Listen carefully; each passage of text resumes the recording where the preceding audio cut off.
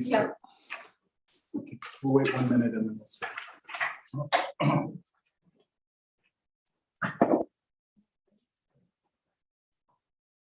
Our own space, yeah.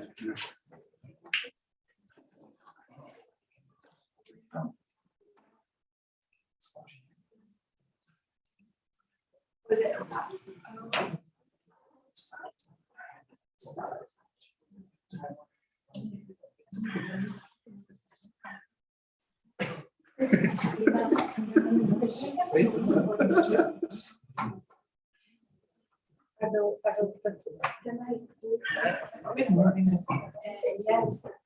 Okay, I don't have the translation.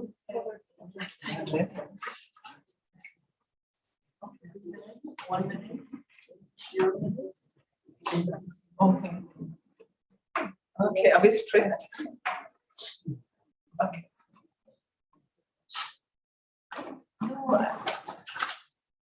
Well, let's see. I don't want to show.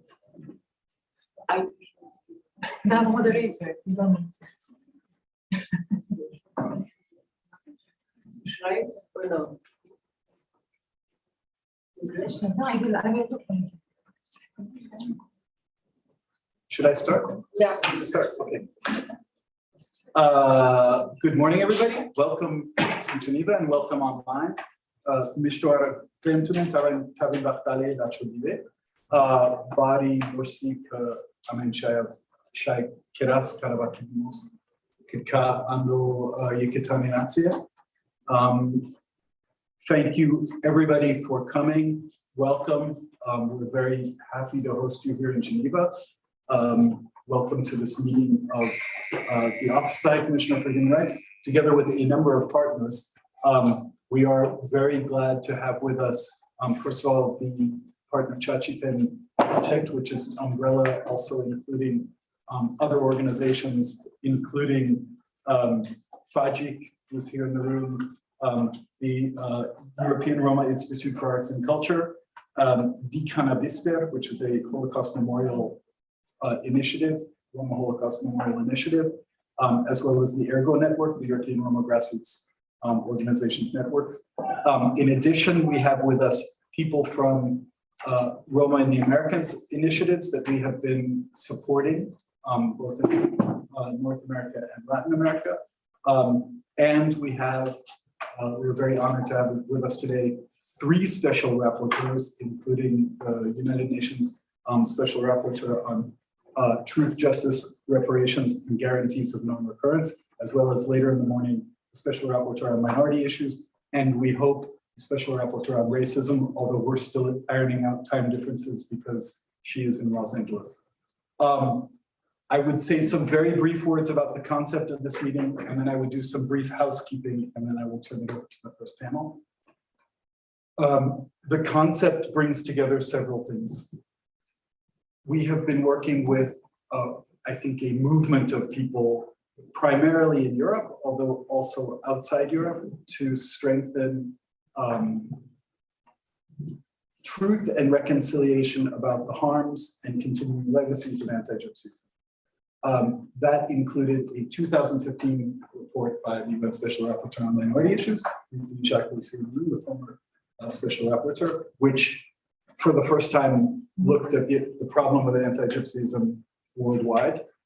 And it also included a number of initiatives that were run in the framework of the European Union, led by former member of the European Parliament, Soraya Post, together with our office, including a major event in the European Parliament in 2019.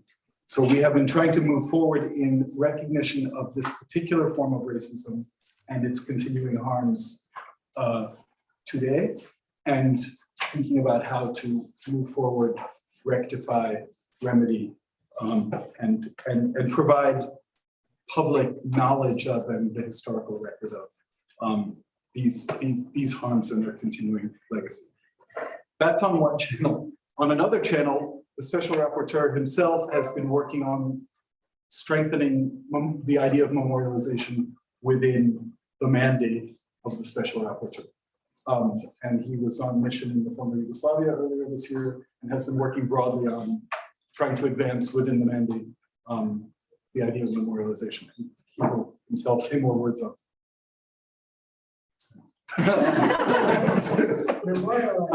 So the idea of the meeting is to bring together those two strands to try and also to help us move further towards developing this work outside the framework of Europe. There's a huge amount going on, and as we're throughout the day, a lot has been done by civil society, by government inside Europe, and there are new things, and we hope to foster them in Latin America, in the North America, in Turkey, and hopefully beyond. So our global mandate is trying to also move these things into the wider space of the world. So that's the idea of the meeting. The agenda broadly goes, we have a first panel which talks the concept, memorialization, anti-gypsyism, and how does it fit together. Then we have 3 panels which are structured past, present, and its recognition, and future. That is broadly today. We're hosted by a partner, the World Council of Churches here in the Ecumenical Center. We're very grateful that they provided us space. And we hope this is only the first from our section of a partnership with this host institution. We are also, as you're aware, online. And with that, I would move into housekeeping. This is a safe space. Please be aware that it's going out live. So, you know, you are speaking to the world. It will be in YouTube. I'm sure everyone will be respectful of each other, but I just remind that the rule is respect. Respect also includes, please keep to the time, and if the moderator starts telling you stop it, then please end or come to the end. Respect also means allowing everybody to have their space. The tech is a little complicated, as you will have already seen. We have Spanish and Romani interpretation in the Zoom channel. And if you need it and you're sitting in this room, plug into a device and a headphone and get it that way. The internet is having better access to interpretation than we are here. I'm sure coffee breaks are at 10:10 or thereabouts. The first one will be 10:15, will be brought just out into the hall. The second one will be brought into the room in the afternoon. The lunch break is slightly long because some of us need to go down to UBS Bank and cash checks. And my colleague Federico will be meeting those people who need to go there to cash the checks. And we'll try to figure out how you can also eat while you're down there. So that we'll try to manage. I believe that's it for housekeeping, but I would just look to my colleagues in case there's something important. Yeah, we are on Twitter also with hashtags, hashtag all in for minority rights, hashtag no anti-gypsyism, and hashtag fight racism. That's about it. And also you can interact with the CHACHIPEN handle, CHACHIPEN EU. Super, great. And one of those hashtags is, this is the 30th anniversary of the UN Minorities Declaration, and we are doing that. On that note, I hand over to our first moderator, who is Rita Ishak, a former member of the Committee on the Elimination of Racial Discrimination, former UN Special Rapporteur on minority issues, as noted, the author of our starting point. Rita. Thank you, Claude, and welcome everybody online and in the room.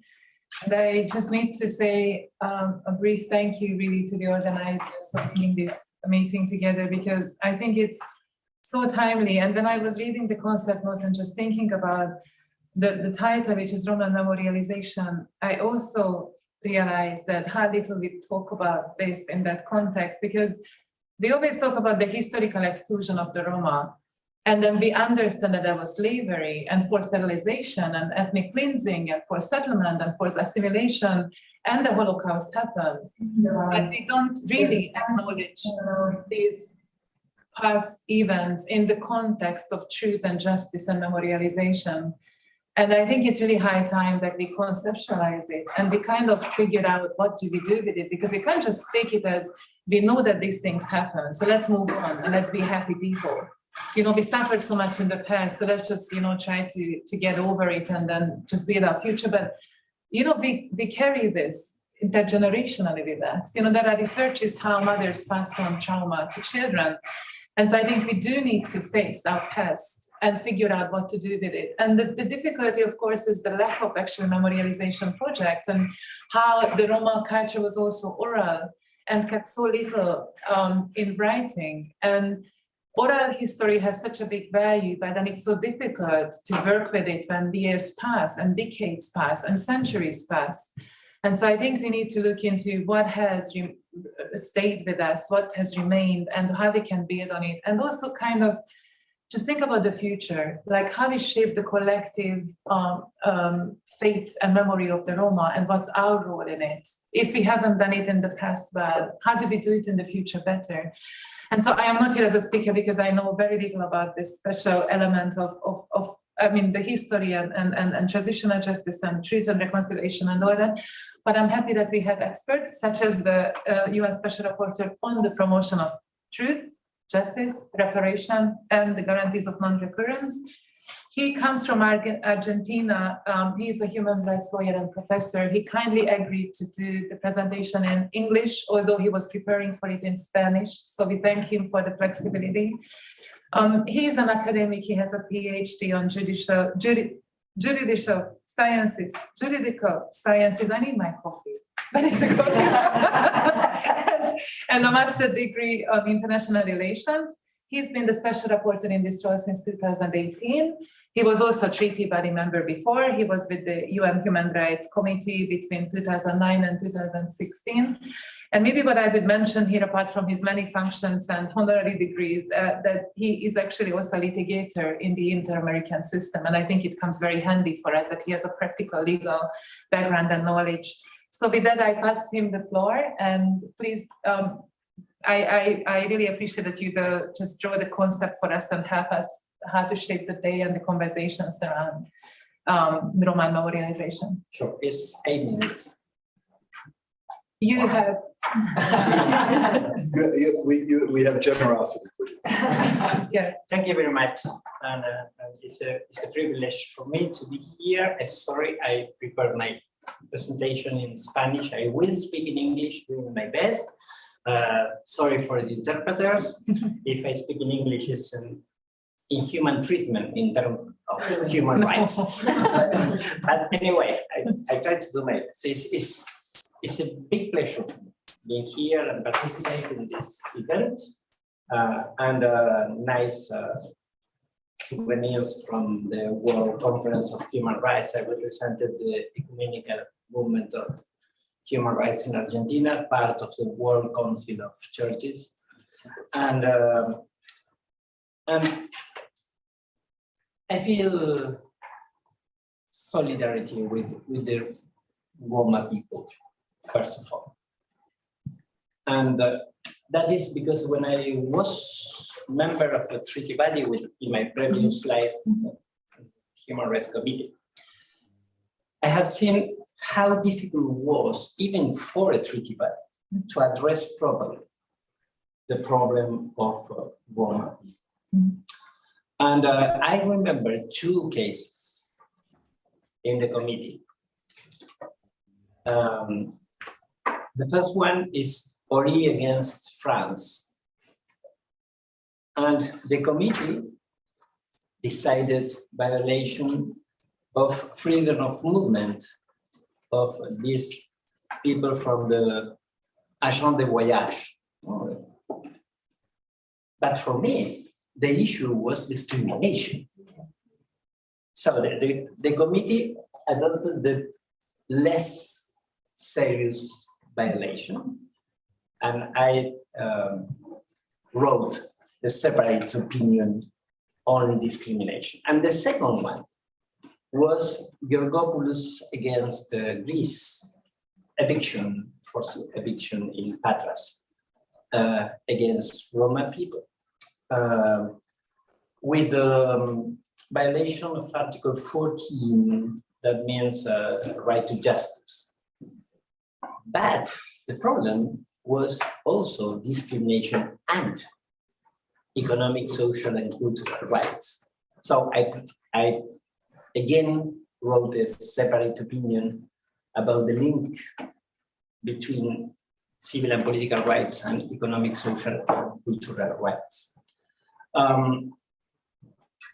And of course, when I received the invitation, I accepted very happy. My new hat, I'm Special Rapporteur, it's a long title, Promotion of Truth, Justice, Reparations, Warranties of Non-Recurrences, but it's transitional justice. That means my job is how to deal with the past. When we had serious and human rights violations in a transitional period. So I need a transition for acting as special rapporteur. But anyway, some tools of the transitional justice process could be useful for the situation you will address in this meeting. And I will try to give some ideas in that line. So, in 2020, I presented a report on memorialization. I work very hard in memorialization in Spain and later Memoria Democrática in Spain and in other places. And I noted that memorialization was a little bit invisible in the mandate, because warranties of non-recurrences is too broad. Or you have institutional reform, constitutional reform, training officers, vetting process. So where is memory? So I identified memory as a fifth pillar of a transitional justice process. And that is because it's fundamental for the establishment of a rule of law, a real democratic order. We can't say we have democracy if we have discrimination, permanent discrimination against any group, collective, or people. And it is clear that the Roma situation shows impunity, denial, and current discrimination. So no addressing in a proper manner the past abuses disclosed in current discrimination. I'm coming from the human rights movement. I was president of Amnesty International in Argentina, and for us, accountability was fundamental. But being a special rapporteur, I note that memory is exactly important like accountability. In fact, you have 5 pillars: truth, justice, reparations, warranties of non-recurrences, and memorialization. If the state failed in one, the process failed. And it's not political willing. Legal obligations. Legal obligations. In terms of human rights, you have the obligation to respect and the obligation to protect. And in the second one, the obligation of warranty, the state should adopt all policy in terms of guaranteed human rights for all individuals and for all groups. So I'm coming from the former Yugoslavia. I've been there in December. Accountability was more or less good. We can't say in the former Yugoslavia we have impunity. You have the former tribunal, but now the situation is really complicated. I will speak on that tomorrow in the council when I present my report. What failed? Memory. Memory. So memorialization has different tools. I repeat, it's a legal obligation for states, a legal obligation for a real democratic order. And you have different types, museums, exhibitions, and education in memory.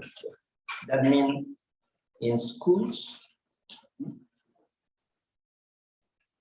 So we need to work very close with the different areas of the state in terms of establish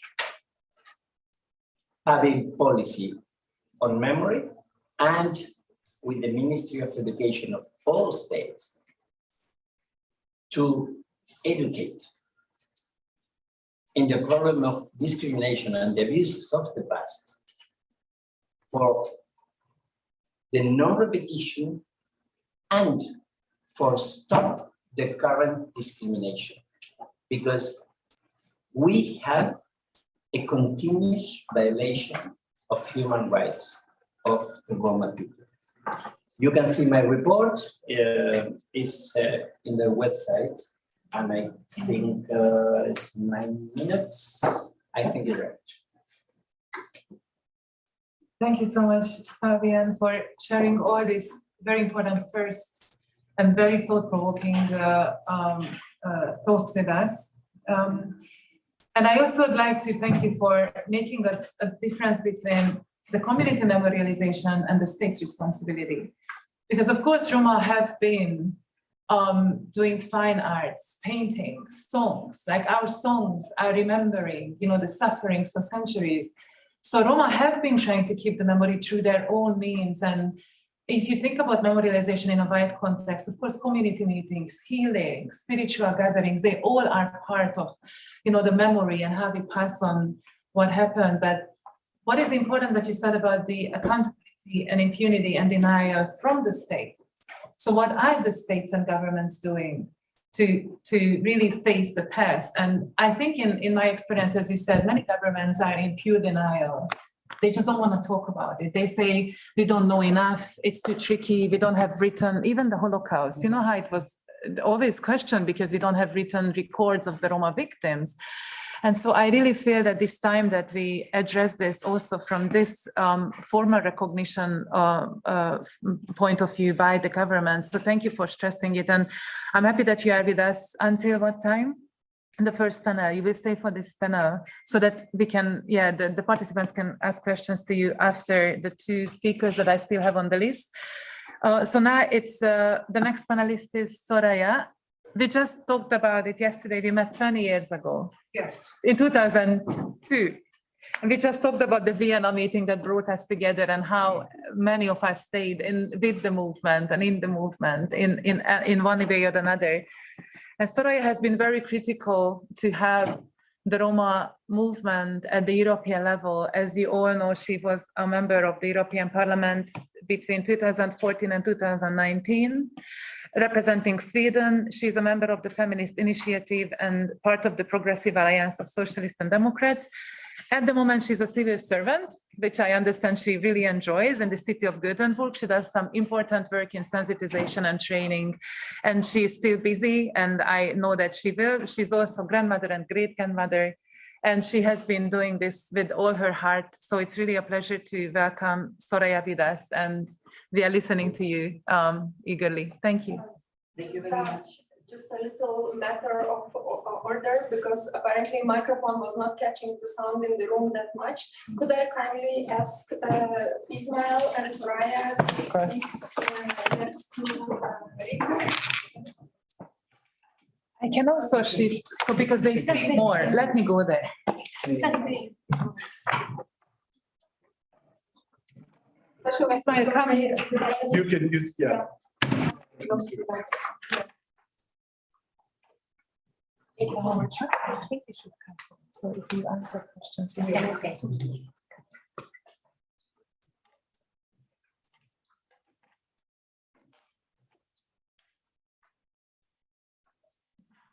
So learning in progress with this hybrid meetings, festival. Okay, thank you very much. I am very happy to be here to join with all of you. And I'm also very happy that you managed to join us, because I think it is very important that somebody in position to make changes or to push or recommend for changes is in a strongly need for the moment. Yes, I have been an activist for about 45 years. But I would say that I have been facing anti-gypsies since my day of birth, yeah? And it's still continuing. And I must say that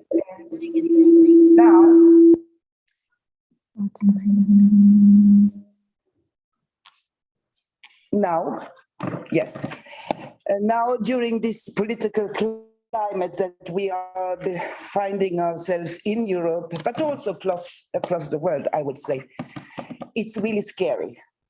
And to be an excluded group, to belong to a group who about 1,000 years have been excluded, discriminated, gassed, forced sterilized, forced evicted. And also, like in my country in Sweden, we were also forced not to stay in a neighborhood more than 3 weeks, and until 65.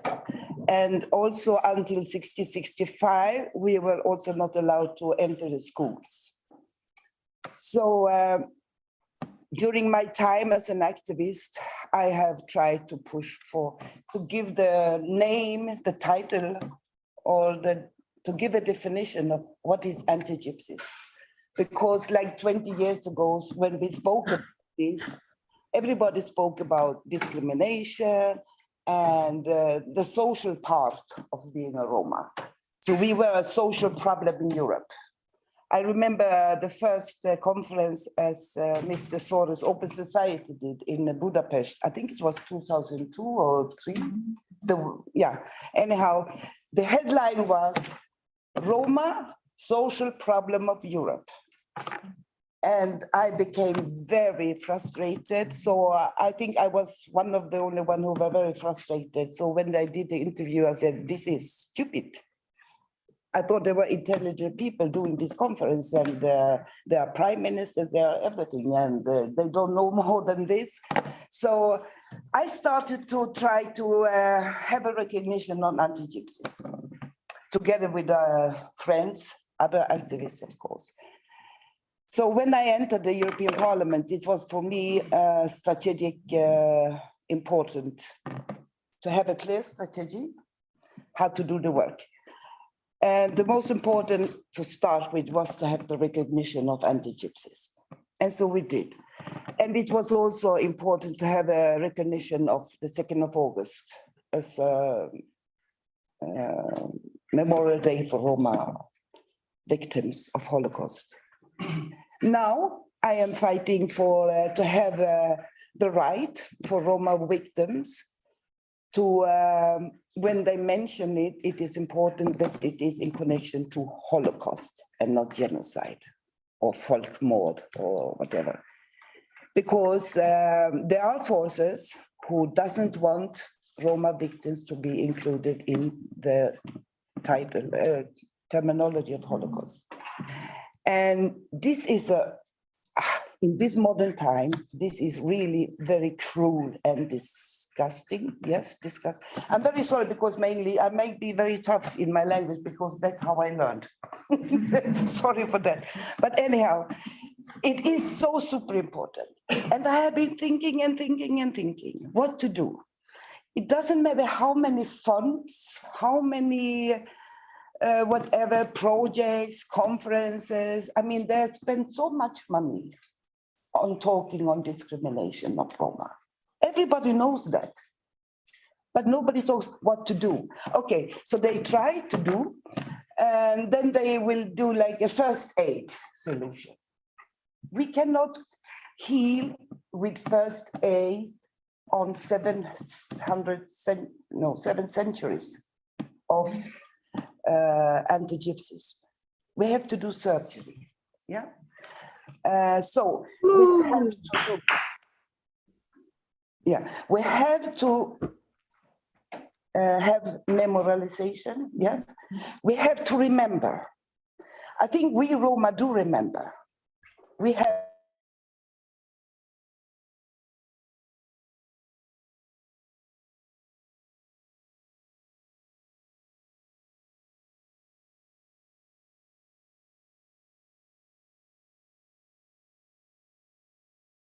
because there is a mistrust between Roma and majority. And it doesn't matter if you're a blonde or dark Roma, if you're rich or poor, if you're disabled, whatever, it's enough. And for me, I think it's not very high level of smartness or to be godjaver, clever. It's not a high level to be clever. It's about will, if you want to face the dark history or not. And if you face the dark history, it has to touch your conscience. It has to touch your heart in collaboration with your brain to really act. And because that is one way to create trust. If they, I say they, I don't like this, but if the state show clever and real intention to do something about it, I am ready to reach out my hand and to forgive. But they have to ask for forgiveness because they are the perpetrators. I didn't do anything wrong. I just was born in the wrong group or in the right group. So this is the most important. There is no need for all these, all these plans. They have all these projects, blah, blah. I don't like it anymore. I have been doing this for so many years, and I see that we're still on the same tables, the same people, and we are just discussing the same issues all the time. So that's why this one is so important, because this is, yeah, except for the first time when we spoke about it when I was in the European Parliament. Then we really thought, okay, truth and reconciliation is for the state's good, it's for our good. This is something that benefits all of us. Because a healthy society cannot live with this. And we can absolutely not call ourselves as a democratic society. Oh, can I have my drink? Yeah. Thank you. So, for me personally, I'm not very interested only to make a better life for Roma. I am interested to make a better life for the whole of society. Because if the society is healthy, we can all have and grow with with what is expecting from us and what we are capable to do. But for the moment, even though I have the competence or capability or being clever, I cannot proceed in life. I cannot step to the different levels. I have noticed that because some people, some colleagues, non-Roma, oh, you're so good, Soraya, you're so good. But when I get too good, who do you think you are? go down a little bit. So this is the fact, yes? And we have to make a change because I feel impunity. Yeah, no, not impunity. What was the other word you said? Responsibility. Accountability. I have that towards the whole society. And I must say that I am so proud that I finally left, how to say, I'm proud that I finally left the view of me from the others, that I am a victim. First of all, I am a victim, all Roma are victims. But I started to say, I will show them, this is my country, this is my world, this is my society. And I have capability to do something, to make changes. Even though they don't want to allow me, I will do it anyhow. And I think this is important, but still I don't trust. I don't trust. And I want to trust. And I know my children, my grandchildren, they want to trust and they want to be trusted. Because we have to face a new future together, whether we like it or not. And so the most important now is to create trust between us. And we can only do that if we face the dark history together, deal with it, and in togetherness create a better future for all of us, by policies, by whatever, a museum, whatever. But a truth and reconciliation process without measure or an excuse without measure is nothing. I don't need that. So thank you. I think I was done, yeah? You know what, that was so beautiful because I think it also triggered our thinking around more, as you said, consciousness and hearts and minds and how we feel a sense of community. Even others want to look at us as the different ones, but we want to belong. And we would like to have that social cohesion and that build a community with others. And I heard you when you said that we are a victim, but then we don't want to be a victim. We are survivors, right? Yeah. Like for all these centuries, we have survived despite the odds. And I think, as you said, what we need is really also recognition, just facing the truth by the governments. Because if you think about First Nations, Indigenous peoples, or Black people and slavery, there has been such courageous statements by state leaders on apologies and just acknowledging the past. But if you think about it, how many world leaders apologized for the Roma and what happened to the Roma? We have a few examples in our concept note: Norway, Germany, Colombia, but Argentina also. But I think that we do have to push, because as you said, for our hearts, for the reconciliation, for the trust to build, this is where we need to start from. And I think we all heard you when you said that we need a surgery and not first aid. And I think that that's something that we take away from your speech. Thank you, Soraya. And now I have another panelist on the list, who is Ismael Cortez, who is also very important for us in Europe. He is an MP, a member of the Spanish Parliament. He also is a PhD in international studies of peace and conflicts. And what is interesting about Ismael, besides many things, that he also worked on combating anti-Semitism and other forms of intolerance and the OSCE. And he also just published a book on dreams and shadows on the Gitanos, the presence of an historical racism. So we are really looking forward to listening to you and about that history and how you view that.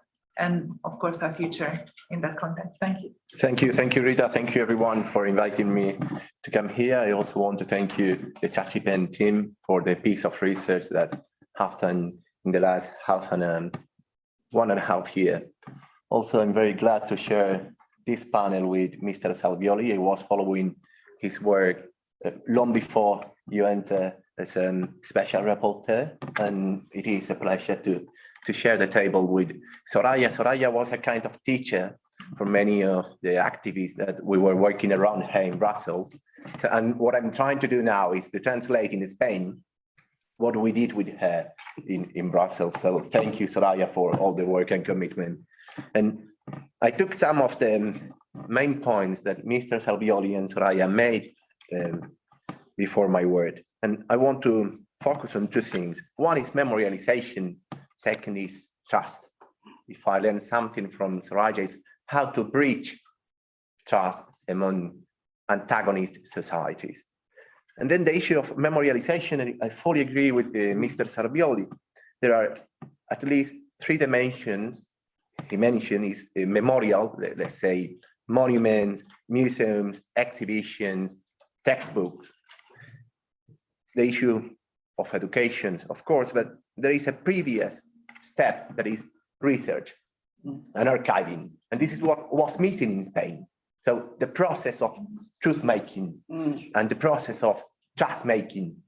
And this is one of the key issues on memory and justice, I would say. I would focus on the final goal of reconciliation. To me, this is the main objective of the process of memory and truth. So since the Second World War, and especially the Holocaust, politics of memory, it was a democratic duty in Europe. And the recognition of the victims, first of all, then the recognition of the truth, reparations. So how to establish guarantees of no recurrence, and finally, and most important to me, reconciliation. The Nuremberg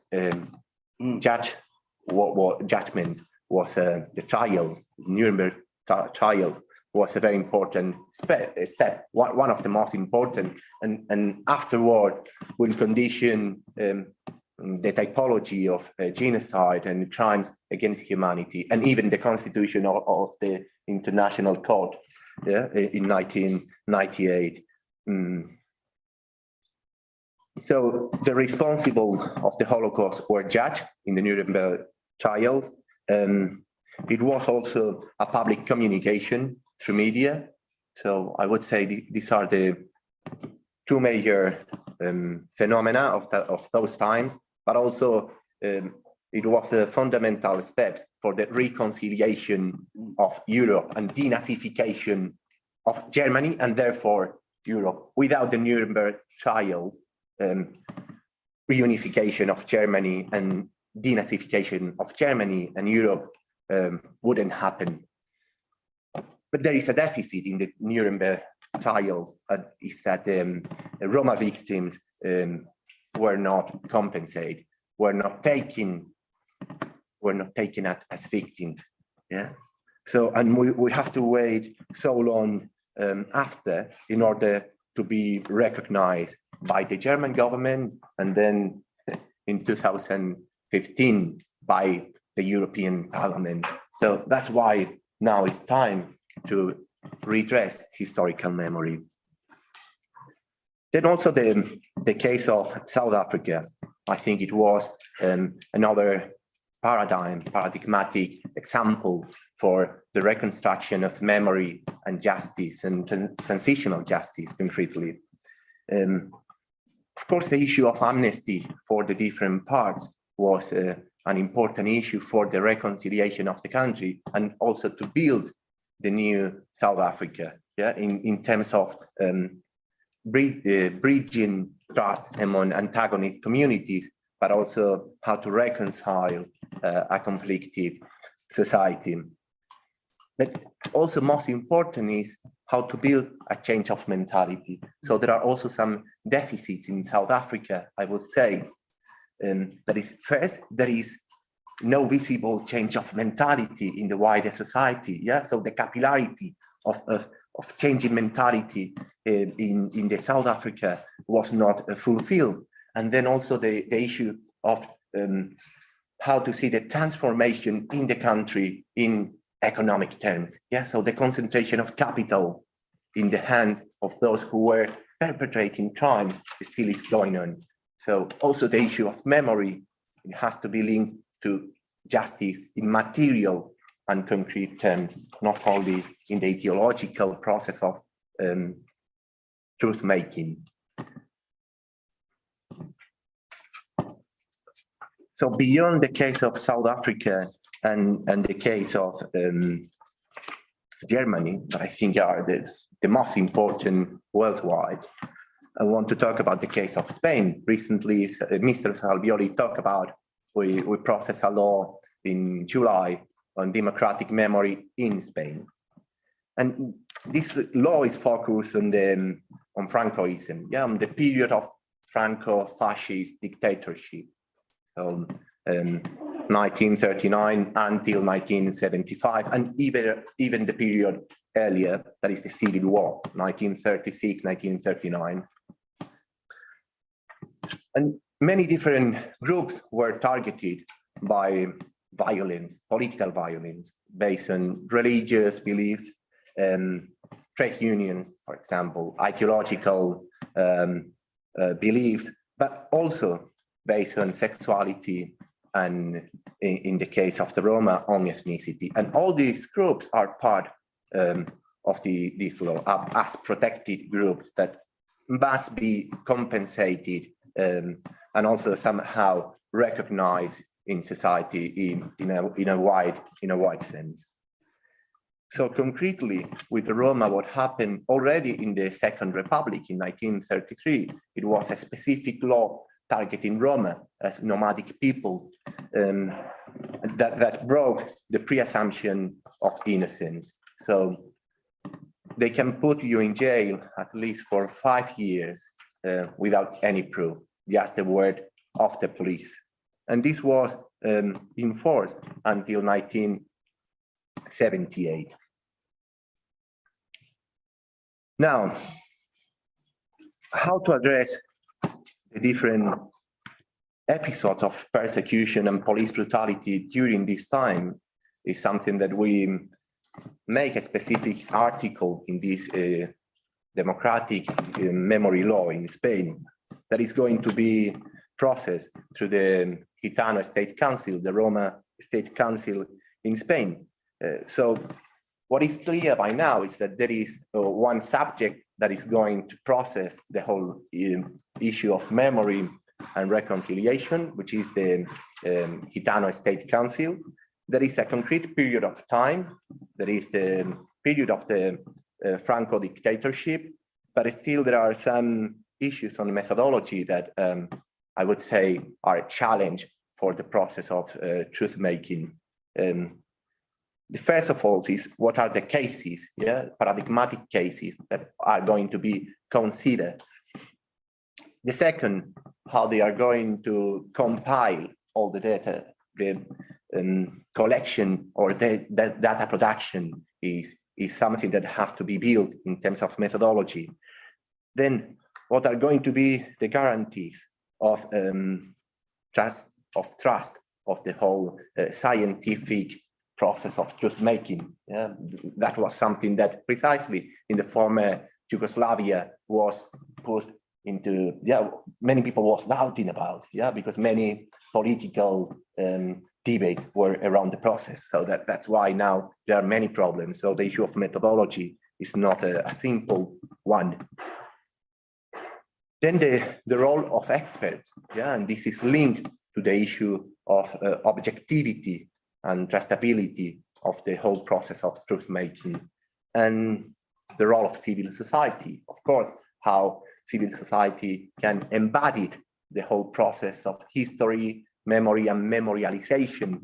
And then I don't want to forget about the role of international institutions, that Salvioli was talking before about legal obligations, but how to enforce countries to fulfill and to accomplish with the law that they approve in the parliaments. That a big issue in terms of human rights obligation, and we are witnessing this in Europe, Poland, Hungary, and many other countries. And now I want to end underlying the issue of reconciliation. So how to reconcile a society? This was a big question, how to deal with the past to reconcile a society. Big question in Germany, big question in South Africa, big question now in Spain. I want to remember that already in 1938, the president of the Second Republic of Spain, Manuel Azaña, gave a speech in the City Council of Barcelona talking about peace, piety, and forgiveness. But international institutions were not ready to intervene in Spain and to provide a peace process. So now we are again in this point that Azaña made the discourse in 1938. Peace, piety, and forgiveness. But for that, we need the first issue of truth-making. Without truth and compensation, recognition of the victim, the Spanish society would be with different social antagonisms, I would say. Ideological, religious, in terms of sexuality, but also in terms of ethnicity. To end, I think the main challenge is how to measure impact after a process of memory, reconciliation, and historical justice. And again, I think that we have to see concrete results in terms of building a more tolerant society, bridging trust, as Soraya Post said before, among antagonistic groups, and more important, to build inclusive spaces in terms of labor and economic, in terms of cultural life, and in terms of political life. If the apartheid continues after a process of historical memory and justice, we can say that in a way the process would fail. So I want to see a more tolerant and inclusive society in real, concrete, and material terms with the Romani people in Europe. Thank you. Thank you, Ismail. And I particularly thank you for bringing up these elements that we also need to focus on, as you said, the missing research, material justice instead of just theoretical justice. Also, thank you for highlighting the processes in Spain and the truth-making and the essential elements of truth-making. And we are so happy that at least in Spain, we have a Gitano State Council. So that is a partner which can help with the process. And we know that we have you there. So we are looking forward to hearing how this is going on, and maybe we can learn and other nations can learn from this process as well.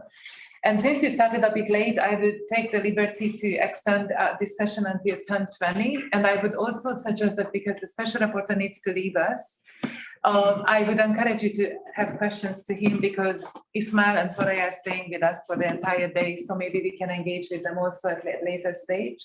So now it's really, the floor is yours online and in the room to ask the special rapporteur before he leaves. And so we have 20 minutes for our discussions. And I encourage you to raise hands. I think you can do it also in the Zoom, right? And then, yeah, I can see the chat box, and you are also in the room. So who will go first? Yeah. Rita, Yes. we have a question from, Okay. I don't know if actually moderators can hear me. Roma NGOs don't improve access to Roma to the justice. And here is question from Geneva Sortirova. And she says, Roma NGOs don't improve access to the Roma to the justice. Having many Roma lawyers, I think, legal help should be improved, and this is her proposal.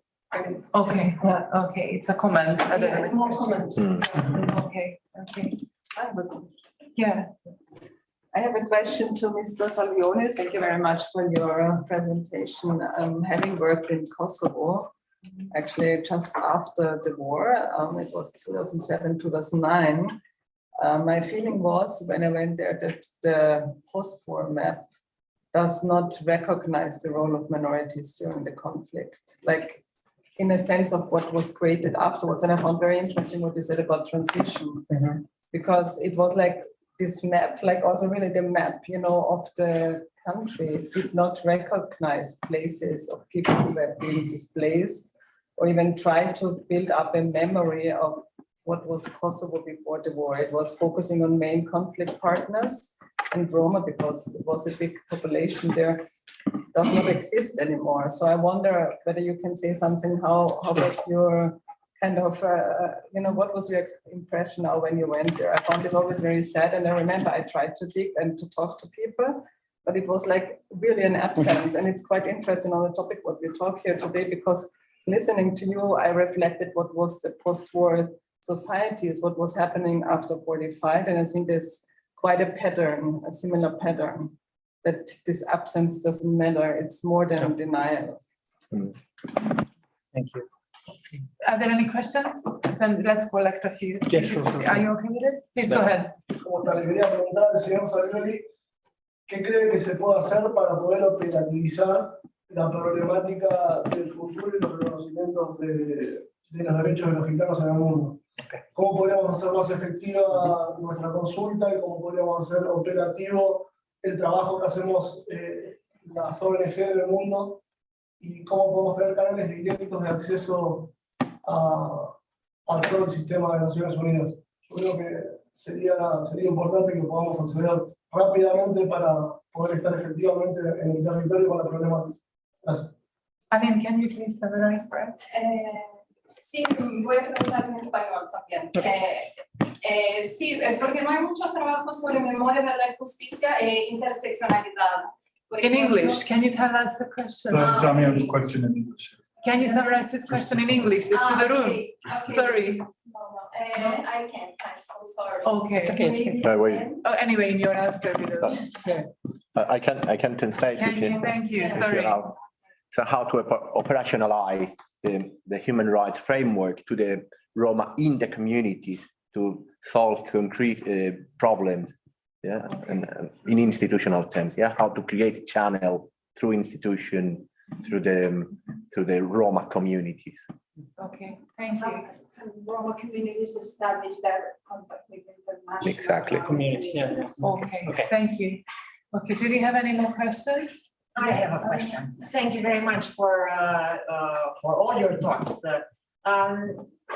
Is this true that although memorialization is very important and for all the reasons that you raised, in the case of the Roma people, equally important are judicial methods of transitional justice, because Yugoslavia, the examples you have first court trials, Yes. and then you come as a complement, Yes. because they are not addressing all the goals of transitional justice. You complement court trials with memorialization.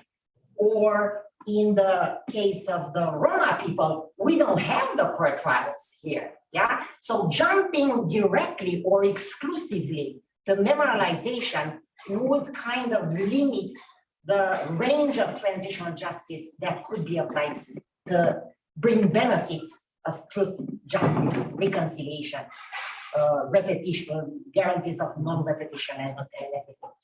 Thank you. Do we have somebody online before? Because she wanted to ask a question as well. I can translate. She's going to ask that question in Spanish for Okay, go ahead. Thanks, Can Lola. you come closer? Just, sure. Dime la pregunta y yo la traduzco, ¿sí? Gracias, gracias. Mi pregunta también es un complemento de las otras preguntas porque estamos poniendo el tema de los romas, pero también me gustaría hablar un poquito más de la interseccionalidad de manera más amplia y también incluir la cuestión de género y otras cuestiones también que pueden empezar, porque acompaño mucho el tema de memoria, verdad y justicia, el trabajo que están haciendo en Argentina, que es fantástico, pero hasta ahora yo veo que solo juzgaron e introdujeron un caso sobre indígenas en Argentina, pero después todas las otras minorías no son mencionadas, los gitanos no son mencionados, los afrodescendientes tampoco. Y por lo que sé, también ese trabajo de memoria, verdad y justicia solamente en Colombia y en España, gracias al señor Ismael Cortés, que está aquí, muchas gracias, los Roma fueron incluidos, ¿no? Entonces, nosotros necesitamos realmente tu apoyo para incluir nosotros los romas y también tener un punto de vista más interseccional en esos procesos nacionales, incluir también otras minorías, género y el pueblo LGBTI más también. Muchas gracias. Okay. So do I have to get closer to the? Yeah, thanks. Okay, so the question in a nutshell is how to introduce intersectionality in truth and truth making and, you know, the reconciliation processes. Because she's mentioning some examples in Colombia and in Argentina where Roma, they are not taken into consideration, you know, in Colombia as well, while Afro-descendants they are. So she would like to know how to introduce this concept of intersectionality. Sorry, en Colombia sí fueron. En Colombia sí. Ahora, hace muy poco. Roma, Yeah, sorry. Sí, en Argentina no. Okay, I'm adding because I worked in Colombia, so I know the process yet. So Roma were at a later stage included. Okay. Okay, thank you. And then there is one online question, and then I will leave you because it's so challenging. I had a question which in summary is about how do we make sure that the people who are selected by big projects to lead memorialization are trusted partners of the Roma community and not selected by international organizations that we may not have trust in. But this, now it's all up to you what you can address, and thank you for being with us. Thank you very much for all comments. And all comments and questions are linked. So we need to start from the beginning. And the beginning is, it is impossible to establish memory process without truth. You need previous. In the former Yugoslavia, we have not truth commission, and that's the problem, because we have just trials, and trials is part of truth. A truth commission is broader. So my advice, my suggestion is try to lobby for establishing a truth commission. And linked with the final intervention, the intervention by Zoom. So in a transitional justice process, there are two cross-cutting issues.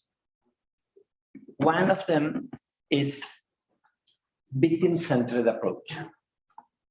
And that means victims are not passive. So the victim participation during the whole process, from the design to the implementation, is fundamental.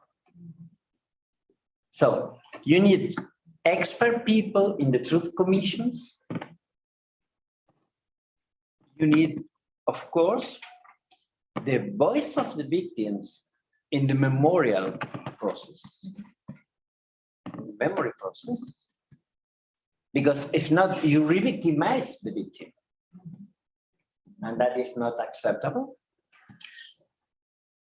And you need people from the community participating in all institutions. And I would like to say something about intersectionality. Because, well, the transitional justice process is not exactly the same now than in the beginning of the transitional justice mechanisms. So you highlighted the example of South Africa.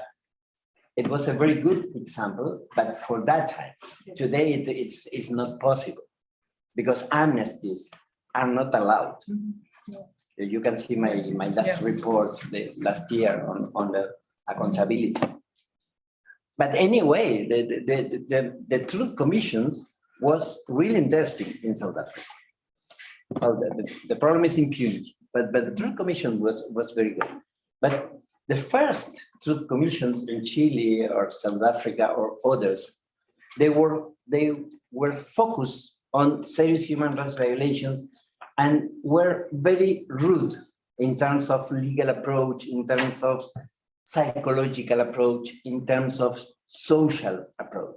Now, intersectionality, I think, is a key point for all new truth commissions.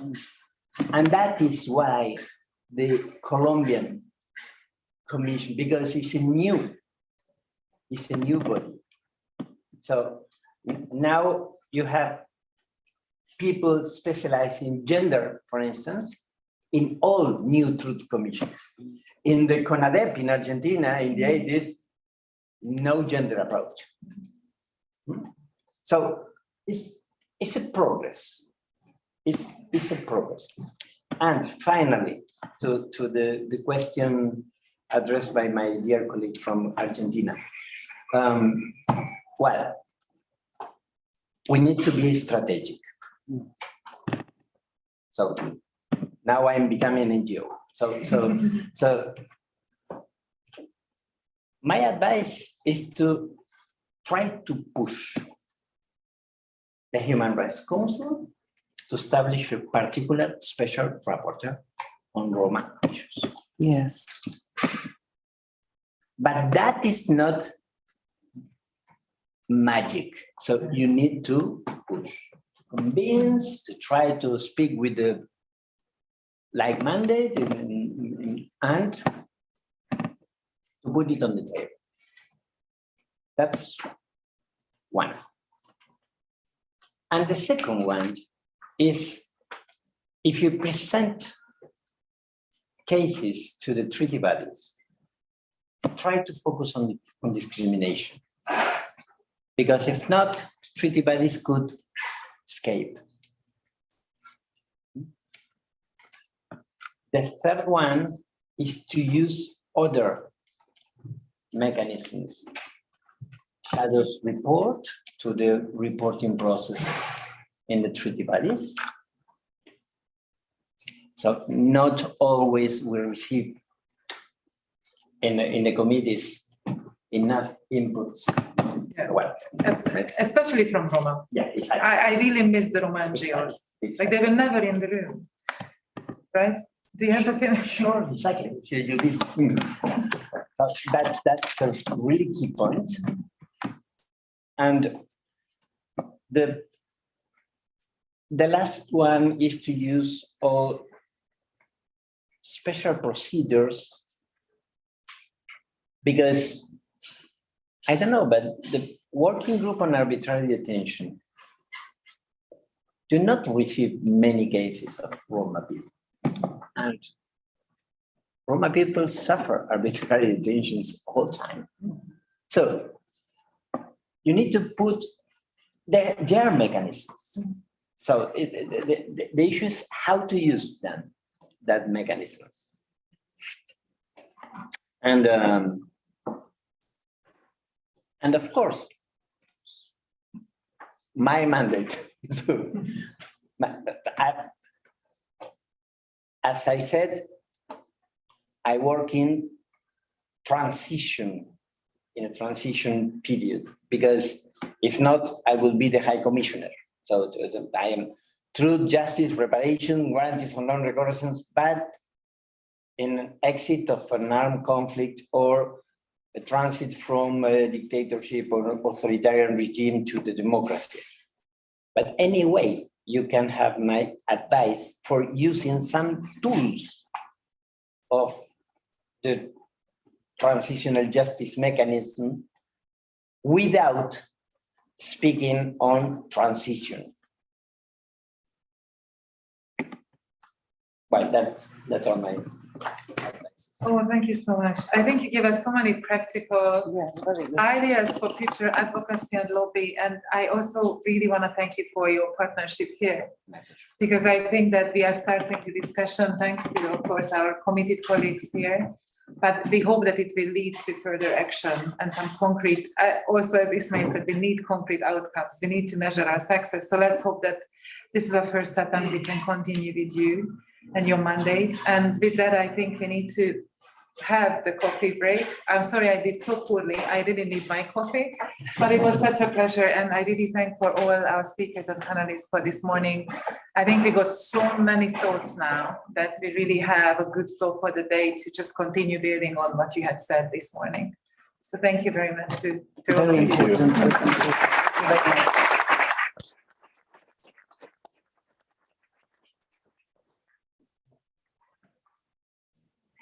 Can I just ask you, Mister? Can I ask you? Can we keep in touch with you if we need further advices? Yes? Good. Yeah. Very good.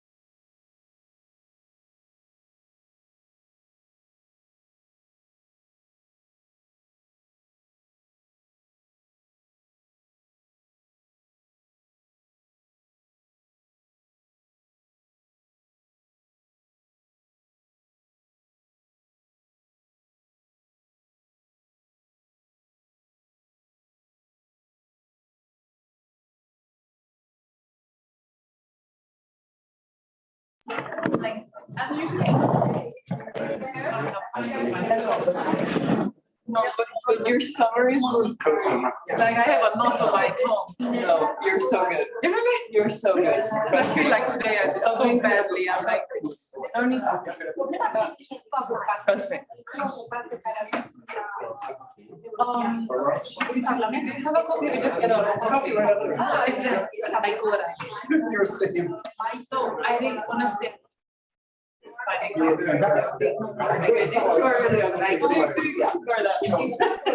Thank you so much. Much appreciated.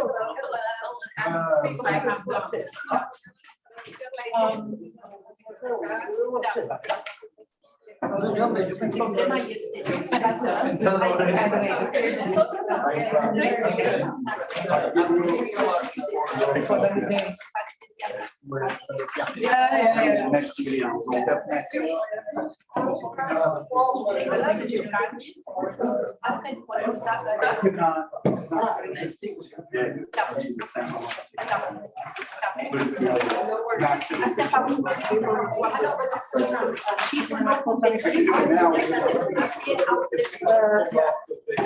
Would have been just like.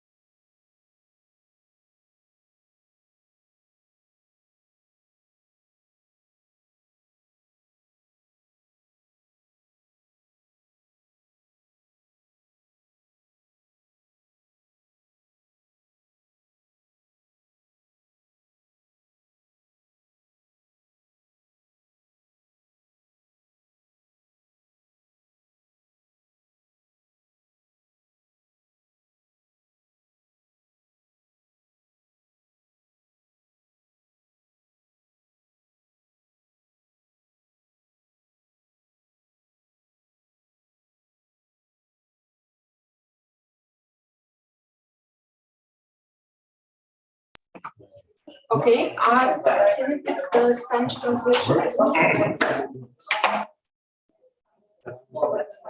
I think now there's too much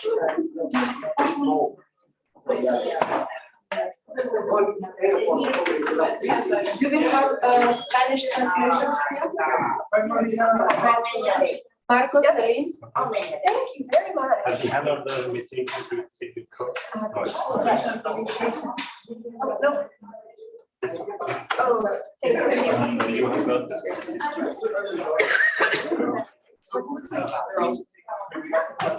Great, I can just pass the where shuttle and I said. I think right here. Right here. Fine. Yeah, welcome. Bell convenes. I'll put them over here and we'll be here. Might want to. This has been sent to them. I have no issue having it. And if they just reuse it, then we you don't have to. Why don't you? So much. Yeah. Okay, I'll explain. I hope they receive. Where are you? I'm from the United States. My computer is running over, that's my stuff, and then I'm gonna catch the. I grew up in Nebraska. Oh, wow. And I live in Lexington, Kentucky. Wow. My wife's here too. Okay. But she doesn't live in Lexington. Okay, can I? So do you want to come here for this? Wow, that's exciting.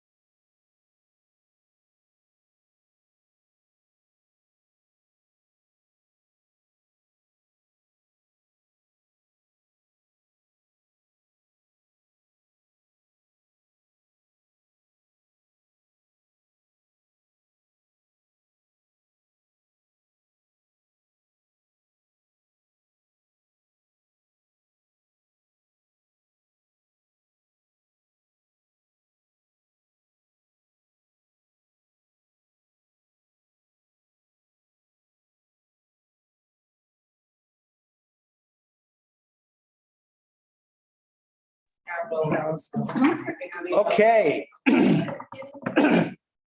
Okay, good morning, everyone. Sorry for the delay as we had to work through some of the technical aspects of this global meeting, but welcome. Welcome to the first of 3 thematic sessions today. This morning, our focus is on Romani Past, dark chapters and memorialization.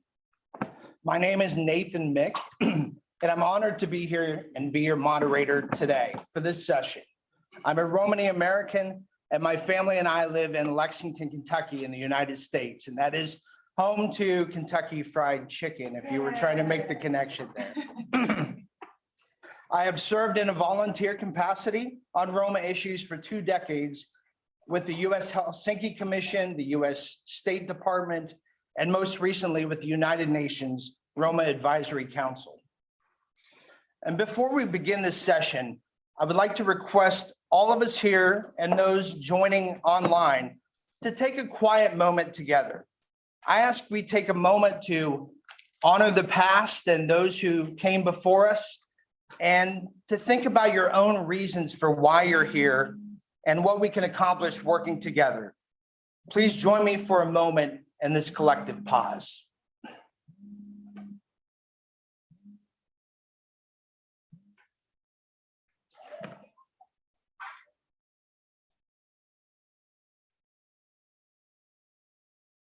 Thank you.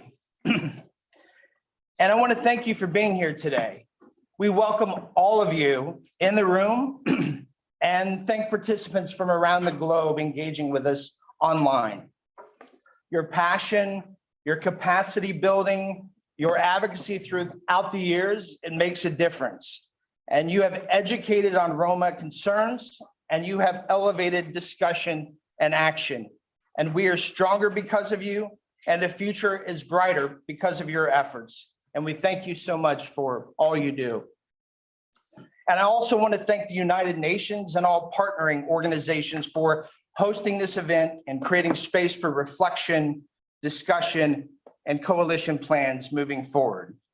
In fact, if you are on the United Nations team, please raise your hand and let us recognize you for your hard work and organization of this event. Please raise your hands. Thank you so much.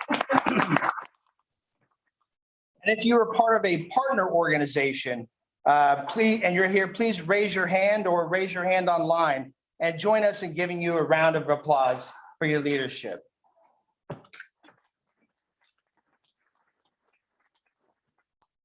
Thank you so much. And before I introduce our esteemed speakers and panelists, I'd like to set the table for this session on Romani Past.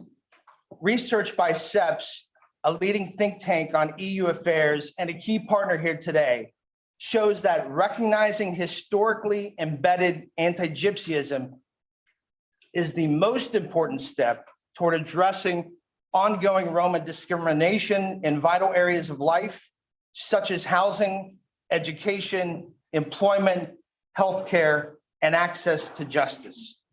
So we are here taking another important step together today in this moment through this international exchange and mutual learning to reflect on the past as we help shape the present and chart the future.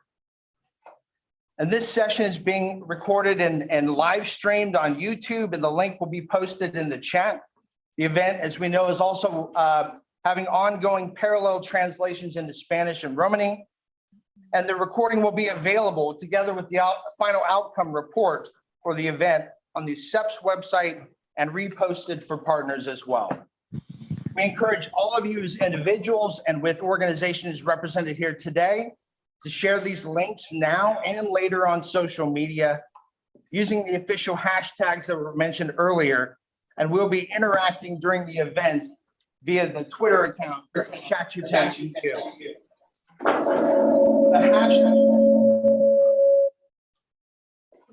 The hashtags we are asking you to consider using are All In for Minority Rights, No Anti-Gypsyism, Fight Racism. And all participants should be mindful to remain on topic and to respect the United Nations values when referring to countries and territories. The format of this session today will begin with our opening speaker for 10 minutes. Panelists will follow for 8 minutes each for their remarks to address the topic area for the session. Anna is our official timekeeper, and thank you very much to keep us on schedule. And there will be time at the end for question and answer following the remarks of our speaker and panelists. Online participants can use the Q&A section of the chat, and Claude will read the questions aloud, and we will address them with our panelists accordingly. And then in-person participants can certainly have interventions, and we'll give you about 2 minutes each for that, and then field the responses.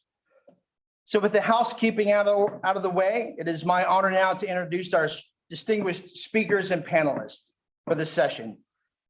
Dr. Julius Rostas will provide opening remarks, and Julius is an independent academic and member of the CHACHIPEN research team, and he's the former chair of Romani Studies at Central European University. Ms. Miriam Karoli is a political scientist and human rights professional. She is also known to many for her decade of work at the Organization for Security and Cooperation in Europe, OHCHR, as the contact point for Roma and Sinti issues, and she's also a CHACHIPEN advisor. Thank you.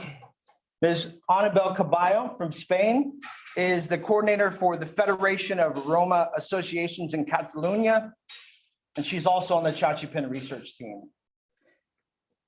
Ms. Alina Gorilova is a social worker and Romani activist from Czechia, and Alina will be translated by Ms. Gwendolyn Albert, an independent human rights activist. And finally, we have Ms. Elisa Costa online with us from Brazil. And Elisa is president of the International Association of Mau Saracali. So with that, Julius, welcome. Thank you, and you have the floor. Romale penalita chavale mistora klemtut. Ladies and gentlemen, today I'll talk about memorialization and the Roma. And before starting my presentation, I would like to remind you of the paper I co-authored with Lina and Martin Kalantai on transitional justice and the Roma. You can read it because it's an important document trying to lay down some of the arguments why to use transitional justice tools in combating what we call anti-gypsyism. So coming back to the topic I'm supposed to talk about, I'll make 4 brief points. I'll talk about the legal dimension of memorialization. I'll talk about the current state of Roma memorialization. I'll try to look into some explanations. And of course, I have a few conclusions. So let me start with the legal dimension. There is no right to memory in the international law. However, this can be deducted because on the one hand, memory is about the recognition of a group, of an ethnic group. Yeah. And there are a number of countries, especially in Europe, that do recognize Roma as a national minority. But memory is also about the identity of a group. And here, there is something that cannot be denied, that there is a group of people all around the world, yeah, that self-identify as Roma and some other names, and that affirm their common identity and history. My point is the following, that depriving people of the memory of their past is a denial of their identity. And to me, this represents an egregious form of oppression that Roma have to suffer nowadays. Based on the international human rights law, there is a duty of the state to protect and to create conditions for the expression of ethnic identity of minorities. And therefore, yeah, there is a duty to create the conditions to express Romani identity in the public sphere. Of course, there is a right to know in the international law, and especially based on what is known as transitional justice. There is a right to know that was also recognized by the Council of Europe in a document dated June 22nd of June 2021 that refers to the right of citizens to know the different stages of public policies that the government are enacting. Of course, this right to know is not absolute, and the government has the right to withhold information. Now, of course, the question is, does the government have the right to withhold information on the Roma past? What would be the reason for that? Well, one of the leading scholars when it comes to human rights, Louise Henkin, says the following, that the government can withhold information only when it serves a public interest. At this stage, I cannot find a public interest. I cannot imagine a public interest of a government to withhold information on Romani past and the sufferings of Roma throughout history. Now, of course, if you want to learn more about transitional justice, and we are very glad to have today with us Professor Lavinia Stan, who is one of the editors or the leading editor of the Encyclopedia of Transitional Justice. So you can go and search there more on transitional justice. However, this was just a brief legal introduction to what is memorialization about and its foundations. Let me go to the second stage and see where we stand with memorialization when it comes to Roma. There are very few Romani identity representation institutions. Almost no state institutions. Of course, there are few notable examples, but mostly we talk about private initiatives, sometimes supported by state through funding. As examples, it's the Brno Museum of Romani Culture, European Roma Institute for Arts and Culture, Roma Philharmonic, Roma Documentation Center in Heidelberg, and so on. School curricula exclude information on Roma history and culture or include biased information on Roma. Romani studies programs in universities are really few. Here is some explanation of the current state. We have Roma as the most hated group in Europe. Now, research by Pew Research Center, and if you check our paper, you have that there, shows that from far, Roma is the most hated group, irrespective of Jews, immigrants, Muslims, and so on. How we ended up here, on the one hand, is because states focus too much on social economic inclusion of Roma, defining Roma as a social issue. States also attempted to assimilate or exterminate Roma through our history.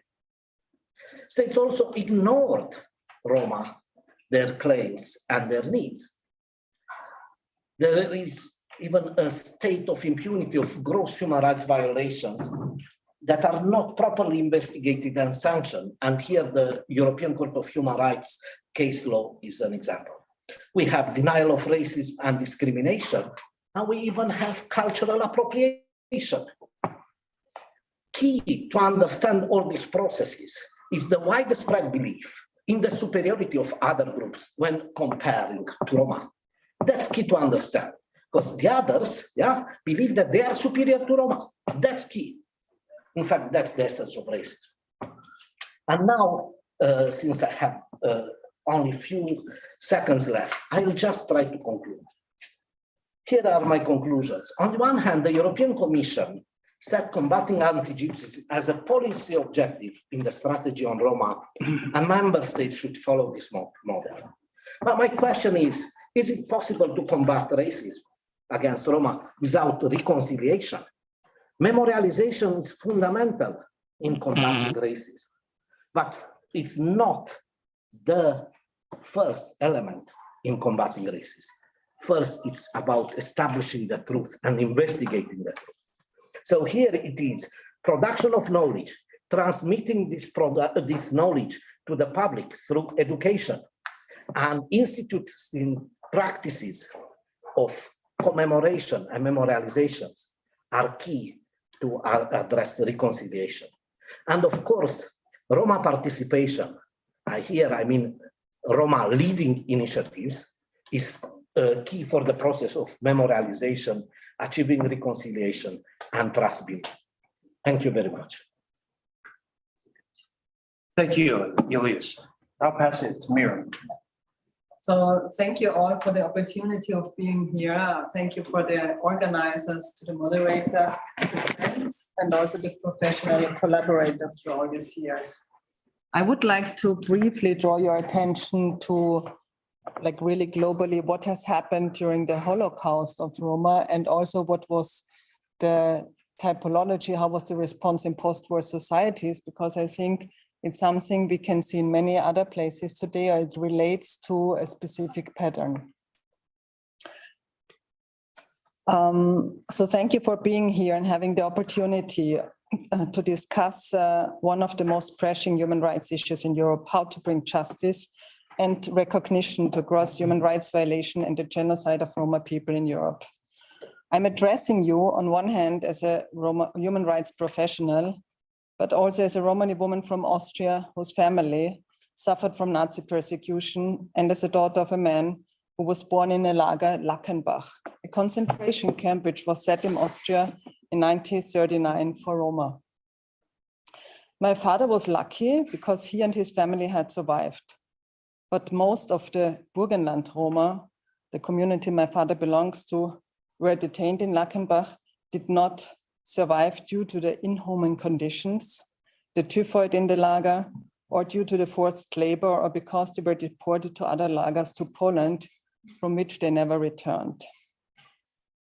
Racist policies, exclusion, expulsion, and killing of Romani people continued over centuries in Europe and culminated in the Nazi persecution and genocide during World War II.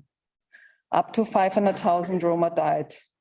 In some countries, almost 90% of the Roma population was annihilated during the Nazi era, as for example in Austria, but also the Czech Republic.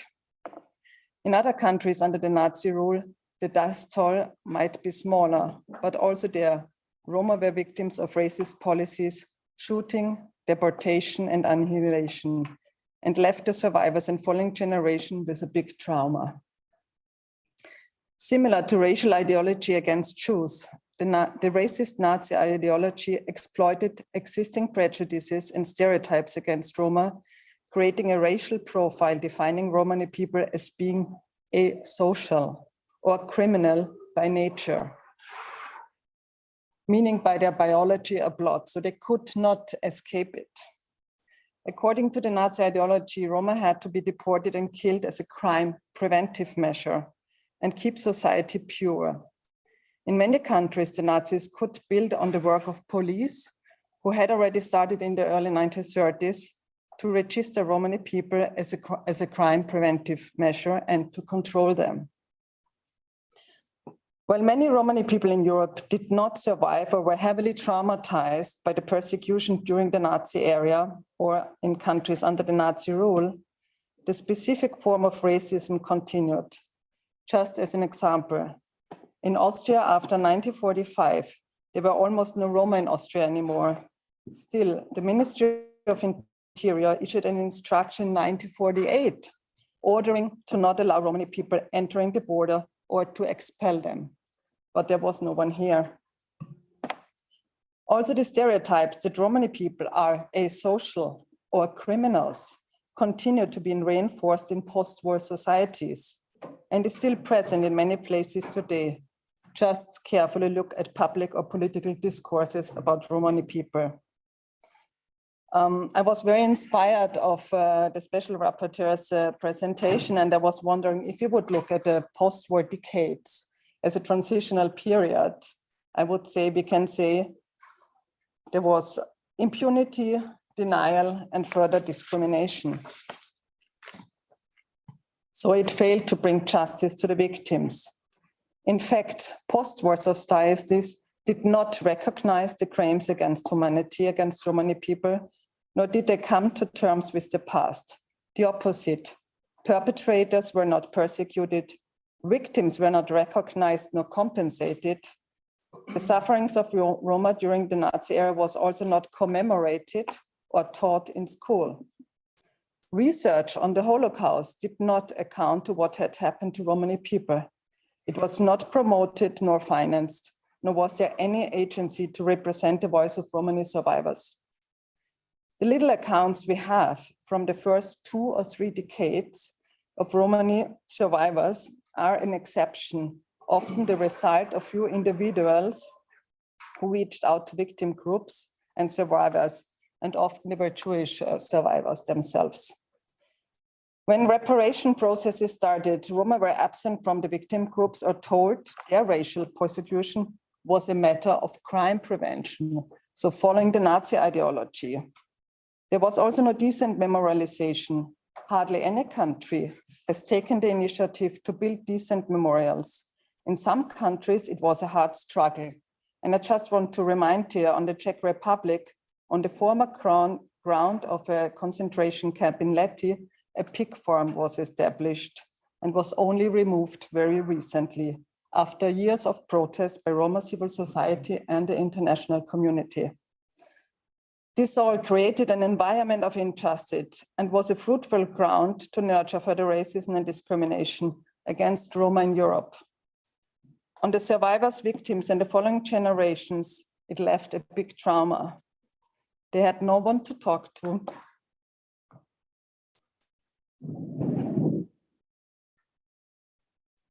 Had big losses in their community and suffered from crimes against humanity. But there was no apology. I'm sorry. There was no apology, no regret, no recognition, but further humiliation. In some countries, racist policies continued or re-emerged in post-war societies. Just to mention the registration of Roma by police as a crime preventive measure, which we have seen in Germany or Sweden. Or the practice to sterilize Roma women to reduce the birth rate of Roma. Look at Switzerland, Czech Republic, Slovakia, or Hungary. But also the pattern of exclusion and segregation and the stigma of being labeled asocial or criminal continues. We also have heard, we have seen this in post-conflict context or in Spain. So I want to look also again at what do we need for transitional justice and reflect a bit what has happened in the post-war societies. And I'm speaking about the 2 to 3 decades after the war.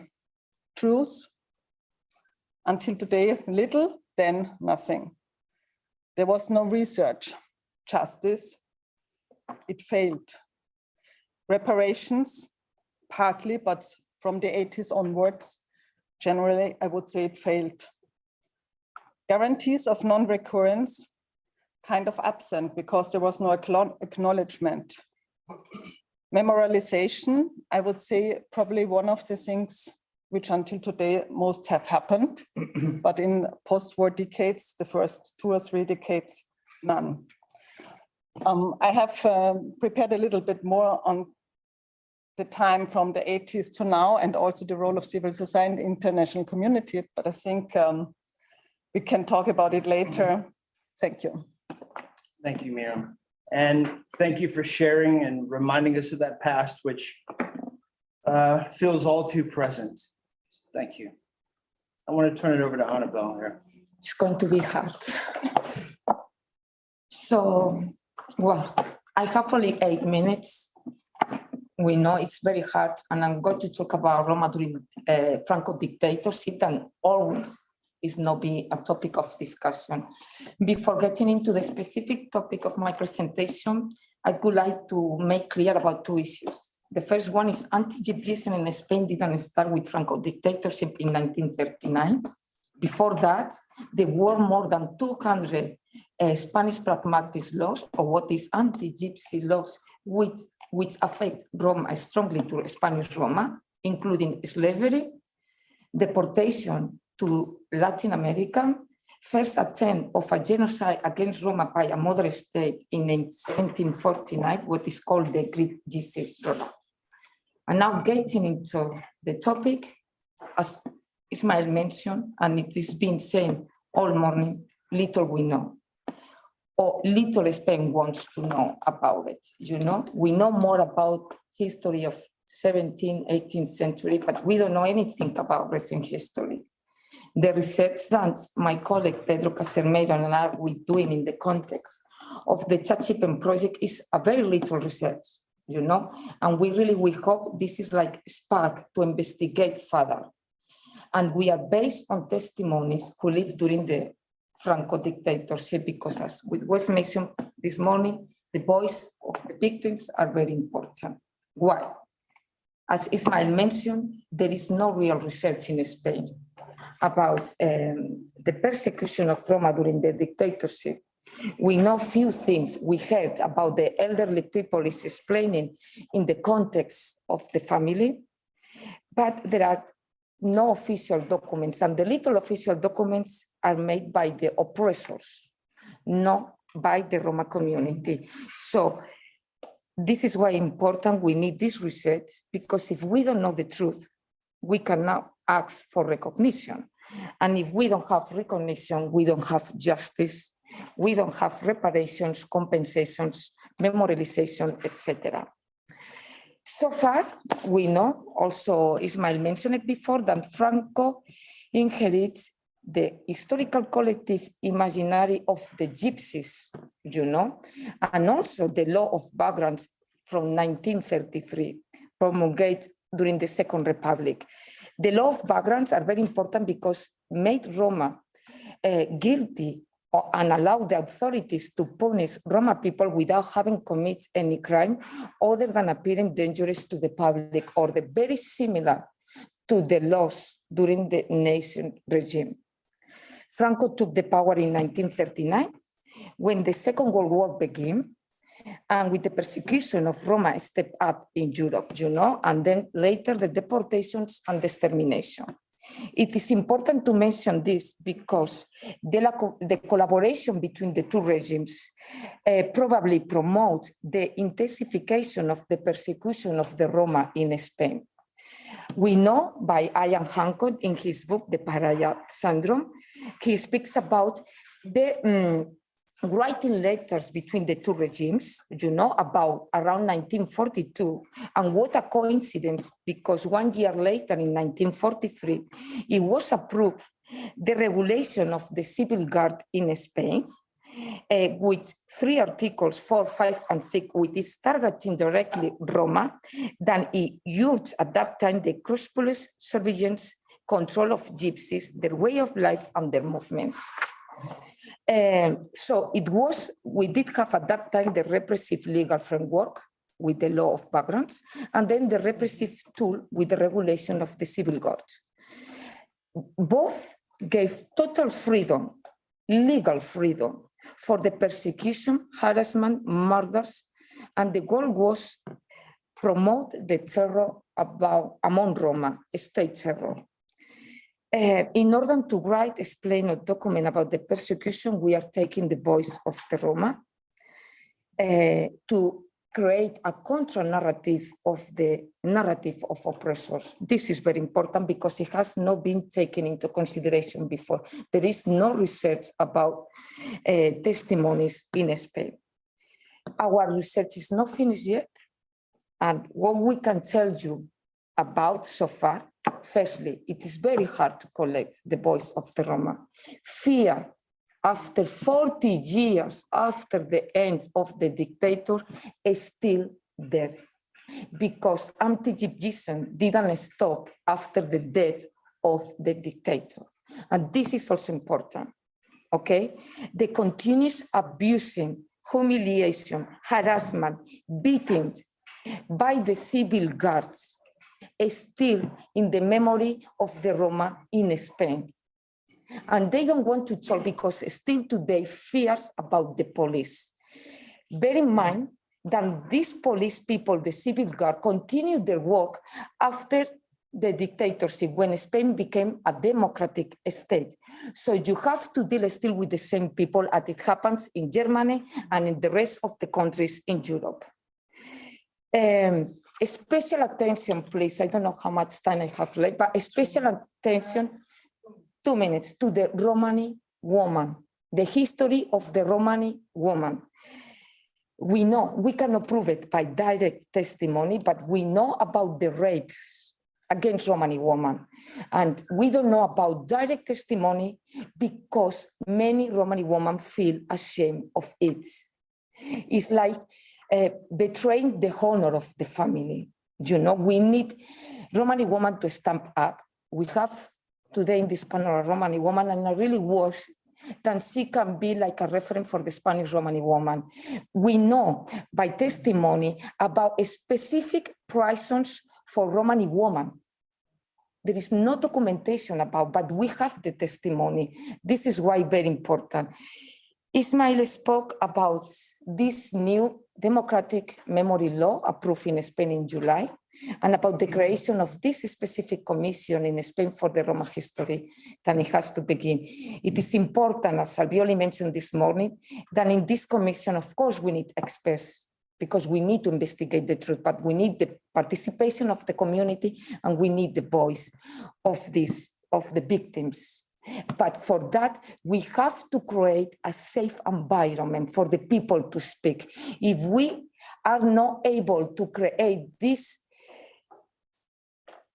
safe environment, I don't know how to say in English, but this safe environment for them to speak, nobody's going to speak. And it's our last chance. 1 minute, thank you. It's our last chance to collect testimonies, because we are talking that many of our testimonies are dead. So this is why it's a unique opportunity with the law to investigate further, to know the truth, what is happening, to have this recognition, justice, and then we will talk about compensation and reparation. And I leave it there. Thank you. Thank you so much, Annabelle. And a reminder in your remarks too, that the past isn't really the past, and it still affects what we are doing now and in our discussions on the present. And thank you for sharing those concrete examples. Alina, I'm going to turn it over to you, and we really appreciate you being here and your global voice and sharing your story. And so we turn the floor to you.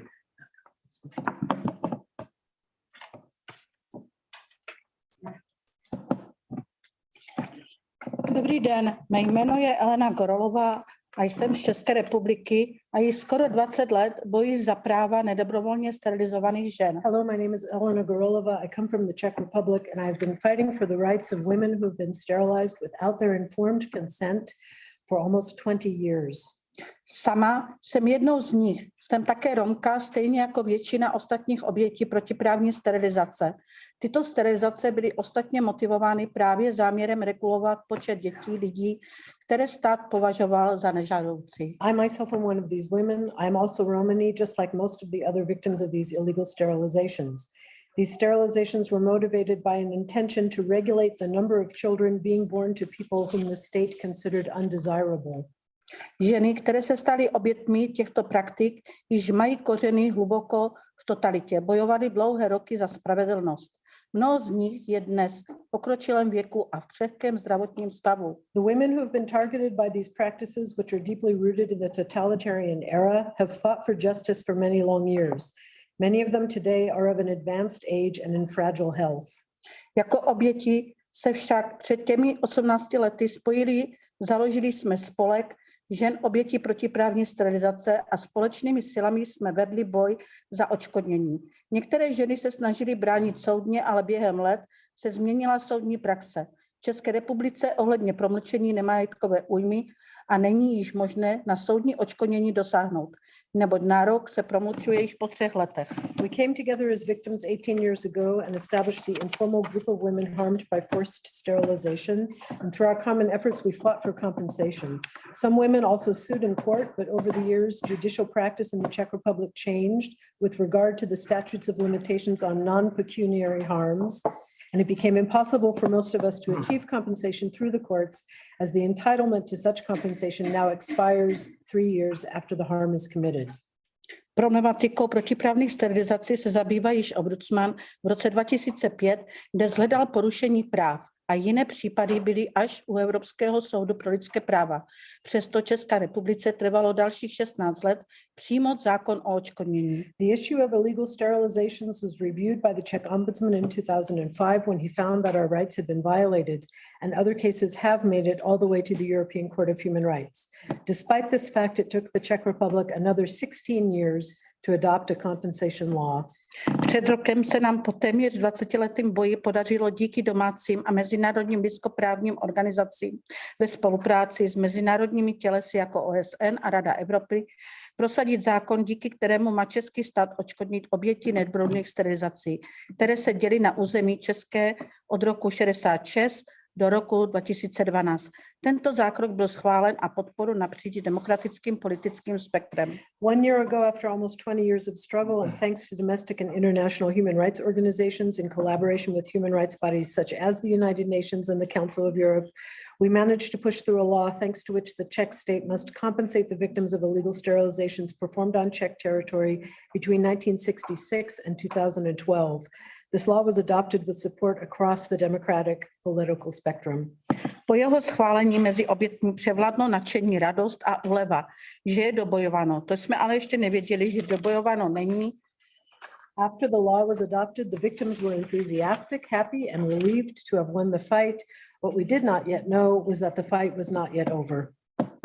V lednu jsme ve spolupráci 2 neziskových organizací Vzájemné soužití a Liga lidských práv zahájili činnost Centra pro oběti nedobrovolné sterilizace. V rámci tohoto centra ženám pomáháme sepsat a podat žádost a taky jim pomáháme s případným odvoláním a navázali jsme spolupráci i s pro bono advokáty, kteří jsou ochotní pomoci se soudním řízením. Centrum pro oběti nedobrovolné sterilizace mohly vzniknout díky podpoře z norských fondů. In January, in collaboration with 2 nonprofits, the Human Rights League and Life Together, we launched the work of the Center for the Victims of Involuntary Sterilizations. As part of this center, we aid women with writing and filing their applications, and we also assist them with filing appeals. We've begun collaborations with pro bono attorneys who are willing to help us with court proceedings as well. The center was able to come about thanks to support from Norway grants. Zákon je účinný již více než půl roku a již více než 300 žen požádalo o odškodnění. Na odškodnění jich zatím dosáhlo kolem 80. The law has been in effect for more than half a year now, and already more than 300 women have applied for compensation. So far, just about 80 of them have been awarded compensation. Mé samotné ještě o žádosti ani nerozhodli, ačkoliv jsem již podala již v dubnu a zákon ukládá 2měsíční lhůtu po rozhodnutí. Ozvaly se mi i ženy, které podali žádost již v lednu, že ještě nemají rozhodnutí. My own application has yet to be decided, even though I filed it in April, and the law requires the decision to be made within 2 months. Women have contacted me who filed their applications in January and who have yet to receive a decision. Nedodržování této lhuty je ale jenom jedním z problémů, ačkoliv záměrem zákona je odškodnit oběti z celého období od roku 1996 do roku 2012. České ministerstvo zdravotnictví neuznává jiné důkazy než zdravotnickou dokumentaci. Failure to meet these deadlines is just one problem, though. While the intention of this law is to compensate victims to whom this happened between 1966 and 2012, the Czech Health Ministry so far has failed to recognize any evidence of these harms other than medical records. Ta je ale u mnohých žen skartována nebo zničena. V některých případech je dokonce skartování protizákonně. Takové případy nechce ministerstvo posuzovat a my nevíme, co bude dál. For many of these women, their medical records have either become somehow damaged or have been officially shredded, and in some cases they have even been shredded unlawfully. The ministry does not want to adjudicate such cases, and we do not know what will happen next with regard to compensating these victims. Nelíbí se nám přístup ministerstva zdravotnictví, protože na začátku bylo řečeno něco úplně jiného. Ministerstvo přece ví, že mnohé z důkazů, že sterilizace proběhla, byly zničeny. We disagree with the approach being taken by the ministry towards such cases because in the beginning of our negotiations with them about this law, the position they took was absolutely different. The ministry knows, after all, that much of the evidence of the sterilizations having been performed has already been destroyed. Doufali jsme, protože ministerstvu bude stačit i potvrzení, že dokumentace těchto obětí byla skartovaná. Jako občanská společnost jsme ministru zdravotnictví zaslali otevřený dopis, ve kterém jsme apelovali, aby ministerstvo zdravotnictví vyřešilo především tyto dva problémy: nedržování lhuty a nepřijímání jiných důkazů. We hoped that the ministry would be able to somehow work with these confirmations that the documentation had been shredded, and as members of civil society, together with many allies, we sent an open letter to the health minister calling on the ministry to resolve these two problems first and foremost: the failure to meet the legally prescribed deadline and the failure to accept other kinds of evidence that the sterilization happened without the patient's informed consent. Na tento dopis minister ani ministerstvo nijak nereagovali. Ministerstvo zdravotnictví nekomunikuje prakticky s nikým, ani s občanskou společností, ani se žadatelkami, které jsou z celého procesu jen v nejistotě a stresu. Neither the minister himself nor the ministry has responded to our letter. The ministry communicates with almost nobody about these cases, not with members of civil society and not with the applicants, who remain in a position of stress and uncertainty throughout this entire process. Zároveň je dnes ombudsmanem člověk, jehož jednání nekoresponduje s tím, jak by měl jeho úřad rozhodovat a pomáhat lidem. Dokonce z jeho úst zazněly i výroky na hraně rasismu. Nelze tedy očekávat, že by oběti nedobrovolné sterilizace nalezly zastání zde. Zbývá tedy pouze soudní cesta. We also face a circumstance in which the current holder of the office of the ombudsman is not a person whose behavior corresponds to how that office is meant to make decisions or aid people in their negotiations with the state. Remarks bordering on racism have been made by him more than once. It cannot therefore be anticipated that the forced sterilization victims will be able to count on him to back them up, and that means the only thing left is for these women to sue. Chci vám říct alespoň v krátkosti příběh jedné ze žadatelek, kterým jsme pomohli žádost podat, abych ilustrovala, jakým způsobem nyní rozhodování probíhá. Ministerstvo zdravotnictví této žadatelce žádost zamítlo, ačkoliv doložila svou zdravotnickou dokumentaci. Ženě byl zákrok provedený již v roce 1979 a zároveň v nemocnici, která už neexistuje. I would like to briefly tell you the story of one such woman whom we aided with applying for compensation so I can illustrate how the decision making at the ministry is currently happening. The health ministry has rejected her application even though she provided her medical records to them. She was sterilized in 1979 at a hospital that no longer exists. Ačkoliv sama svou dokumentaci měla a ministerstvo ji zaslala, originál již neexistuje a byl skartován, protože skartační lhůta činí 40 let. Ministerstvo zdravotnictví ve rozhodnutí říká, že nemůže vědět, jestli v její zdravotnické dokumentace některé listiny nechybí, tudíž jej nelze považovat za dostatečný důkaz. While the woman had long held on to copies of her medical records and provided them to the ministry, the originals no longer exist because they were shredded after being kept on hand for 40 years as required by law. In its decision, the ministry says it cannot know whether something is or is not missing from the copies of the medical records she has submitted, and that therefore they cannot be considered sufficient evidence. Ministerstvo tady nepřímo obvinuje žadatelku z manipulace s důkazy a lží. Takový přístup žadatelkám je samozřejmě velmi bolestivý a nedůstojný. I odvolání k ministru zdravotnictví bylo v tomto případě bohužel zamítnuto a žadatelka tak bude muset pokračovat soudní cestou, která je vždy zdlouhavá, nákladná a náročná. The ministry is indirectly accusing this applicant of manipulating the evidence she is providing and of deception. Such an approach toward an applicant is naturally quite harmful and undignified. Her appeal to the health minister was unfortunately rejected, and she will have to continue to seek compensation through the courts, a process that is always arduous, costly, and protracted. Závěrem chci říct především toto. My jako oběti shledáváme celou situaci jako bolestivou a jsme nuceni znovu otvírat své traumata.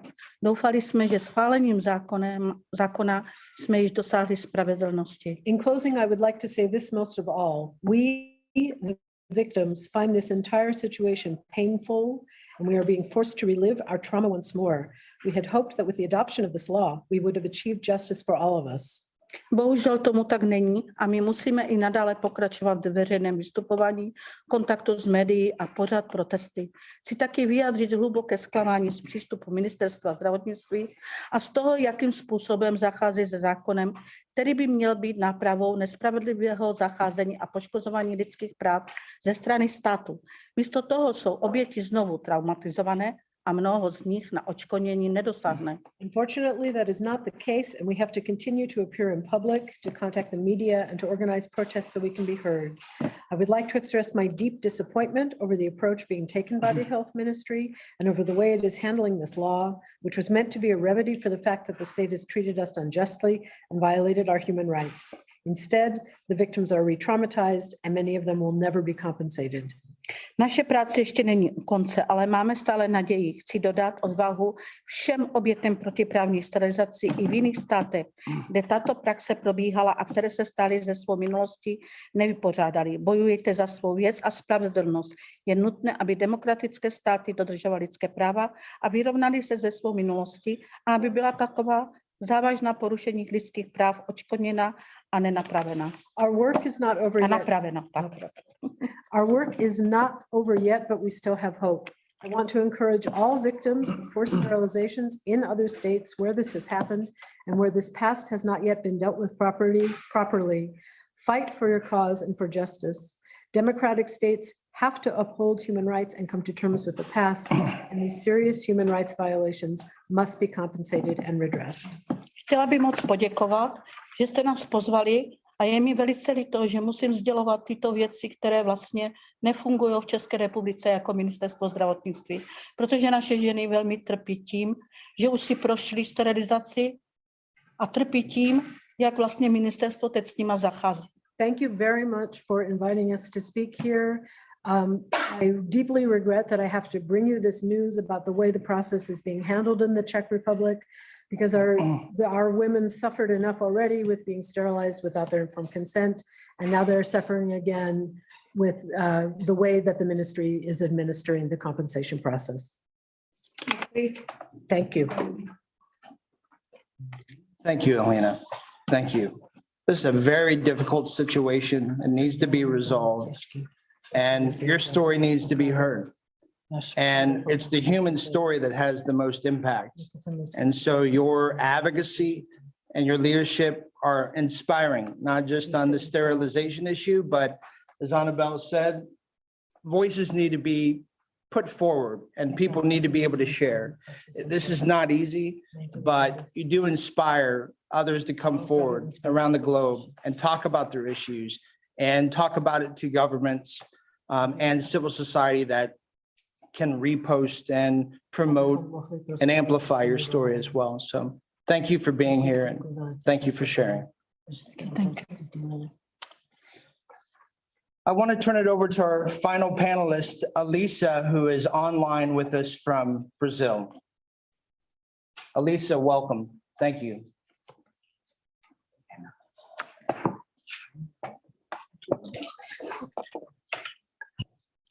Buenos días a todos. ¿Me escuchan bien? Sí. Sí.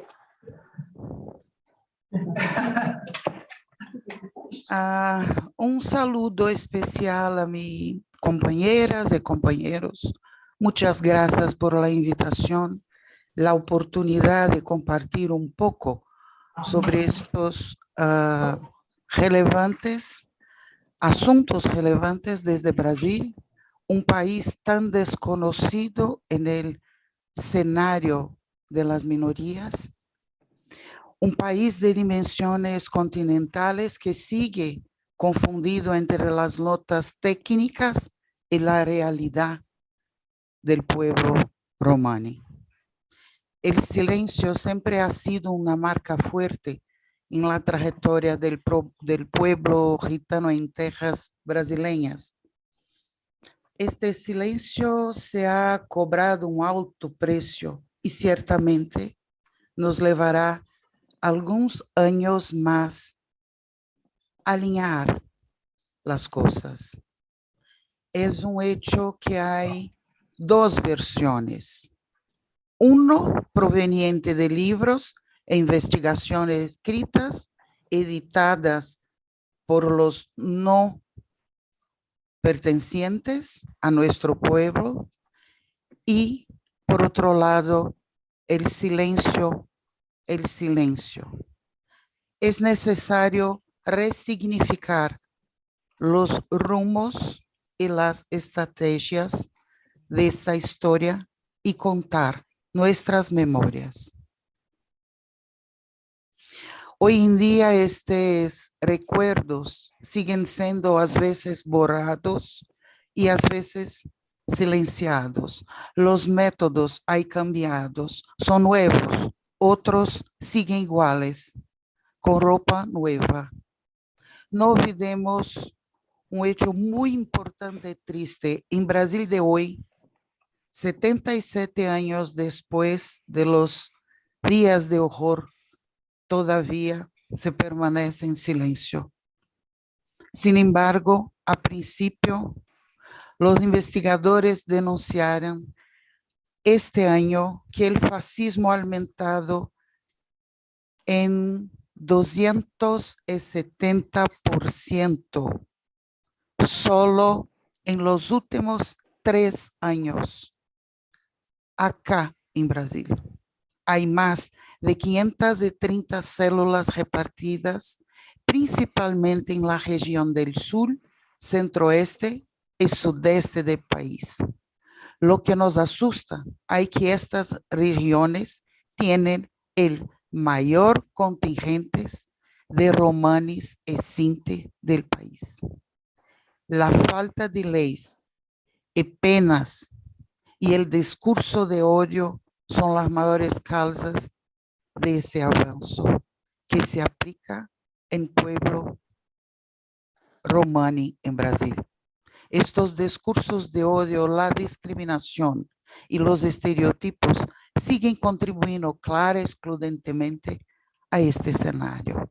Según nuestras investigaciones, solo el año pasado, unas 32 denuncias atribuyeron a los llamados asinritanos algún acto de delito o discurso peyorativo.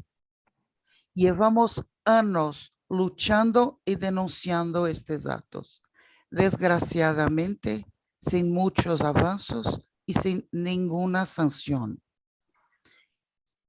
En la investigación en centros de educación y enseñanza, a muchos, 2011, los niños romani son los más discriminados, lo que justifica una vez más el silencio. El trato discriminatorio continúa en varios ámbitos. ¿Cómo tener la dimensión sin censo? ¿Cómo formular leyes coherentes, sin datos verdaderos?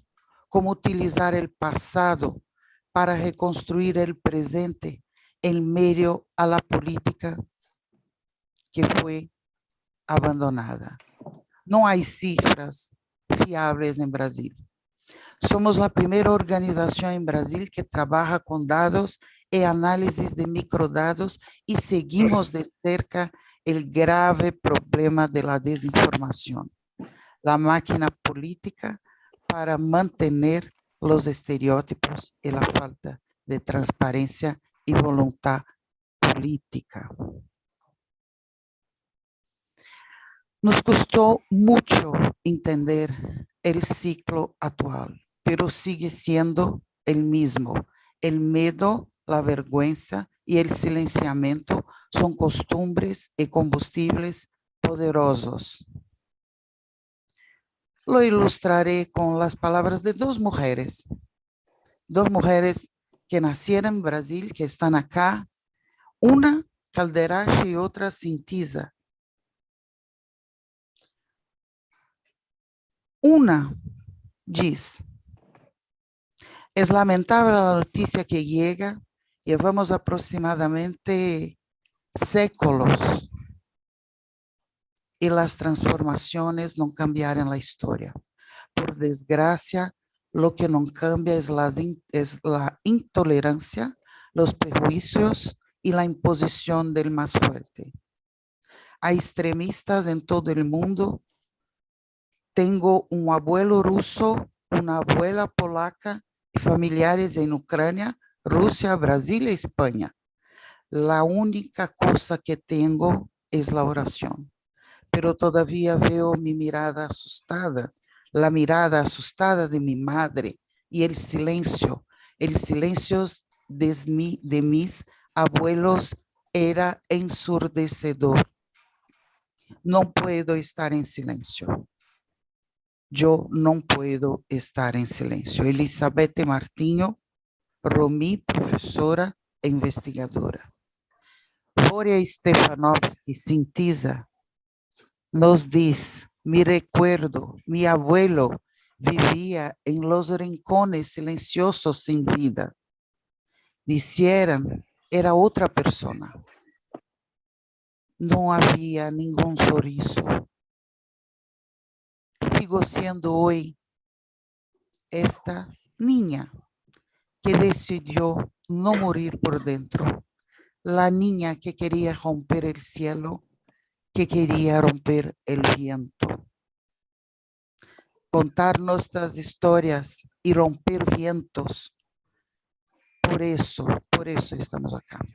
Creo que todos conocemos muy bien el poder destructivo del discurso de odio, año tras año, del daño generacional que causa, del miedo que no pasa.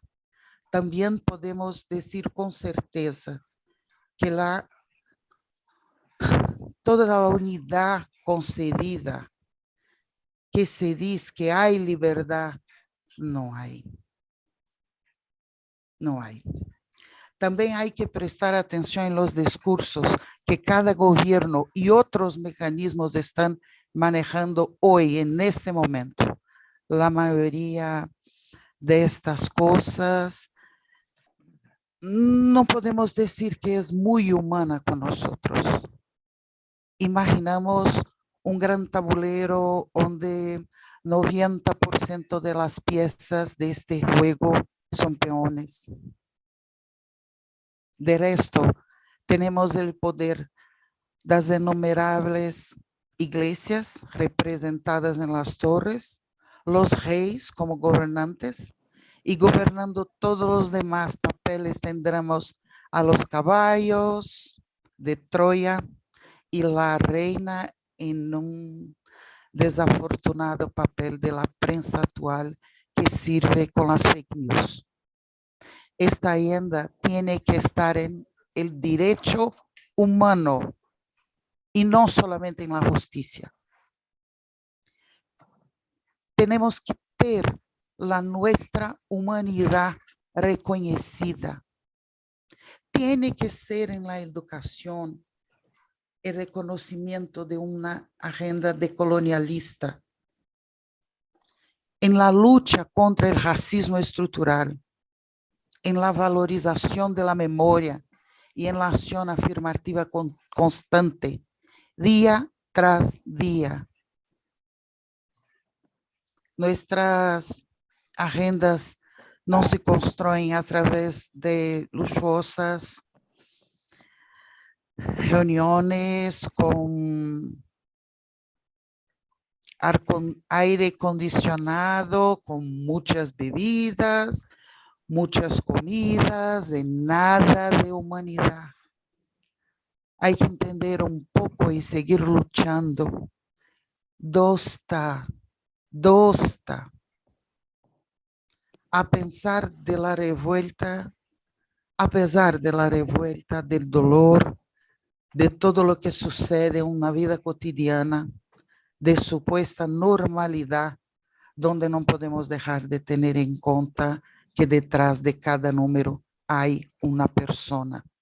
Necesitamos saber cuántas personas de etnia romani tiene en Brasil. Aprovecho para hacer saber que Brasil recibió,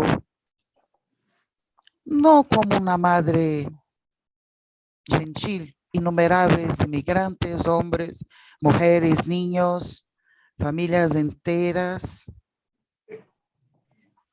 atrás de sus fronteras, legal y ilegalmente, y que aún hoy viven sus tradiciones de la puerta para adentro en silencio, que muchos de nuestros ríos siguen recibiendo flores.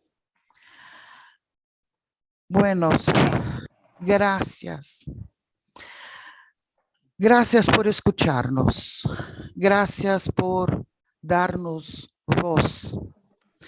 Un especial afecto y agradecimiento a los que luchan de nuestro lado, que nos escuchan, a señora Belén Rodríguez, Fernando Berenes, un abrazo especial a Aline Miklos, al señor Jan Jarab, por su esfuerzo, por su escucha. Una mención de reconocimiento y agradecimiento a todos los miembros de nuestra organización y organizaciones hermanas que a través de Peoforia Stefanovski del Observatorio de Mujeres Gitanas, de Bibi, Elizabeth Kutzmenda, da MSK y de los hermanos de la Unión Romaní Internacional. Nice to meet you. Gracias. Thank you so much, Elisa, and great to see you from Brazil, and warm greetings to you and all Romani there. And we look forward to being with you in person at some point in the future too. So thank you. That concludes the remarks from our initial remarks from our panelists, but I want to move it over to some online interventions and also in the room for the balance of our time here. And we have some of these organized already. So I want to turn it over to Dominan Christo here for, and you have a couple minutes of remarks. Okay, thank you so much. Thank you. Bueno, me presento ante todos, soy Damián Cristo, presidente de SOL Argentina, Asociación por los How can I do with the translation? I think you have to do, can you do consecutive for him? Or we can put English channel, but we ask our translators to speak after him. Okay, consecutive after, yeah. Do we have? If our translators are okay, we can keep English channel and you just wait after he finishes. Can someone move a microphone closer to him? This one. Pero tal vez este, ¿no? Claro. Muchas gracias. Ahí, okay. Bueno, ante todo me presento, soy Damián Cristo de Argentina, presidente de SOL, Asociación por los Derechos del Pueblo Gitano Romaní. Políticas públicas. Sorry, for interpreters, can we ask you to do subsequent? So just finish when. For the Spanish only. For Romani, you can go ahead. Thank you. Okay. Me presento nuevamente, soy Damián Cristo, presidente de SOL Argentina. Represento al pueblo gitano romaní en el país. Soy recibido en políticas públicas, estoy por terminar la licenciatura en políticas públicas también. Soy padre de Valentino de 12 años y activista desde que tengo uso de razón. Servo, come out to say hello. No? Interpretation?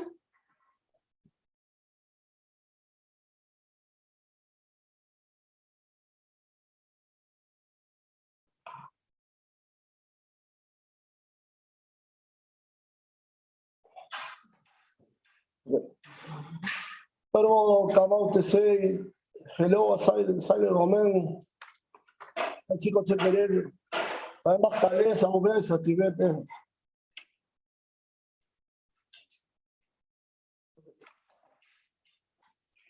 empezar hablando de la historia de mi familia.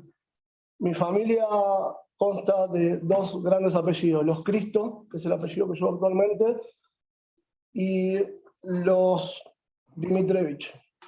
Por parte de los Dimitrevich, familia.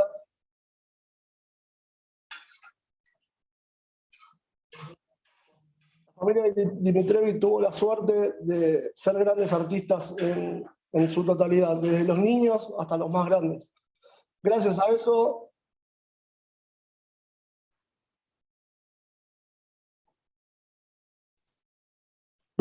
lograron escapar de Francia a Brasil por un salvoconducto que les dio un cónsul brasilero, porque era fan de su arte y de sus bailes.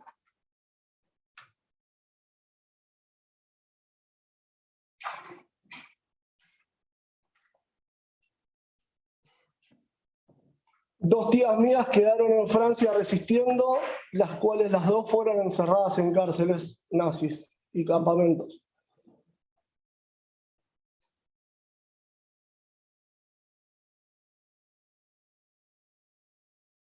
Lograron sobrevivir gracias nuevamente a su arte y a su influencia con la política nacional.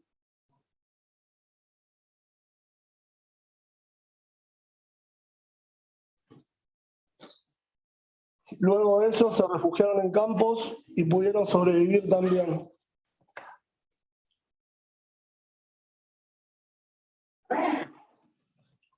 Los Cristo no corrieron con esa suerte en su totalidad.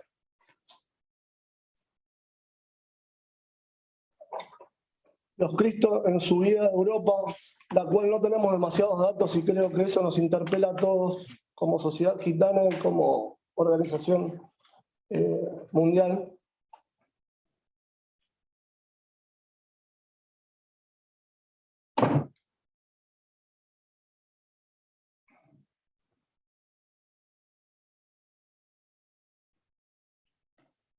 Ellos escaparon también gracias a un salvoconducto de un alto mando nazi.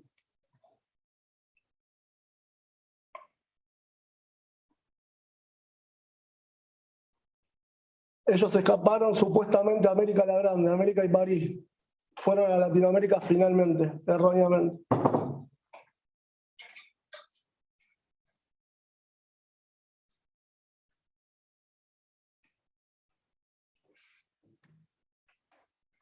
Sobre este tema quiero exponer y quiero iniciar sobre la memoria y el reconocimiento. Para tener reconocimiento tenemos que empezar a ser ciudadanos del mundo de primera y no de segunda, como nos trata la totalidad de los gobiernos.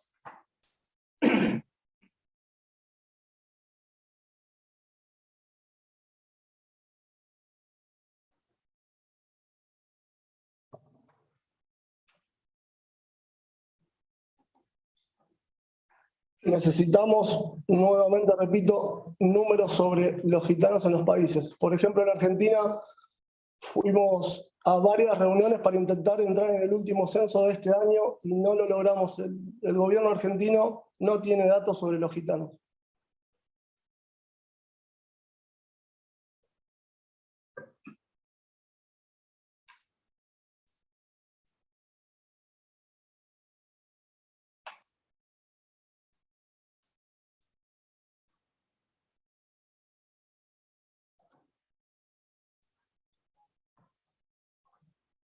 Para tener una gran solución necesitamos medidas certeras, que los gobiernos mundiales nos acompañen en esto.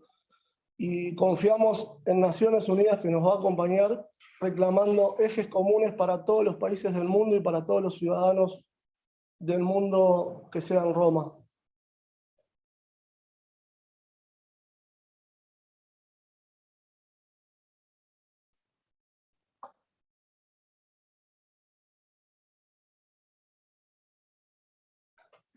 El Holocausto no terminó cuando terminó el régimen nazi.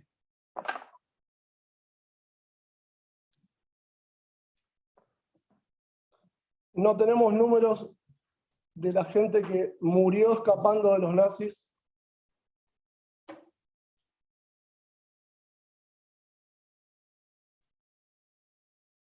Ni tenemos un número certero de encerrados en campos de concentración.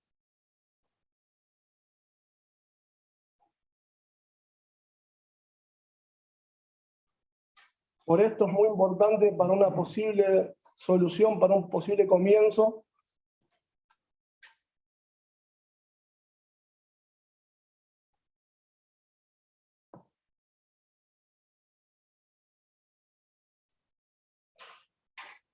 que Naciones Unidas nos acompañe en cada acción y que inste a los gobiernos realmente a reconocernos como ciudadanos de primera y sujetos de derechos sobre todo.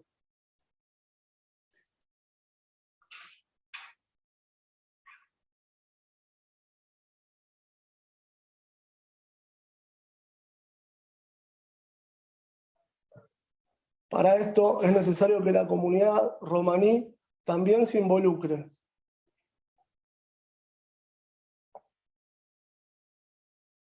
Este no es un tema de Gallet, sino que de toda nuestra comunidad en conjunto con ellos.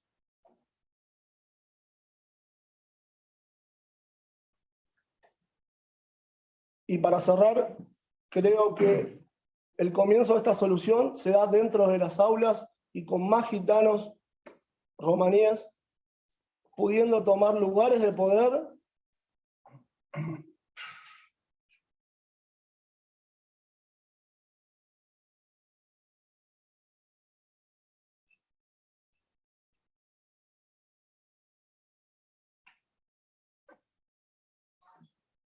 y más romaníes educados con excelencia.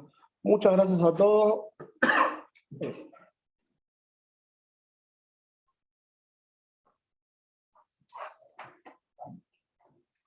Thank you so much, Christo. Thank you. Thank you. And I want to turn it over online to Nazarene Nedzmazin from Kosovo. Nazarene, thank you for being here.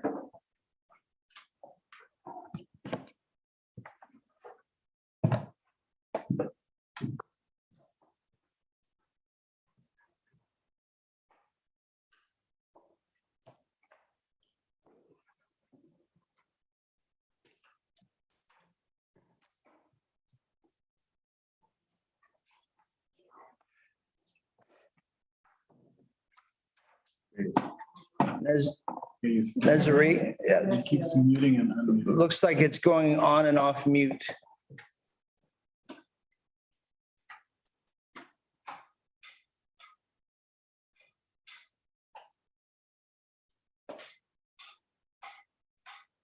That was him. That's him.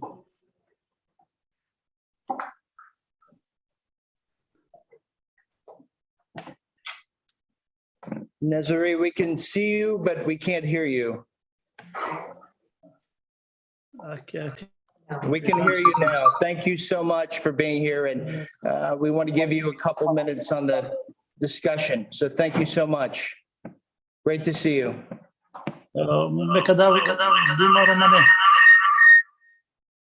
Romaneka Davduma. Ashunelma. We can hear you, yes. Поликарав ми се оранџи се ве калдена мен векова панели бут о мистер Хадидит кан ленџе баросаст бах тависа манушенџи се ве сикоте аџвеке ква панели. Меси монозинезира нежмедин пјандосе мани Косовска Митровица Косово аџудисаравни Француска амен се мека Марија организација си се ве Карлопе Урит Unija Romenđi, a ne diaspora katera je bivša Purani Jugoslavija, koja organizacija menča davno još katerinjavešti NATO beš, so se diklam kamare hakaja naj respektu ime. Opuči pesi kaj peroma ano kosu će dlujek romocid. Pena romocid taj etnika ano koslipe.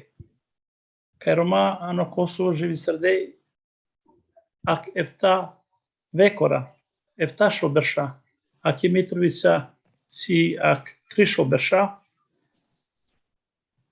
lende će rasesa perade, kana sa Kumanovski sporazum, sa potpisime ko 9.6.99. Kumanovski sporazum, znači ano juni i njavrši na to berš, Romane će rasesa sistematski perade e manusha se mora sa te naše. They lost their houses and then became refugees. Te mučem pere će rasu se navlojen protekcija. Katar. They not received any protection.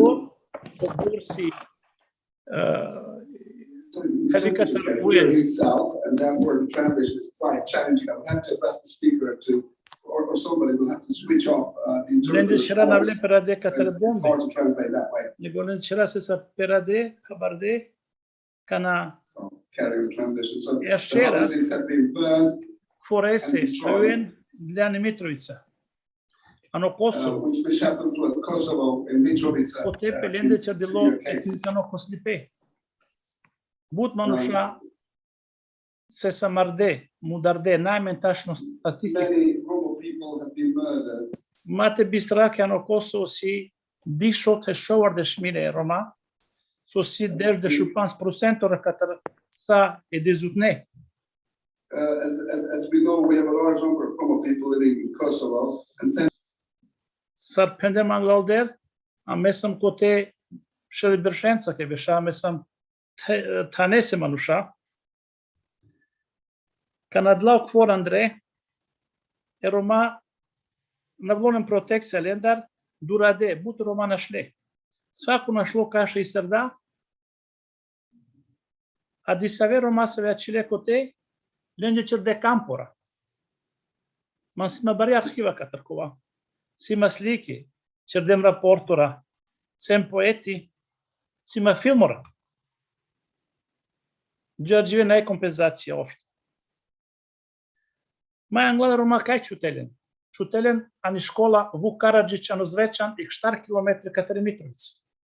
Me kad penaft me që ke zamplo 4 Mitrovica, se koja materia gjenavla maj shukar, maj lači.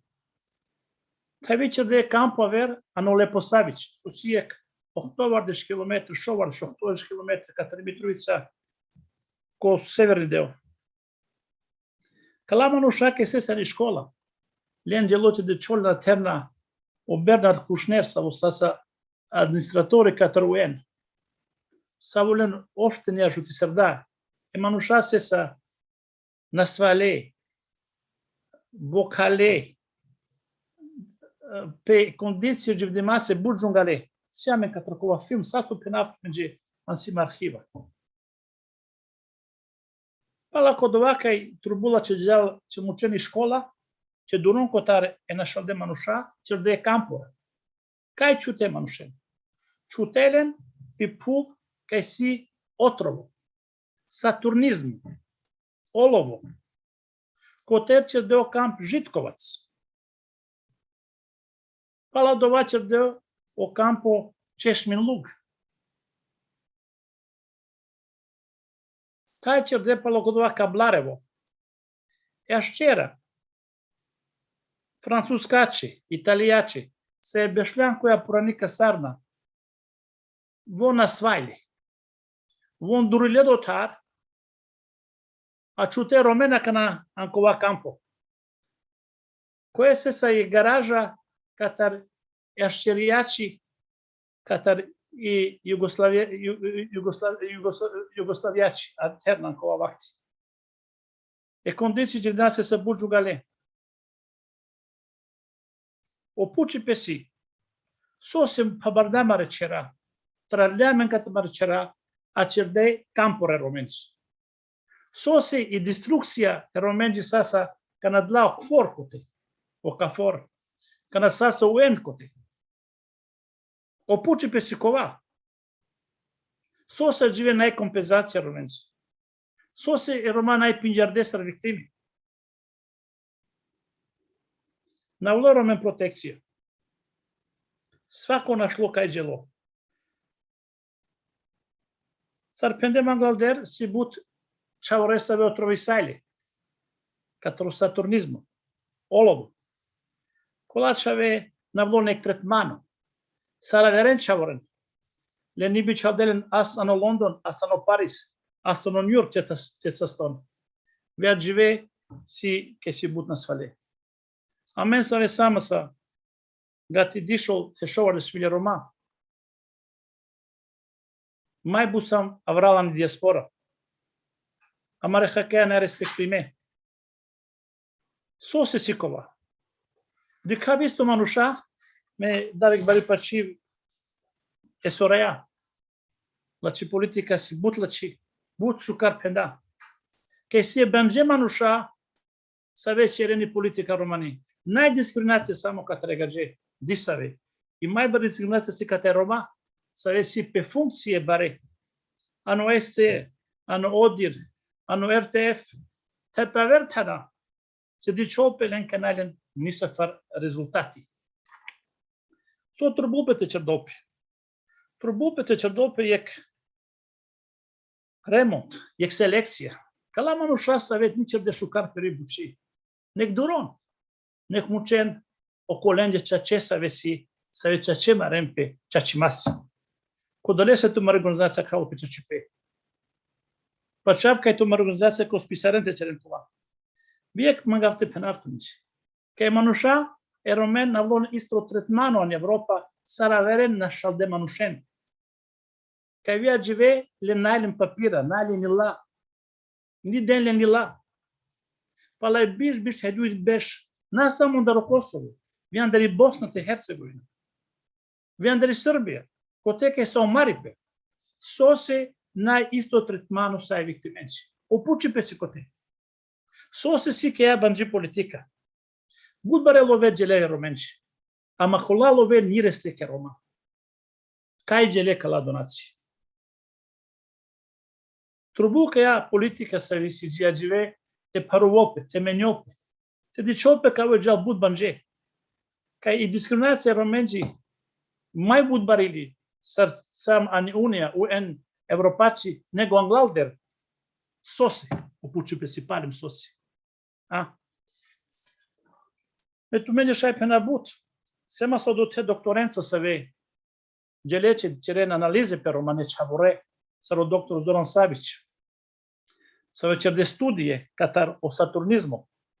Tavi avera Viopol Polanski, cer da eclacio documentano filmo. Vivov Hramosarda. Ali sose na reakcije. Sose sai victime na egal, na isto. Kaj si bari diskriminacija.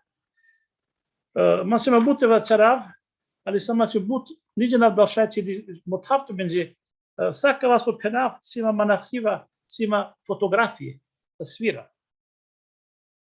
Mangav, ako mangentu men ko vačadav, te koristi, kaj te vol amare manušenje so mai la ce, sarek dokumentacija.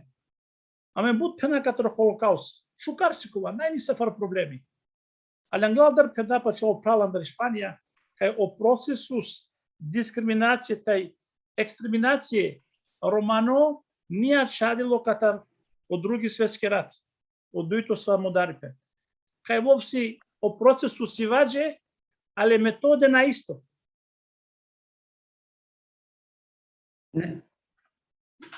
Desiree, I really appreciate your updates from Kosovo. And actually, we appreciate you being here today. And we have an extension of your discussion from Bakshim Abish, who's also online, to continue the conversation. And thank you so much. And if Bakshim is on and can unmute, maybe we can continue the intervention there for 2 minutes from Bakshim. And thank you, Nezari. We really appreciate you and the update on the situation in Kosovo and well beyond. So Bakshim, if you can hear us and unmute, we look forward to your intervention. Yeah, thank you for the given opportunity. I'm very delighted for being part of this webinar. As a matter of fact, the discussion that is going on is very interesting and speaks by itself about the injustices that have been done historically throughout centuries. And given the circumstances and the discussion topic that you are developing in this panel, I thought that is very needful just to reconfirm of everything what you have said, and basing the experiences of Kosovo and the statements that have been made. I wanted to highlight some of the issues that are very practical, in practical terms, describe all the issues that are facing in Kosovo, considering that the war was going on and considering that Nezmedin, who I know since year 2000, have testimony. In our case, considering that advancing together is very present and it in collaboration with other organizations, Roma organizations that work in Kosovo, we consider that it is indispensable the involvement of Roma in the process of transitional justice and dealing with the past processes, considering the fact that this process has been started. I mean, Miriam was in her speech mentioned some experiences while she was in Kosovo, and I have to admit that not very much has been done in this discussion. The process of exclusion of Roma in the process in the transitional justice processes and dealing with the past speaks by itself with the fact that there was this process that even if the non-governmental organization have tried their best to be part of the processes, this access has been denied. And what I want to bring to your attention is the facts and the dates of this of when to start to deal with these processes. I mean, there is this strategy that is taking place in Kosovo on transitional justice and dealing with the past, and the current circumstances speak about the fact that the date that within the strategies have been spoken about speaks about 11th of June 1999. We are witnesses that the Roma have been persecuted and have been victims of murder, rape before the war, during the war, and after the war. So currently what we are trying to do is to negotiate with the government and the Ministry of Justice in this case to see if we can extend the date after the 11th of June 1999, because as Nejo is mentioning, the Mitrovica case is a visible element that the torsion that the atrocities that have been conducted speaks about after June 99. Transitional justice in our processes, as has been mentioned earlier, needs to be somehow documented. First, in our experience, we need to enable and to give the opportunity for Roma to speak by themselves about what they have experienced, but also to conduct research which collects testimonies. As Nejo was mentioning, most of the Roma are pushed to flee their houses and live in diaspora or in the region. So we are trying our best with international donors and with funding organizations to see if we conduct research in cooperation with a couple of organizations and our diaspora, and try to bring this process based on the facts and see if the narratives, not only the written narratives in trial processes and so on take place, but also the social narratives can incorporate the Roma element in it. We are very aware of the fact that Roma, more than 200 Roma are missing under the current circumstances, and still we don't know their whereabouts. We know that Roma women were also victims of rape. We know that most of the Roma houses that are expelled are, they don't exist, those houses any longer, and we have great deal of difficulties to bring the justice in their place. The discussion, the ongoing discussion so far, considering the political environment, the changes in the government, etc., and so on, our discussion so far have been developed jointly with the German Council for Sinti and Roma and international embassies, certain embassies, so that we can start to develop a conceptual project which brings a consensus first among the Roma in Kosovo and Kosovo Roma in diaspora, so that we slowly approach the issue with necessary sensitiveness and consideration of not disturbing the environment, if you understand the context, because The political situation is fragile. When you talk about Kosovo, it's very obvious that Roma continue to be subject of discrimination, and political environment, especially in the opposition, current governmental opposition, are not that favorable. So this is so far my note on this, and I want to thank you again for the given opportunity to address Tomas. Bakshim, thank you so much for those updates and being here online with us today.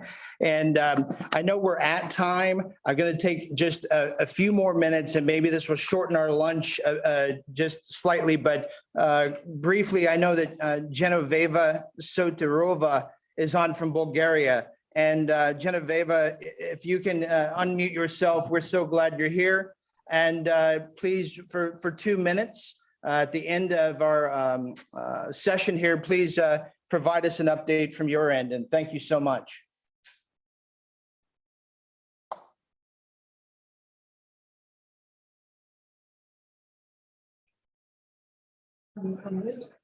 And we are not able to hear you.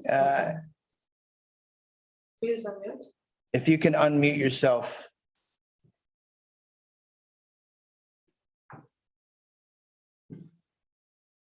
Looks like you're still on mute. Is she speaking in Romani or another language? In English. Okay. Okay, we can see you and we can hear you. We'll give you 2 minutes here. Thank you so much. Okay, I'll be very short. Genoveva Sotirova from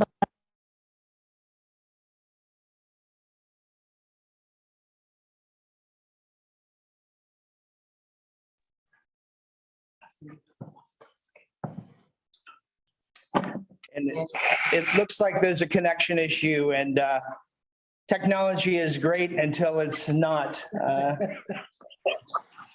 Genoveva, can you hear us?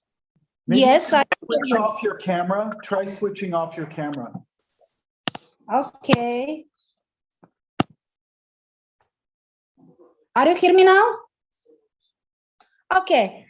I'm from Bulgaria, as I say, and I don't receive chance for medical treatment for my hepatitis B from 10 years ago. And this is make me sterilized. I'm from Bulgaria. In Bulgaria, we have lot of big Roma Muslim community who have forced to change his name before 14 years ago. This is we call revival process against all Muslims community in Bulgaria. Also, I'm born with Muslim names who discovered before 2 months how I was born. My original name was Metrova. So why I share this? Because Roma Muslims in Bulgaria, we are discriminated by 2 reasons. First, before our ethnic group Roma original, and second, because our Muslim religion. That's why I'm here to stop at this. And second, I want to ask you how you plan to empower Roma women for education and new skills. That's why I'm here. Thank you for attention.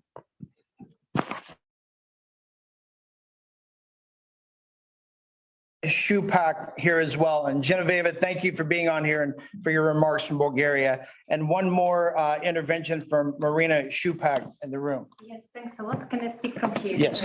Am I audible? Right here.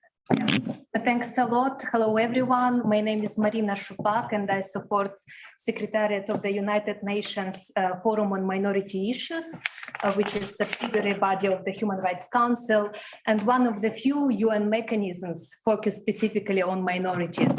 And I would like to thank organizers and participants of this event, both in Geneva and online, for this unique opportunity to learn from your experiences.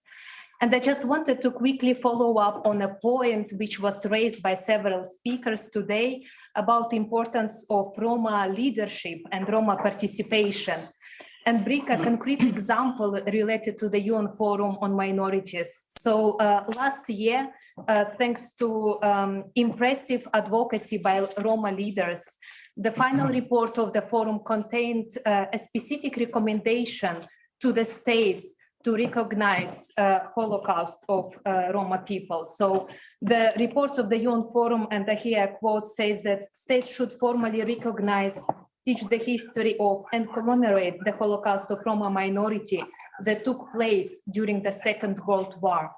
So I would like to use this opportunity and thank you for your continuous engagement with the UN Forum, and also encourage to participate at the 15th session of the UN Forum this year. It will happen on 1st and 2nd December in Geneva, and the registration will be open by the end of September. So we are really looking forward to hear more of your expertise during the forum this year as well. So, thank you. Thank you, Marina. We do have a question online, but Claude is just going to briefly summarize here that may lead into our next session after lunch. Yeah, Martin Kovacs, who has long-term experience in thinking about these questions, has posted a quite extensive sort of set of reflections on the question and answer, and the questions reflect on the ways in which after 1989, there's been very much a deepening of exclusion of Roma. And he's asking at the end of that, whether memorialization and reconciliation activities, whether there's a risk that initiatives of this kind might actually deepen social divisions, particularly in Central and Eastern Europe. And if so, how such risks can be mitigated. I think it's too heavy. It's an extremely interesting thought, but it's kind of too heavy for us to deal with at 2 minutes before lunch. So my proposal is going to be that Lina, who is moderating the next panel, might open with some of the thinking. But it's the same question that fascists are asking in Spain. Okay,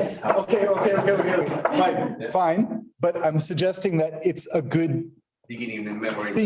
Yeah, that we address the thought and the question in the next panel. So on that note, I'll hand over to Nathan, back to Nathan to close. I just want to point out again on housekeeping, Federico has arrived. He's going to take some of you somewhere to cash checks. He knows more about that than I do.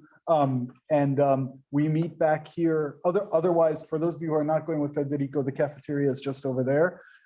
For those of you joining online and in the room, the next session starts at a time which is in the future. 2:10. Good. At 2:10 Geneva time, meeting in a little less than 2 hours. So please come back to this room and come back online in 2 hours. And I want to just thank all of our panelists today and our speaker, Julius, and everyone who participated online. It truly makes this a global event to use this technology and have the level of participation that you have interacting through Zoom and through the chat and through the hashtags and through social media. Continue this conversation in those forms of communication online. And but the themes that came out to me in this conversation was that not recognizing the past is another form of oppression. And that we heard about generational past today.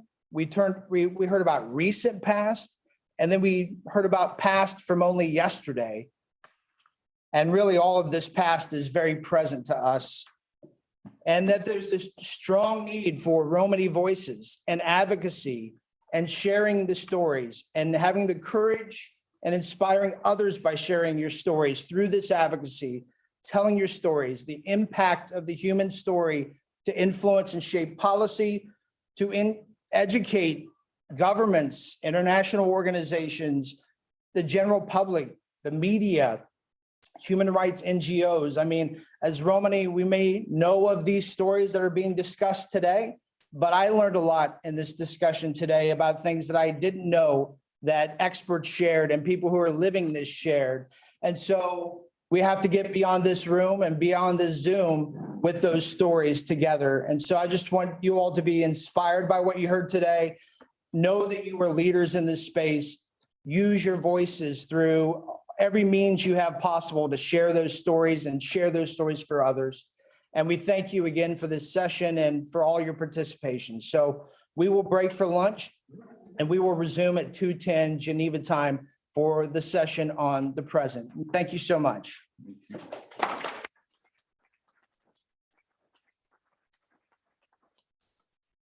Close the door.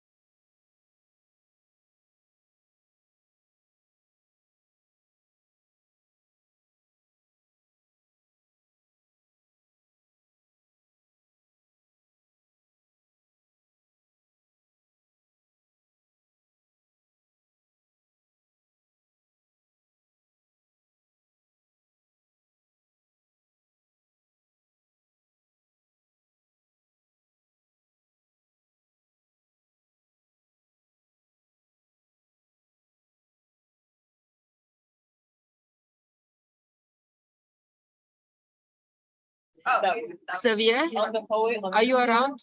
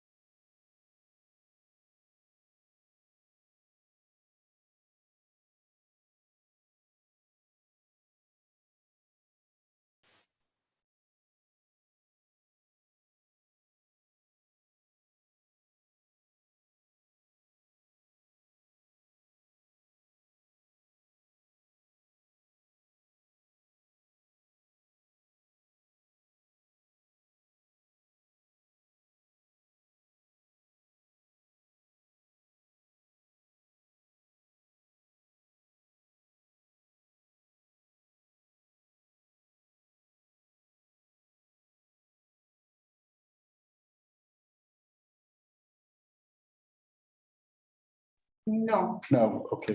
Hello, Fernand. Can you hear Hello, us? yes, I can hear you. Good morning or good afternoon in your case. Good afternoon.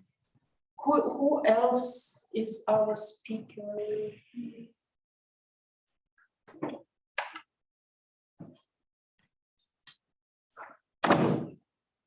Where are you joining from, Fernand? I am joining from Canada. Canada, okay.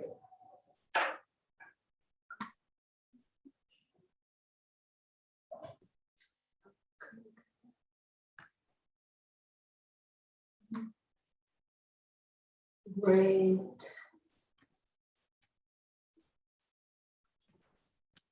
Okay. Okay, we'll try to check it up for the next panel.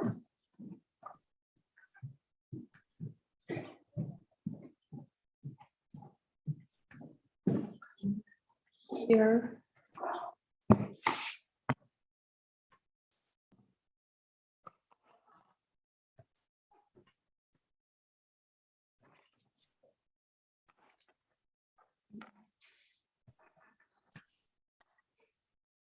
Okay, so we hear and see you well. So I think we can resume like in 15 minutes. We'll start again the session. Okay, in 15 minutes. Yeah, so 14:10 sharp, or so 5 minutes before you can open it up, and now you can do something. Okay, great. But Thank you it's very good. much. Thank But you. great to know that everything is working. Thank you.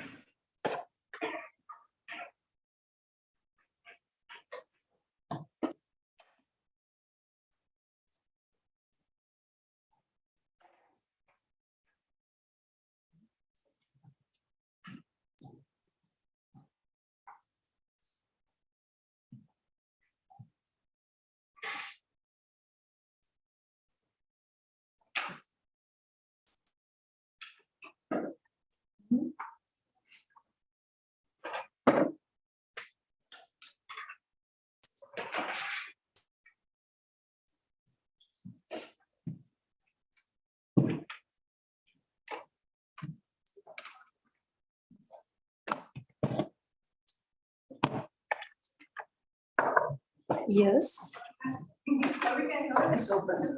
I have to go to the mall to buy shoes because they both of them. Okay. So tomorrow, if I don't find shoes tonight, I will go with my bare feet. Ce numărul Sinti?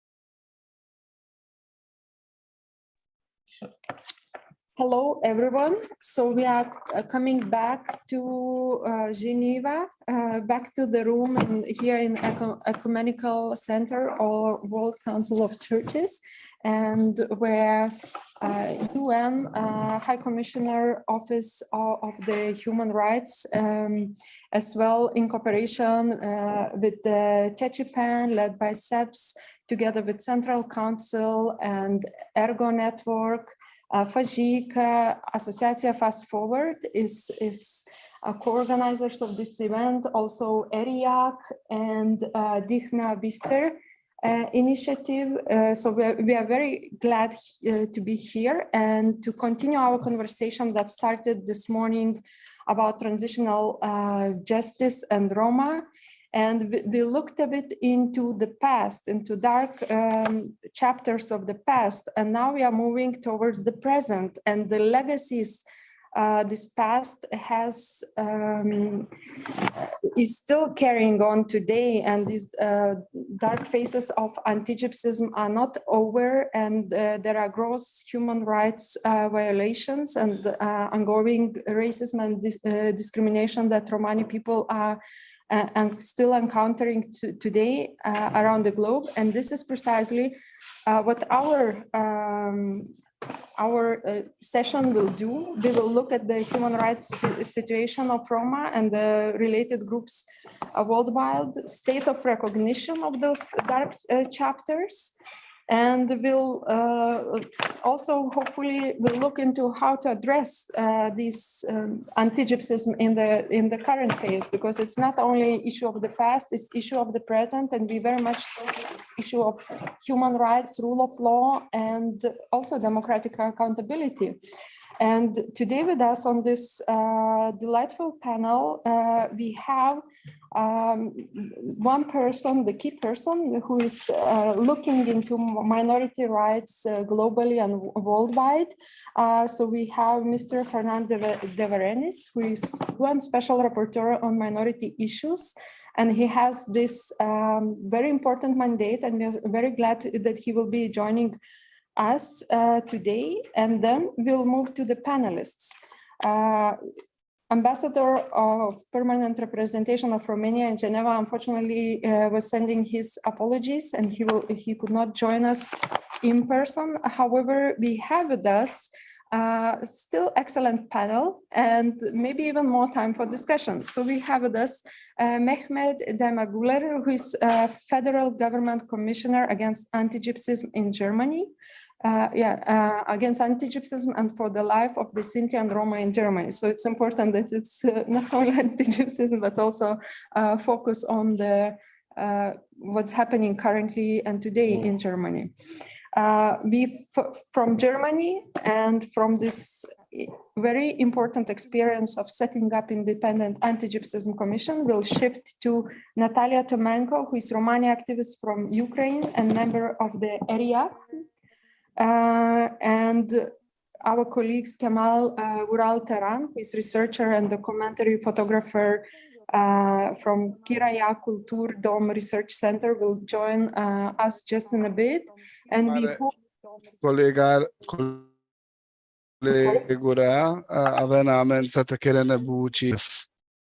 we in Romani translation?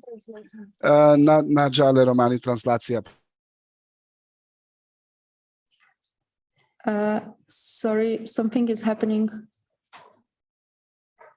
Juse, are you in the right channel? Okay, thank you. Okay, And also we'll have Ana Dalila Gomez joining online.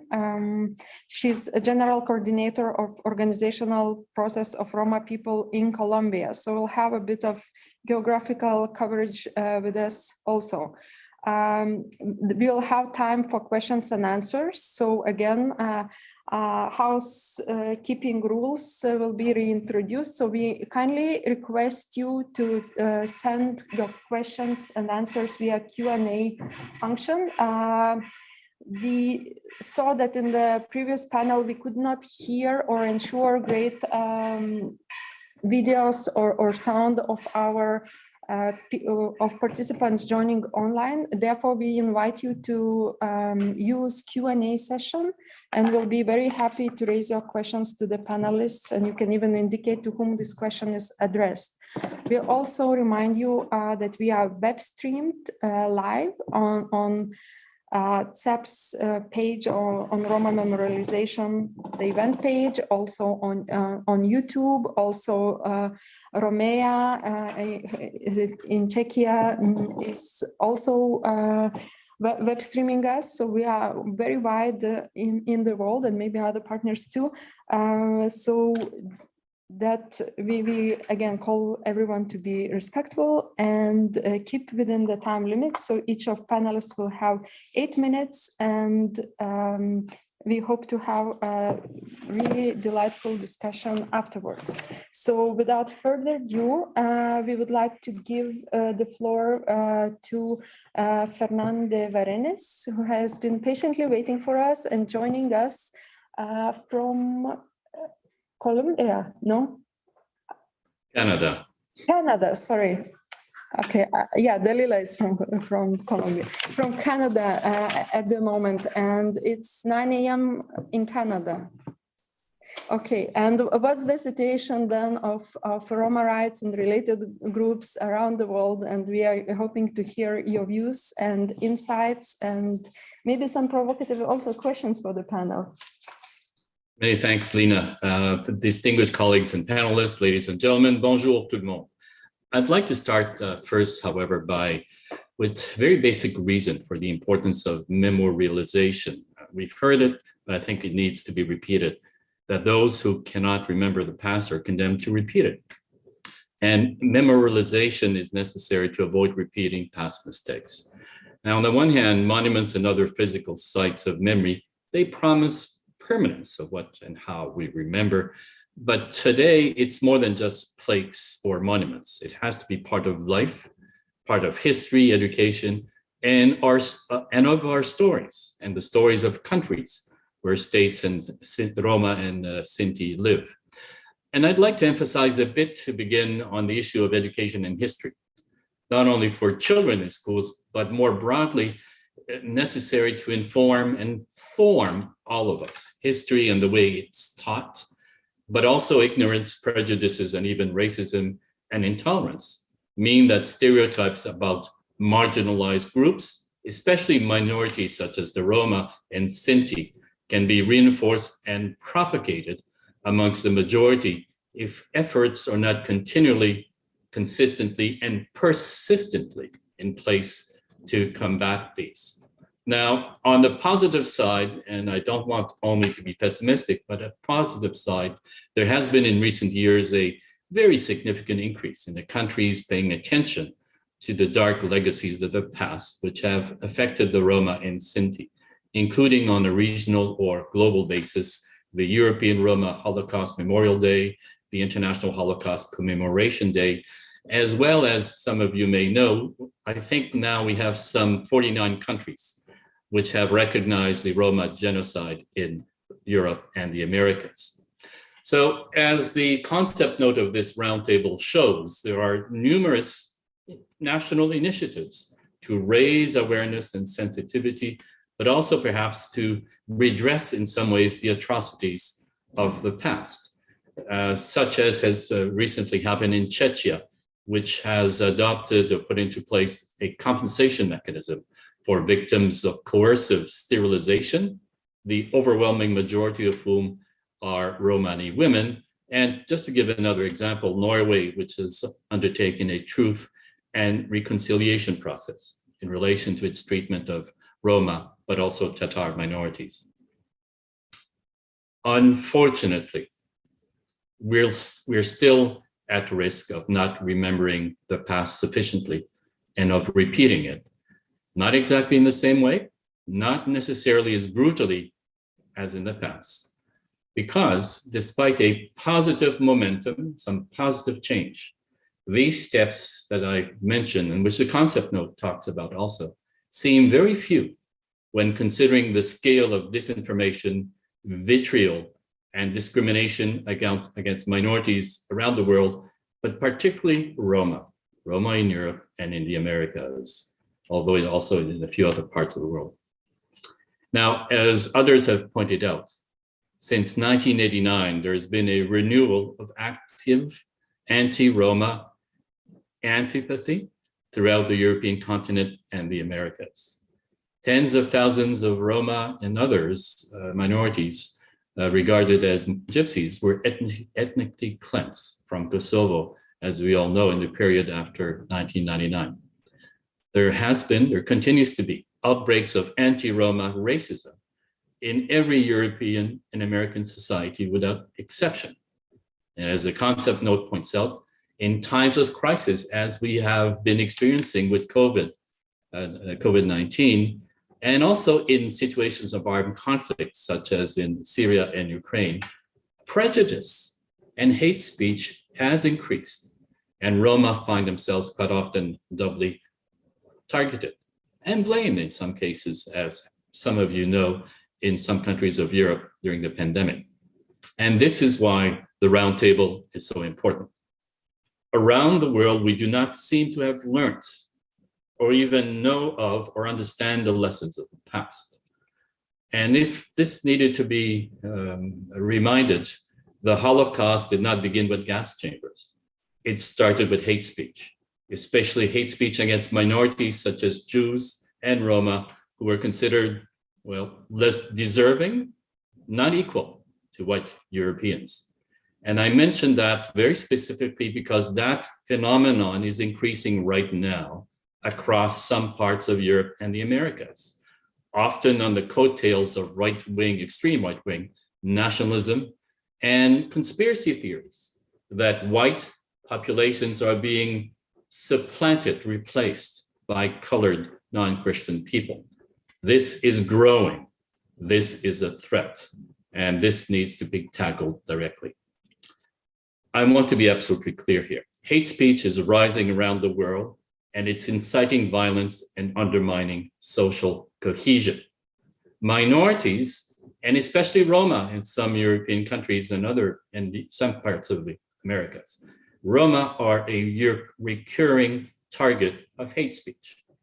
You have prejudices, you have racism, misinformation and disinformation that are being spread, propagated by social media, and we do not seem to be able to resist its tsunami of hate.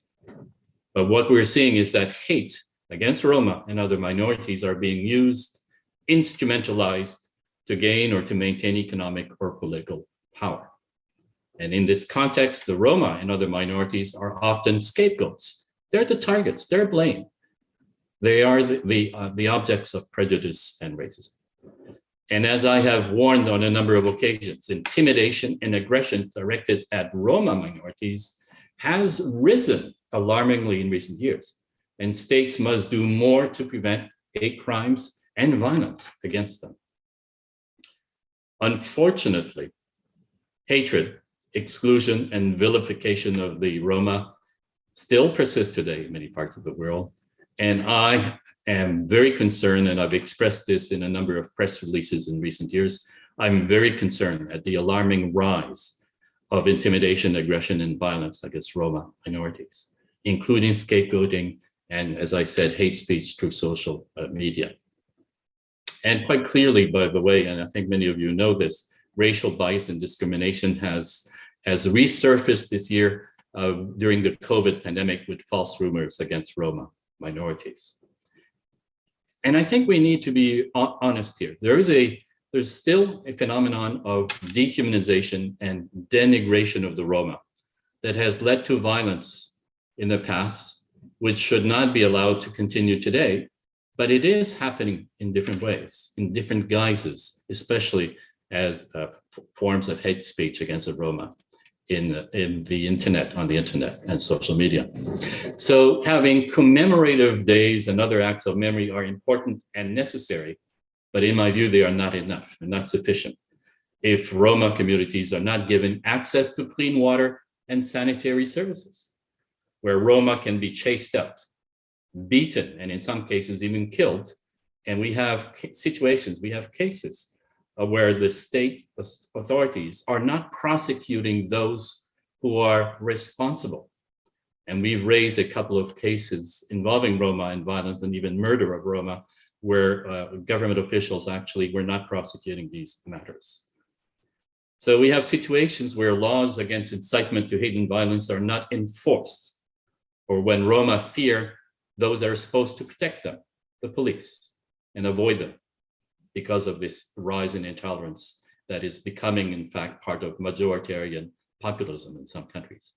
Minorities, including the Roma, are more likely to be stateless. In fact, 3/4 of the world's stateless people are from minority communities. Roma and other minorities are more likely to be the ones excluded from access to equal education. They are more likely to not have equal access to medical care and to be the target of incitement to violence. And in fact, in most countries where we have reliable, disaggregated data, it's clear that 3/4 or more of hate speech target minorities, not only Roma, but minorities are the main target of hate speech in social media. Some of it is subtle, much is not, with politicians instrumentalizing prejudice and stereotypes against minorities, against Roma, for their own political gains. Just a few days ago, some of you may have seen that in Italy, there was one far-right politician who posted a video on social media saying, "Vote for us to never see her again." And he was standing next to a Roma woman. That illustrates a phenomenon which is in fact not slowing down and needs to be tackled directly. Memorialization should not only be words, it requires action, concrete action on the ground so that Roma can live as equal members of society without fear and stigmatization.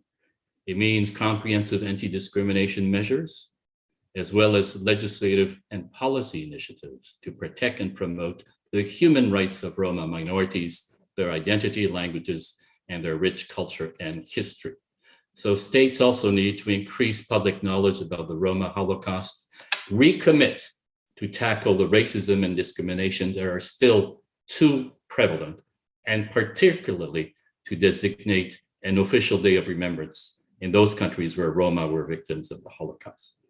Finally, as was pointed out in a 2020 study by the Council of Europe on the representation of Roma in European curricula and textbook, all states should review and update their textbooks along the line proposed in a recommendation of the Council of Europe's Committee of Ministers on the inclusion of the history of Roma and/or travelers in school curricula and teaching materials. The challenges are still enormous.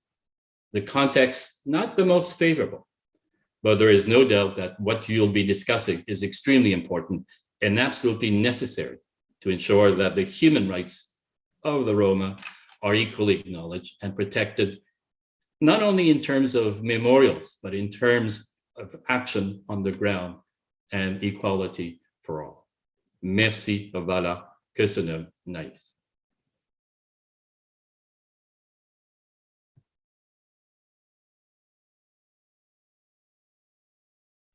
Thank you so much.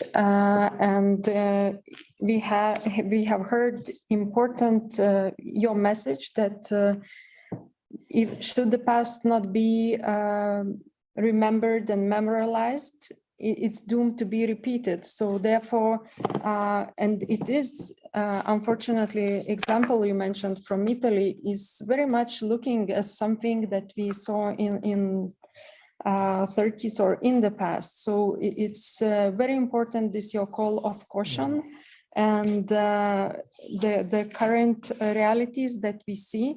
And we have with us today, and I hope you'll come back also to your mandate and what we can do differently in order to avoid this past of being repeated. And I think we have a very good example in Germany and what has been done or the work that recently started by the anti-gypsyism independent commission that is being set up and also having a special mandate of federal government establishing the special commissioner mandate on anti-gypsyism, which is carried by Mr. Mehmet Daimaguler. And we would like to hear from you. What are your efforts in not repeating the past, and what are your suggestions also a bit looking to the present and forward? Yeah, thank you very much. Thanks for having me. No, I'm in office since May, and one of my first trips brought me to the Ukraine and to Auschwitz. We talked about memory, we talked about past and how important it is, you know, to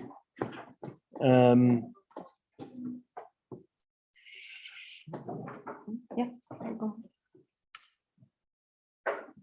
you know, how important it is to have this kind of memorials and memory. However, I have a slight, problem with, the concept of past and memory in general. I have a problem with that. And the problem is, you can't deal with atrocities like the genocide and act in a way that this is entirely something apart from us. It's over, it's far away. I don't think this would be an accurate approach. William Faulkner once said, past never really dies. It's not even past, and which is very true. So when I have this memorials, especially this kind of government initiated, government produced memorial, it feels always a little odd for me, to be honest. It feels sometimes even hypocritical, because we claim to, honor the dead. We are talking about what happened to people 70, 80 years ago. And the same way we are honoring these people, we're dishonoring the living. And when it comes to Germany, the genocide was recognized as a genocide only in 1982, 37 years after the war. And it's only 2 years ago that for the very first time a German president apologized for what we have done to our fellow citizens. It was in 2020, and the genocide was not really never dealt with. It was not part of the curricula. I went for 13 years to school in Germany and never heard of this genocide in school. It was not really in an honest way dealt with, but it also was built, was built on a lie. The memory was built on a lie, because after the war in 1945, when the first persecution ended, the second persecution started. And this second persecution didn't end in the gas chambers, but it ended in in making Sinti and Roma not only a second-class citizen in Germany, but in many cases, not citizens at all. So we have had cases of survivors coming from the camps back to Germany, to their homes, to their ancestral homes, places they have been living in for centuries. And all of a sudden, German authorities denied giving German passports, German papers to the survivors. And still today, there are people living without a German passport or without German documentation in the third or fourth generation. So we do have a memorial in Berlin, which is a very impressive memorial. We do have August 2nd and everything. But what do we have in reality in every day? So now we can start fighting the racism of Nazis. But you know what? The racism within police forces, who are not Nazis necessarily. Yeah? In many cases, they are not Nazis. We have to deal with that because this soundtrack which led to Auschwitz, the soundtrack of the villainization of Sinti and Roma as criminals.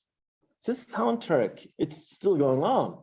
Why? Because after 45, the murderers, the criminals were allowed to dictate the narrative. And the narrative was, we can't be villains. We are police officers. We have done just our job. These are the villains, and it's kind of, in their genetics. And today we don't speak about genetics. We do speak about culture. So the villainization is going on, and we have a huge debate in Germany about, the so-called clan criminality, which is, in my opinion, a kind of, dog whistling. We do know what we're talking about. We do not what you mean. So my fight against anti-gypsyism do not start on the streets. It starts in office chambers and in courts. We need to talk about, the dark side of the moon, the dark side of our democracy. So what are we gonna do? First of all, if you are a drug addict, the first step to recover is, to admit that you have a problem. And we do have a problem. We do have a problem to accept our fellow citizens as fellow citizens. This is a very basic thing to say, but that's the way it is. And how do we get there? We need a truth commission which deserves its name. I'm not talking about calling 5 or 6 historians and ask them to write a report and come back to me in 2 years or 3 years. This is not the thing. The emphasis must be on the process. And the process is a multi-dimensional process. We do have, on a federal level, ministries who need to have a deep look into the mirror. We do have on a state level. And the state level is extremely important in Germany when it comes to not only to this topic, but especially this topic, because the whole judiciary is a state topic. The whole legal system, schools, kindergartens, the state topic. So we need to have the discussions there, and also on a municipal level. And we need this process in a way which really hurts. We need the pain. We as officials need to have a sense of the pain people are feeling every day. And it's our responsibility to face this pain. The process of the Truth Commission needs to be driven by the community. And this is the second thing we need to talk about. Even people who are really in Germany open for ideas, ways to make things better, often follow a kind of a paternalistic approach. And, you know, this needs to end now. And the last point is, I was in Ukraine a couple of weeks ago, and I've met a number of Holocaust survivors. And the story I have heard over and over again was, you know, before the war in 1941, we had a little farm here or a little business there in the south or in the east. And then when the Germans came, they killed all of us, they destroyed our homes, and all the only people who survived went underground, right? And after the war, we had nothing. So the officials, the new officials, sent us to the north, to the east, to the west. And these people arrived there without the communities. The communities were dead, the communities who protected the people. And they came into an environment, in a new environment, which was hostile. And this process of arriving in this area, of developing roots, of finding home, is still going on, because 40, 50, 60 years are nothing. We're talking about 1 or 2 generations. And it made it clear for me as a German how vivid, how actual the past is. Mehmet, on this note, I would interrupt you. We can come back because we actually you made my job very easy, because you started to speak about Ukraine and the people and suffering that was there from the past related to Holocaust that is continuing into the present and future. And we actually have with us Natalia Tomenko, who is a Romani activist from Ukraine, and she is also a member of ERIAC, and I think she wants also to share with us her experiences. So I think it's brilliant. That's why I started talking about Ukraine, to have a swift change. Thank you very much. Thank you very much for the time. Thank you very much, and I'm sure you will have a lot of questions also to Mehmet on how this work in Germany translated into something more tangible, and also to follow up on this your idea of building a truth and reconciliation commission and true process that is multidimensional and embedded in European values and constitutional values. But we pass over to Natalia. Natalia, the floor is yours. You have 8 minutes, and you'll speak in English, or yes, English. You can, if you want, you can address us in Romani, or we have our translators, by the way, Romani and Spanish translators today with us. So. Thank you so much. Hello, everyone. I'm glad to be here today.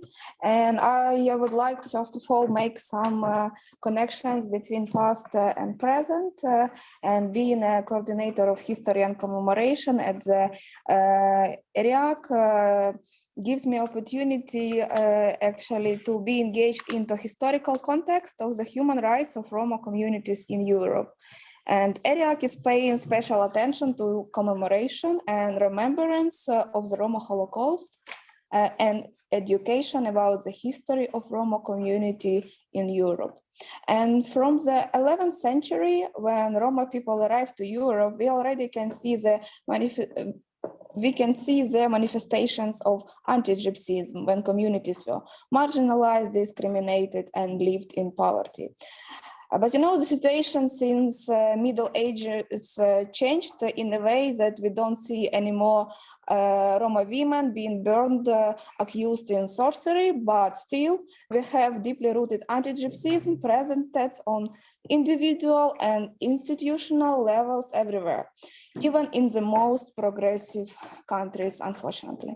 I have been monitoring the situation of hate speech online and offline in Ukraine since 2020, while being engaged in a project of Roma defenders at the European Roma Rights Center, the aim of which was to support the principles work of defending the human rights of Romani people across Europe and fighting against digital anti-gypsyism.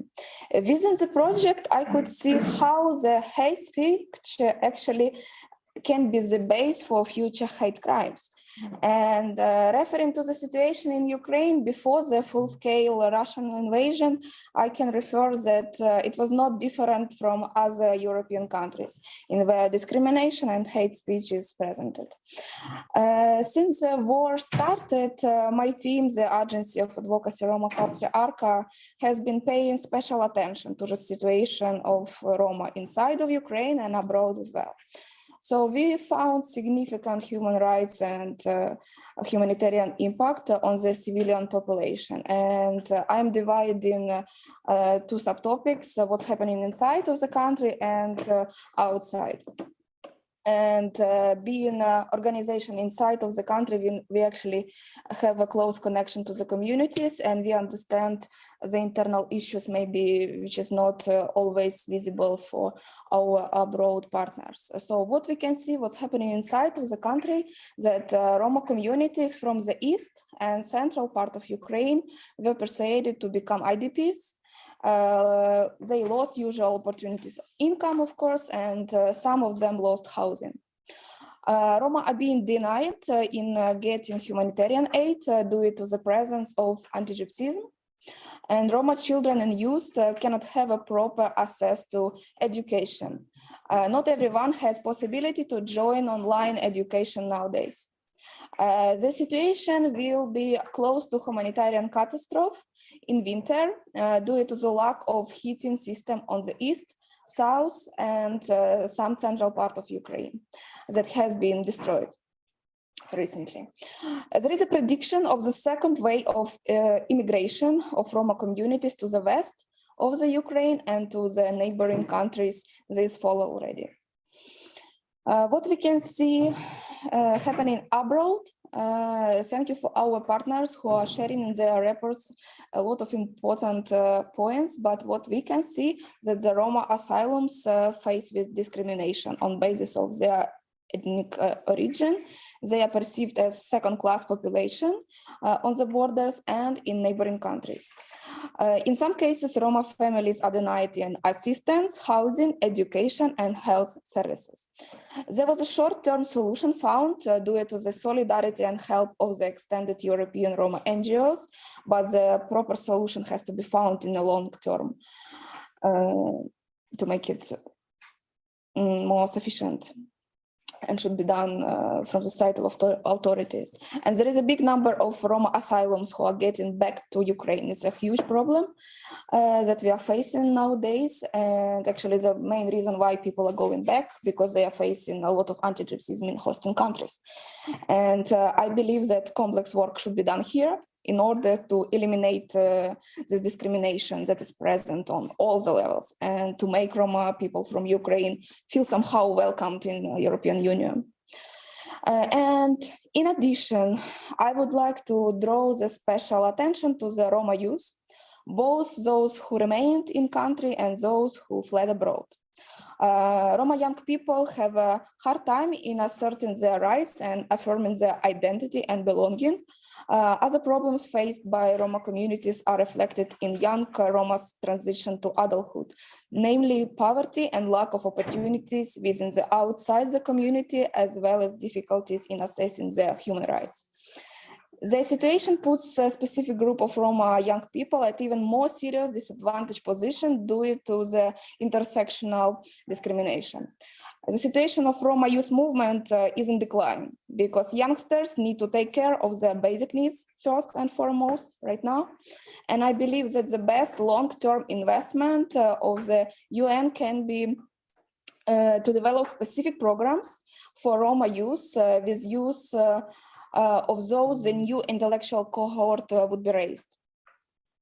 As a researcher, I also can see that there are a lot of topics about Roma being published, Roma as victims of the world crisis. And this narrative is being spread a lot, less than positive stories about Roma. That's why projects as Roma Heroes, established by ERIAC, is being very successful to show the hidden side of the discourse. that can cause in long-term recognition of the participation of the Roma community into the civic movements and will help for better integration. Nowadays, in the circumstances of the war in Ukraine, there is a great opportunity to see how Roma communities defend their rights to live in a democratic state while serving in the Ukrainian army and volunteering. Roma in Ukraine are proud to be part of the fight for the victory, not only of Ukraine as a state, but for the victory of the democracy, freedom, and human rights around the world. In order to make the stories of those Roma activists and individuals to be heard, ARCA established the informational platform recently, Geneva, in where publishing unique content to educate the European society about real people and what they are doing to be free nowadays. And shortly to sum up, I would like to outline that the war in Ukraine nowadays allows us to look back and assume that the world had not learned the lessons of the past, unfortunately. And at the same time, the war shows that people of different nationalities and ethnicities united.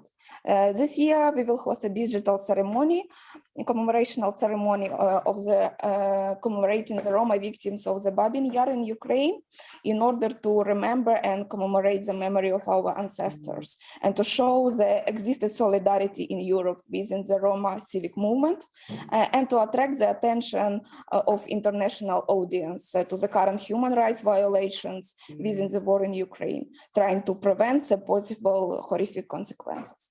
During the ceremony, besides of the Roma genocide survivors' participation, we will have a youth component, which is essential, in my opinion, because of the transgenerational dialogue.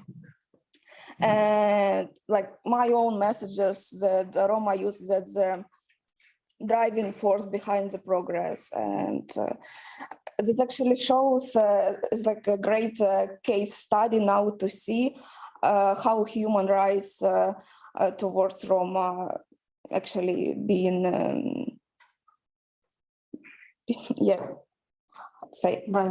violated, yeah.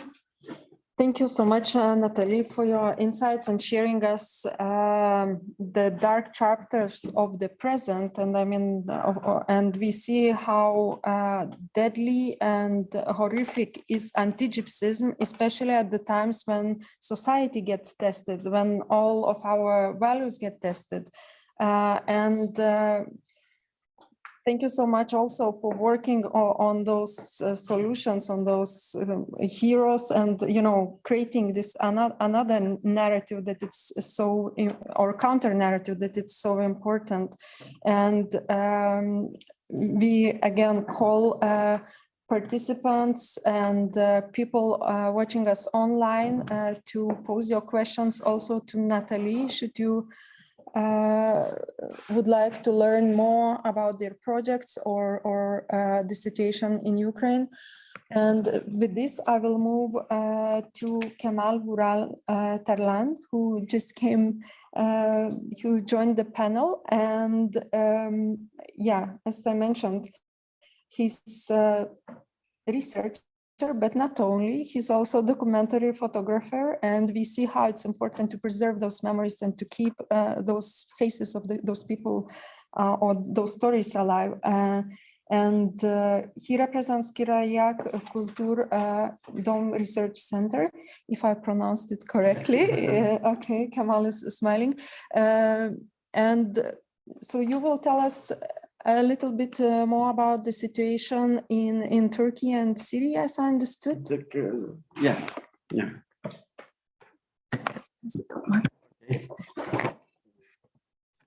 First of all, thank you for your invitation for this important meeting. My name is Kemal Vural Tarlan. I am human rights defenders. Mainly Turkey and Middle East. I working in Middle East country also. Today I want to talk about the Middle East Gypsy community, Dom community, from the Second World War to the Arab Spring. What is the change of Middle East Dom community during the war, and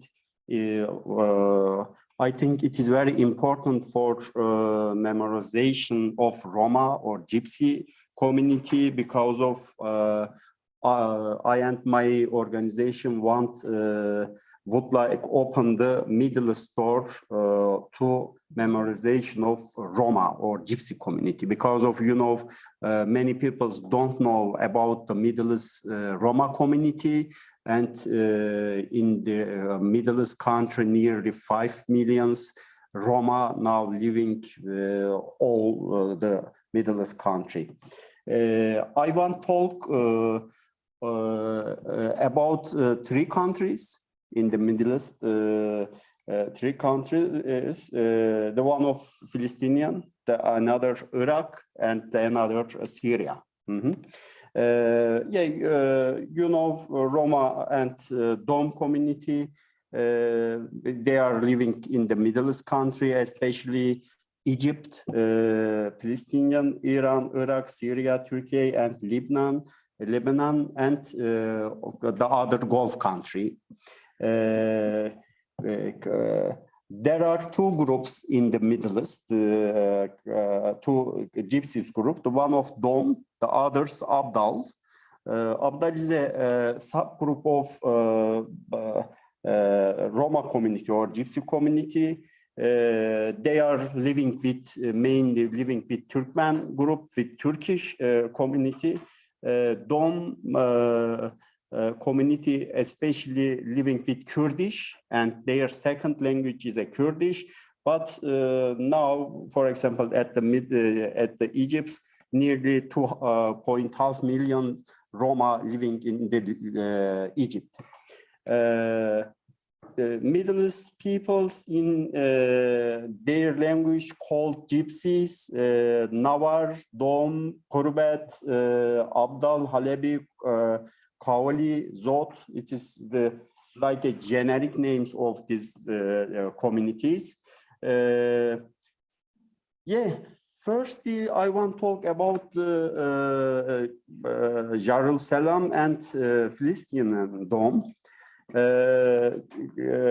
Historically, Dom community lived in the Jerusalem. Now, today, a big community, Dom community living in the Jerusalem. They have a community centers. They are working about the education of children and cultural heritage of Dom community. But you know, prolonged conflict between Israel and Palestine laid the groundwork for dispersion of Dom through to the other Middle East. If you go to the Middle East country, you can meet with thousands and thousands Palestinian family, Dom family. For example, last week I was in Lebanon. I visit Bekaa Valley and I visit Jordan Valley. I met many Palestinian peoples. They are mainly, they are don't have a citizenship.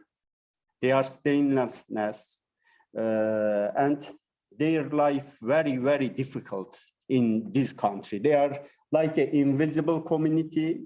Their children don't go to the schools. Mainly they are beggars. If you go to the Beirut, you can meet with this family in the streets, mainly women and children. We don't know about that. Only we are talking about the Roma community, the Western country. It is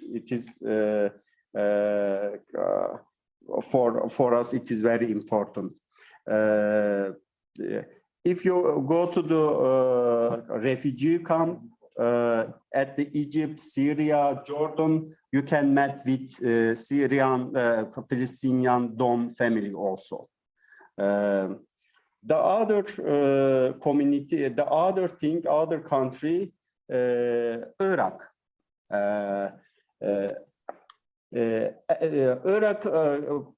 Iraqian peoples called Dom is a Gajar. Gajar is a very big community in the Iraq. I think it is their population nearly 70,000.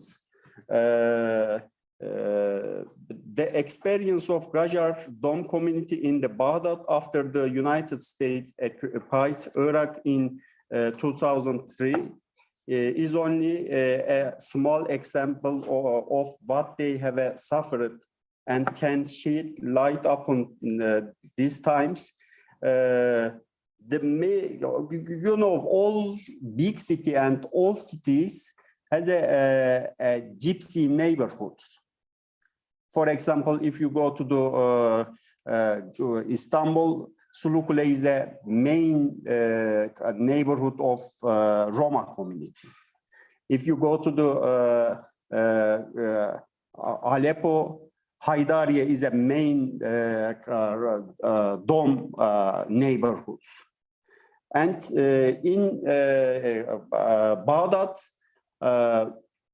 you remember Abu Ghraib. It is important for USA soldiers. No, historically, Abu Ghraib is a Gajar neighborhood. After the war, after the occupation of United States,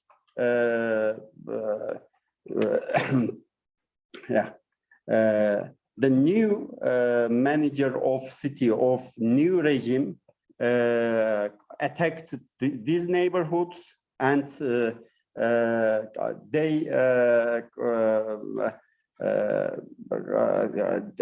killed many Dom because of they say they are not enough Muslims. New Islamic groups and Shia groups says they are not they use alcohol, they drink alcohol, and they sells alcohol in our city, and also they are not enough Muslims, and they says we don't want gypsy in our country. Okay.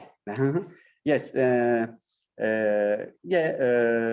And if you go to the other Middle East country, for example, Jordan, you can meet with Gajar families. Also now, for example, in Gaziantep, in my country and my cities, we met many Iraqian Gajar family because of before the war, they came to Syria and across the border. Now they are living in the Turkey. Yeah, I have a problem with times. But yes, Syrian inside war. After the Syrian inside war in many Dom community, I think nearly 100,000 Dom across the border for neighboring countries. We are prepare many reports on this community. We work with European Commissions. We prepare. We are work at the Jordan, Lebanon, and Turkey about the social cohesion of this community.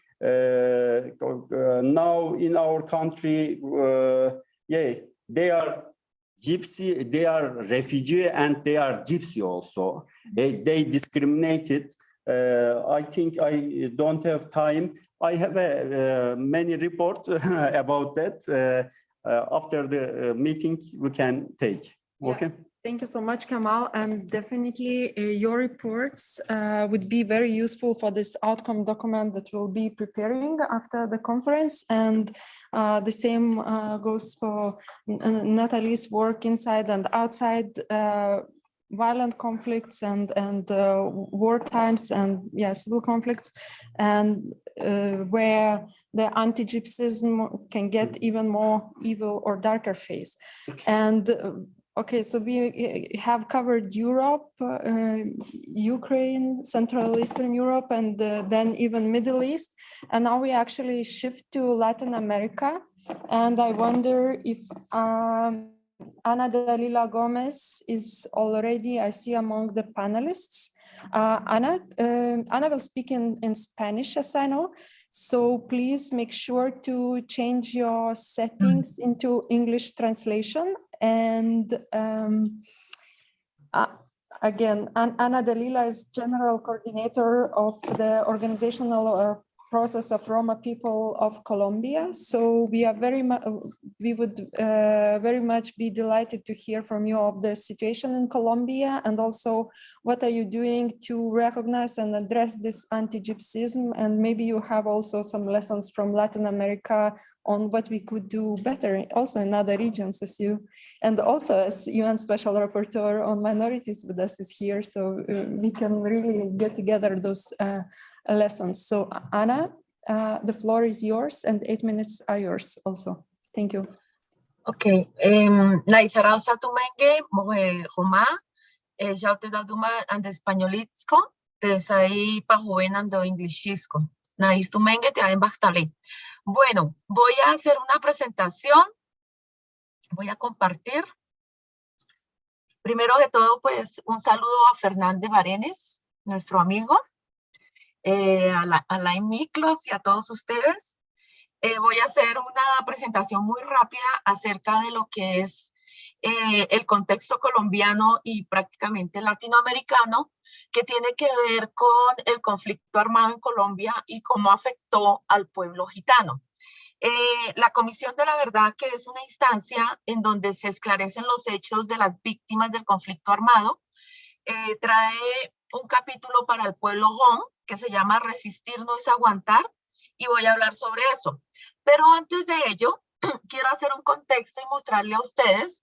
En Colombia creo que somos el único país que tenemos un avance en temas de marco de derechos.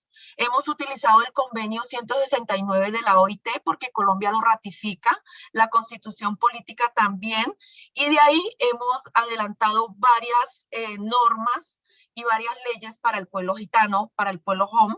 Por ejemplo, la ley 1381 de 2010, que es de lenguas nativas, en donde está la Shihomaí. El decreto 2957, que es importante, que refiere solamente al pueblo gitano. El decreto ley 4634, que es para la asistencia, reparación integral y restitución de tierras del pueblo Hom. Y en Bogotá hemos hecho un avance importante en el marco de los derechos. También hemos participado en 2 censos generales de población, que creo que es el único país del mundo en donde los Hom estamos incluidos en los censos. En el 2015, en el 2005, disculpe, tuvimos 4.000, casi 5.000 personas que se autorreconocieron como Hom, y en el 2018 bajamos al 51%, al casi 50%, 2.649 personas, en donde el 51.5 son hombres y el 48.5 son mujeres. Bueno, todos estos mecanismos han servido para visibilizarnos en Colombia y en Latinoamérica. Nosotros hemos visto que hemos podido hacer todo un bagaje de visibilización en cuanto a la cosmovisión, la identidad, la cultura, el tema de territorio, justicia propia, que es la Crijomaí, el buen vivir, los procesos organizativos, todo lo que tiene que ver con los derechos, la consulta previa, libre e informada, y las acciones afirmativas en el marco del enfoque diferencial. Aquí hemos aplicado el tema de acciones afirmativas porque la misma Constitución dice que aquellos pueblos, aquellos grupos que han sido excluidos históricamente, discriminados, requieren unas acciones afirmativas para nivelar la ley y para nivelar todo lo que corresponde a esos derechos de los cuales se ha hecho negado. Bueno, voy a hablar acá, bueno, las características étnico-culturales voy a pasarlas porque ya todos sabemos quiénes somos, tenemos una lengua propia, tenemos una justicia propia, hemos sufrido la persecución desde el año 1000 cuando salimos de la India, la Segunda Guerra Mundial, la época colonial, todo esto. Nosotros aquí nos llamamos, donde estamos, somos la Cumpaña de Bogotá, hay 10 cumpañas y 2 organizaciones. También hemos cambiado la forma de itinerar, ahora es diferente. Nosotros tenemos una serie de elementos que nos distinguen de la sociedad mayoritaria. La Crijomaí es nuestro valor importante. Y bueno, voy a pasar básicamente a lo que se refiere a resistir no es aguantar, que es como nos ha afectado el conflicto armado a nosotros. Dice, el conflicto armado nos afectó mucho, nos obligaron a dejar las carpas y a vivir en casas, salir a comerciar, ya no podemos salir a vender nuestras mercancías tradicionales, ya no podíamos. Tocó vender carros, tocó vender joyas y nuestra vida itinerante se redujo. Después de esos años hubo un desplazamiento hacia Ecuador, Venezuela y en algunos casos a México. Así fue como nos hicieron migrar del país, una forma de desplazamiento que nos dio muy duro, nos hizo desplazarnos invisiblemente. Entonces, se abordan las violencias y daños padecidos por miembros del pueblo Hom, se tienen en cuenta los siguientes hallazgos en el marco del conflicto armado: persecución cultural, asesinatos, desaparición forzada, amenazas, secuestros, tortura, agresiones a la libertad e integridad sexual, despojos, pérdidas de bienes, desplazamiento forzado y exilio. Las diferentes modalidades de violencia cometidas contra los miembros del pueblo Hom causaron daños desproporcionados que afectaron nuestras vidas y prácticas culturales y contribuyeron al riesgo de nuestro exterminio físico y cultural. Las diferentes violencias padecidas por los miembros del pueblo Hom han reducido nuestra población en Colombia y ha causado procesos de migración a otros países en calidad de refugiados o migrantes ilegales, un permanente exilio. Sabemos que pues nosotros el desplazamiento de exilio del pueblo Hom desde el siglo X de nuestra era hemos huido de las guerras, de los conflictos, violencias y persecuciones históricas hasta llegar a Colombia en diversas épocas y ejercer la itinerancia por la geografía nacional. Desde la Guajira hasta el Amazonas, Nariño, desde el Chocó hasta Arauca y Cúcuta. A causa del conflicto armado, sin embargo, el pueblo Hom se ha visto obligado al confinamiento en zonas urbanas y a itinerar entre pocos departamentos. Entonces, vemos que este pueblo ha trasegado, ha tenido violencia en décadas, en Colombia más de 60 años, incluso antes, porque cuando se llegó en la época de la colonia, pues ya habían ciertas presiones y ciertas discriminaciones y afectaciones. Bueno, nosotros podemos ver que en Colombia los grupos armados ejercieron diversos hechos de violencia contra los miembros del pueblo Hom.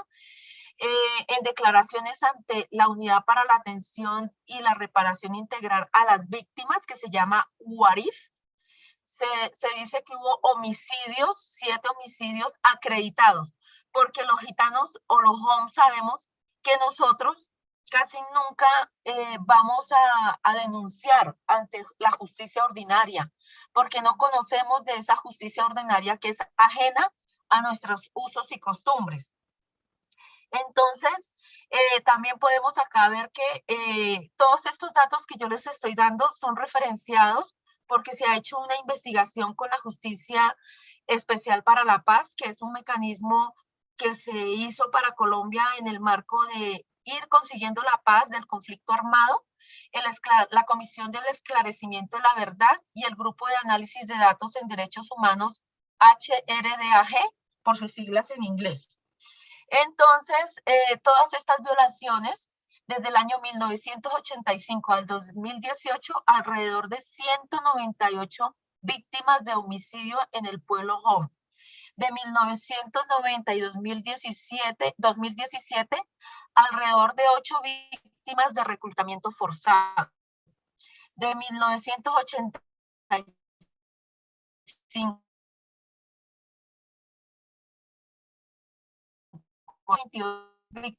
en 1990, 2018. Hay unos que hablan de 10.421 víctimas de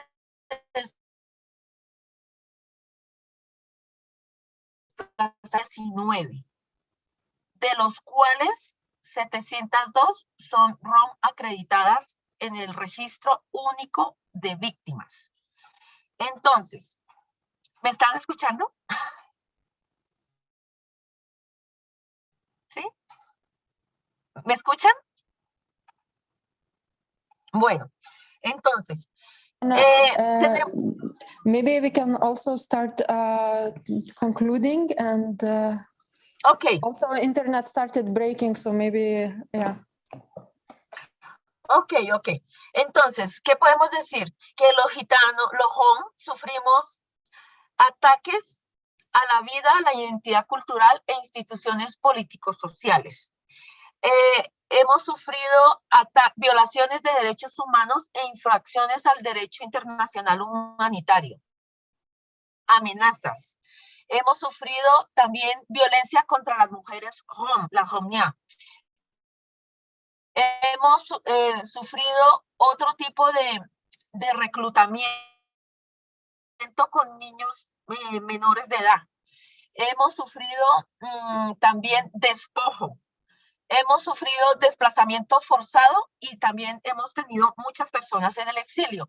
En este sentido, yo quiero llamar la atención a todas las instancias de Naciones Unidas para que también se fije una política importante que tenga que ver con todos estos elementos de sufrimiento a gitanos de Latinoamérica y de Colombia, que permita también que podamos entrar a la universidad, que hayan políticas públicas en salud, en educación. Todos estos elementos son importantes para que de alguna manera se pueda reparar todo ese sufrimiento que nosotros hemos sido las víctimas preferidas. Entonces, lo que se quiere es precisamente que estos eventos no se queden solamente en venir a exponer todo lo que nos ha dolido, sino que seamos propositivos para avanzar en mejorar los niveles de vida de nuestro pueblo en donde estemos. En Colombia, en Europa, en América, en donde estemos, porque no aguantamos la discriminación, la exclusión, el marginamiento de lo que hemos sometido durante siglos. Resistir no es aguantar. Thank you so much.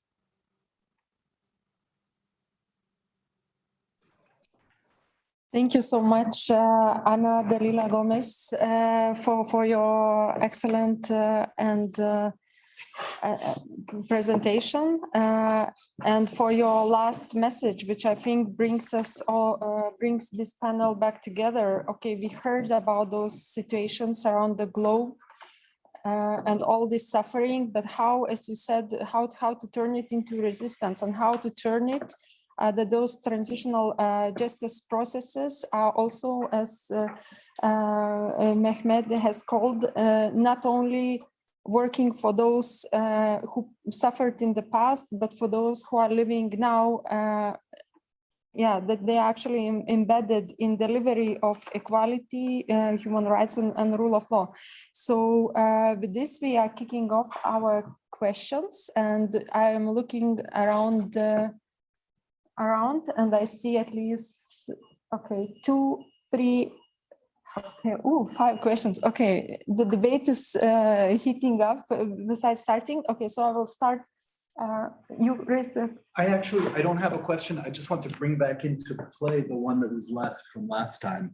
Okay. And I would do it first because I know that Ismail and Soraya started to react. So I just want to do justice to the lingering question that was on the screen, which I'll read. I guess I'll read from Martin Kovacs.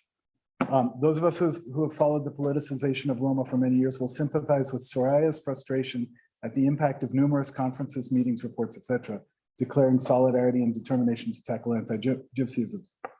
It seems today we are largely talking about what can be termed elite actions in terms of knowledge education, e.g. research, school texts, public information, or administrative or legal actions, e.g. officials for Roma issues, reparations, legal challenges, etc. How does this fit into the real world we are living in, the most notable feature of which is historically unprecedented recognition of Roma, coincidentally with structural post-communist impoverishment and exclusion, along with nationalist fragmentation? He then goes on, as I noted at the end, to say, could the participants be explicit about what approach they are applying to their advocacy of memorialization reconciliation activities? Do they see any risk that such initiatives might deepen social divisions in Central and Eastern Europe? If so, how can such risks be mitigated? I just put that out because it was left over. Yeah. And I know that there are views, so it was, But, saw body language in response. Okay, let's collect few more comments or questions, and then we can actually move back to the panelists and see to whom they could be posed. Can someone help me with this? Okay, thank you. I have interesting.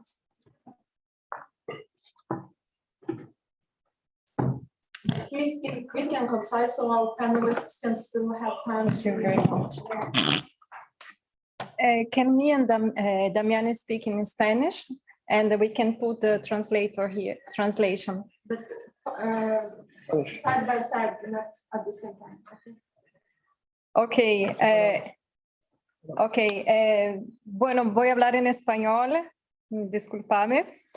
Tengo una pregunta para Dalila y quería agradecer mucho su participación porque cuando me llegó la información de que en la más reciente ley de memoria, verdad y justicia en Colombia se agregó las cuestiones de minorías, eso para nosotros fue una felicidad inmensa, incluso comentábamos con el grupo organizador del evento y quería saber cómo está el proceso ya fue aprobado la ley hasta donde sé, y cómo está el proceso de poner en práctica. Si hay reuniones con las minorías, con los romaníes principalmente, y si hay una apertura, y también ¿qué esperas, por ejemplo, de organismos internacionales para saber cómo los organismos internacionales y otras organizaciones pueden ayudar con este proceso? Tengo un comentario. Yes.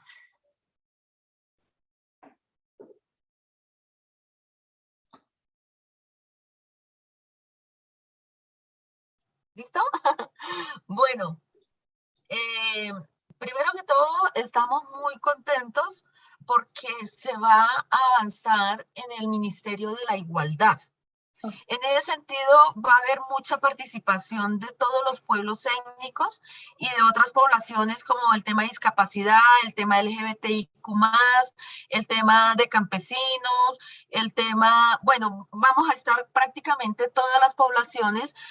Vemos con mucho agrado este gobierno progresista que de alguna manera da pie para poder hacer una inversión social. Can we get a translation of the question first?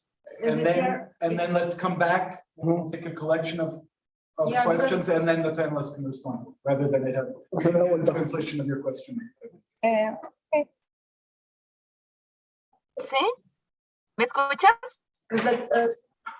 No, that's okay. It's translating. ¿Aló? ¿Me escuchan? Bueno, ¿sí? ¿Aló? ¿Aló? ¿Me escuchas? ¿Me escuchas? Bueno, estaba tratando de explicar. ¿Me escuchan? ¿Me escuchan? ¿Alain? ¿Aló? ¿Me escuchan? ¿Sí? Ok, bueno, trataba de explicar. Hang on, Dalila. Okay. Can we do what we said and take a row of questions, and then we'll come back to the panelists? Yeah, because we'll come back to. Entonces, trataba de explicar de que en Colombia. Hang on, Dalila. We'll come back to the panelists in a minute. We'll take a row, and then we'll come back to the panelists. Questions? So, yes. Okay, there are more questions now coming up, but actually, yeah, it was. I want Damian. to talk. Damian, it was. Another question. I want to talk for still. Okay, so actually, maybe if it's intervention rather than question, maybe we let person to, Dalila to answer, and then we continue. Let's not have a dialogue there. More questions.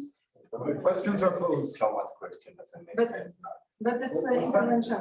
Okay, Claude, I am moderator of this session. Okay, so Dalila, can you be very, very concise in answering your question, and then we get intervention from Damian, and afterwards we have, I have on my note that Ismail was raising her hand, Soraya was raising her hand, also Gwendolyn was raising her hand, and Yunus also. Okay, so I have collected those hands, but let's try to be interactive. Okay, but very shortly, Dalila, if you can just summarize quickly. Go ahead.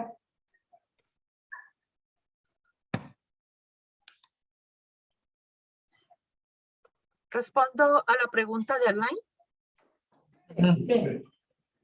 Bueno, entonces nosotros vemos con mucha positivismo el hecho de que haya un gobierno nuevo progresista en donde se vaya a crear un ministerio para la igualdad, en donde tenemos la participación de todas las pueblos, poblaciones, grupos étnicos. Es muy importante para nosotros que estemos reconocidos como tal y poder ya llegar en ese marco de derechos que yo les comentaba antes. Esto es muy importante porque se va a crear una instancia precisamente para aquellos que hemos sido llamados los nadies. Los nadies somos aquellos que no hemos tenido esas oportunidades de poder llegar a estos niveles para poder decir, aquí estamos, el pueblo home, que necesitamos que los derechos se cumplan, se garanticen en esa medida de que somos un pueblo diferente. Entonces, para nosotros es supremamente importante que entremos con voz propia, con nombre propio, teniendo en cuenta todas las afectaciones, tanto del conflicto como de discriminación, como de aislamiento, segregación, de lo que hemos sido víctimas durante toda la historia también en este país, en el continente.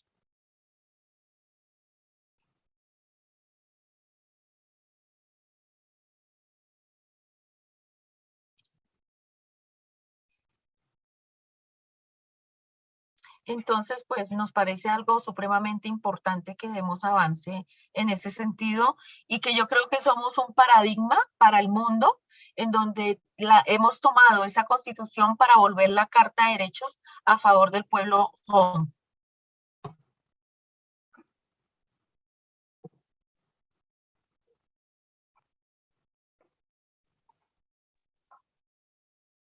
Okay, thank you so much. And microphone is with the Damian. So Damian, but please be concise. Ok. ¿Me pueden traducir en español? Sí. Sí. Perfecto. En este caso quería hablar del eje que está en cuestión y quería aprovechar que está el señor Mehmet Damager. Le quería preguntar y aparte quería proponer, creo que en este caso los estados nos tienen que reconocer, hablando del holocausto, en el mundo entero. Y creo que es muy importante que salga desde Alemania, que fue en parte el problema de origen, el seguimiento de nuestra diáspora mundial sobre este problema. Creo que también se debería ver cómo resarcir a las víctimas, principalmente a los que sufrieron el holocausto, por el robo de sus riquezas y por el reconocimiento de derechos. Creo que ahí radica el principio de la verdad, la memoria y la justicia. En reconocer el daño que hicieron, en hacer el seguimiento a los países que fue la diáspora y sus familias, resarcirlos de alguna forma, instar a los gobiernos que ayudaron a los nazis a escapar. En mi caso, Argentina alojó una infinidad de jerarcas nazis. Creo que el Estado argentino debería pedir perdón y creo que el que tendría que tomar la acción y la iniciativa es el Estado alemán, aprovechando que está el señor aquí. Solo eso.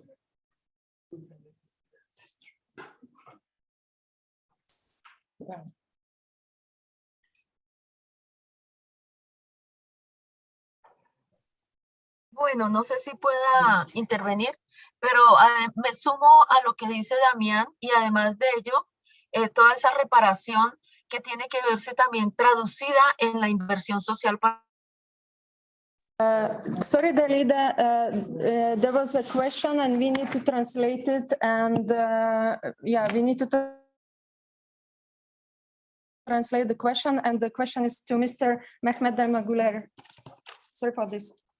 Okay, interpreters, please go ahead, translate the question, and then we turn to Mr. Mehmet to answer it.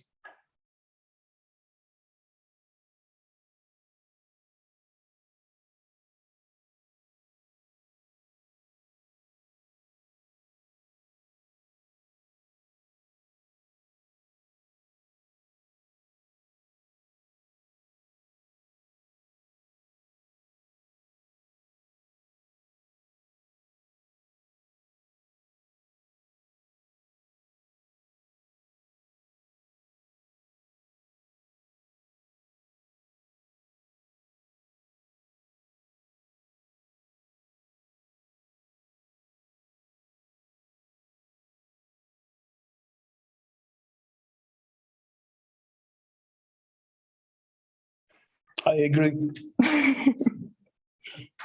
Okay, we have further questions from Ismail and from Soraya. Okay, can you pass? And afterwards, Gwendolyn and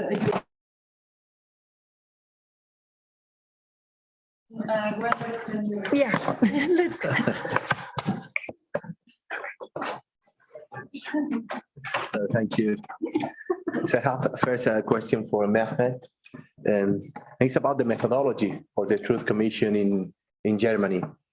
Which cases you want to highlight? What period? How many institutions? Now the role of media, because I think public narrative is very important. And last, what are the resources of information that you are going to use? And then linking the next two interventions by Natalie and Kemal about war times and post-conflict times. Do you have any methodology to collect data of the role of the minorities and especially the Roma in those contexts, in the Ukraine war, but also in the Syria-Iraq war? I remember that we discovered Yazidis as an ethnic religious minority in the war against ISIS, but we didn't hear anything about the Roma or the Dom living in those areas. And last question is about the refugees. What do we know about the human trafficking, especially women, children in the case of Ukraine or other war? And how can we collaborate in this case? I want to address Claude with the UN Refugee Agency, yeah, because we have to be able to put the concrete groups that are affected by the war, not only nationalities, but also minorities. Thank you. Yes, I don't know if I do really have a question, but I have an intervention then, yeah?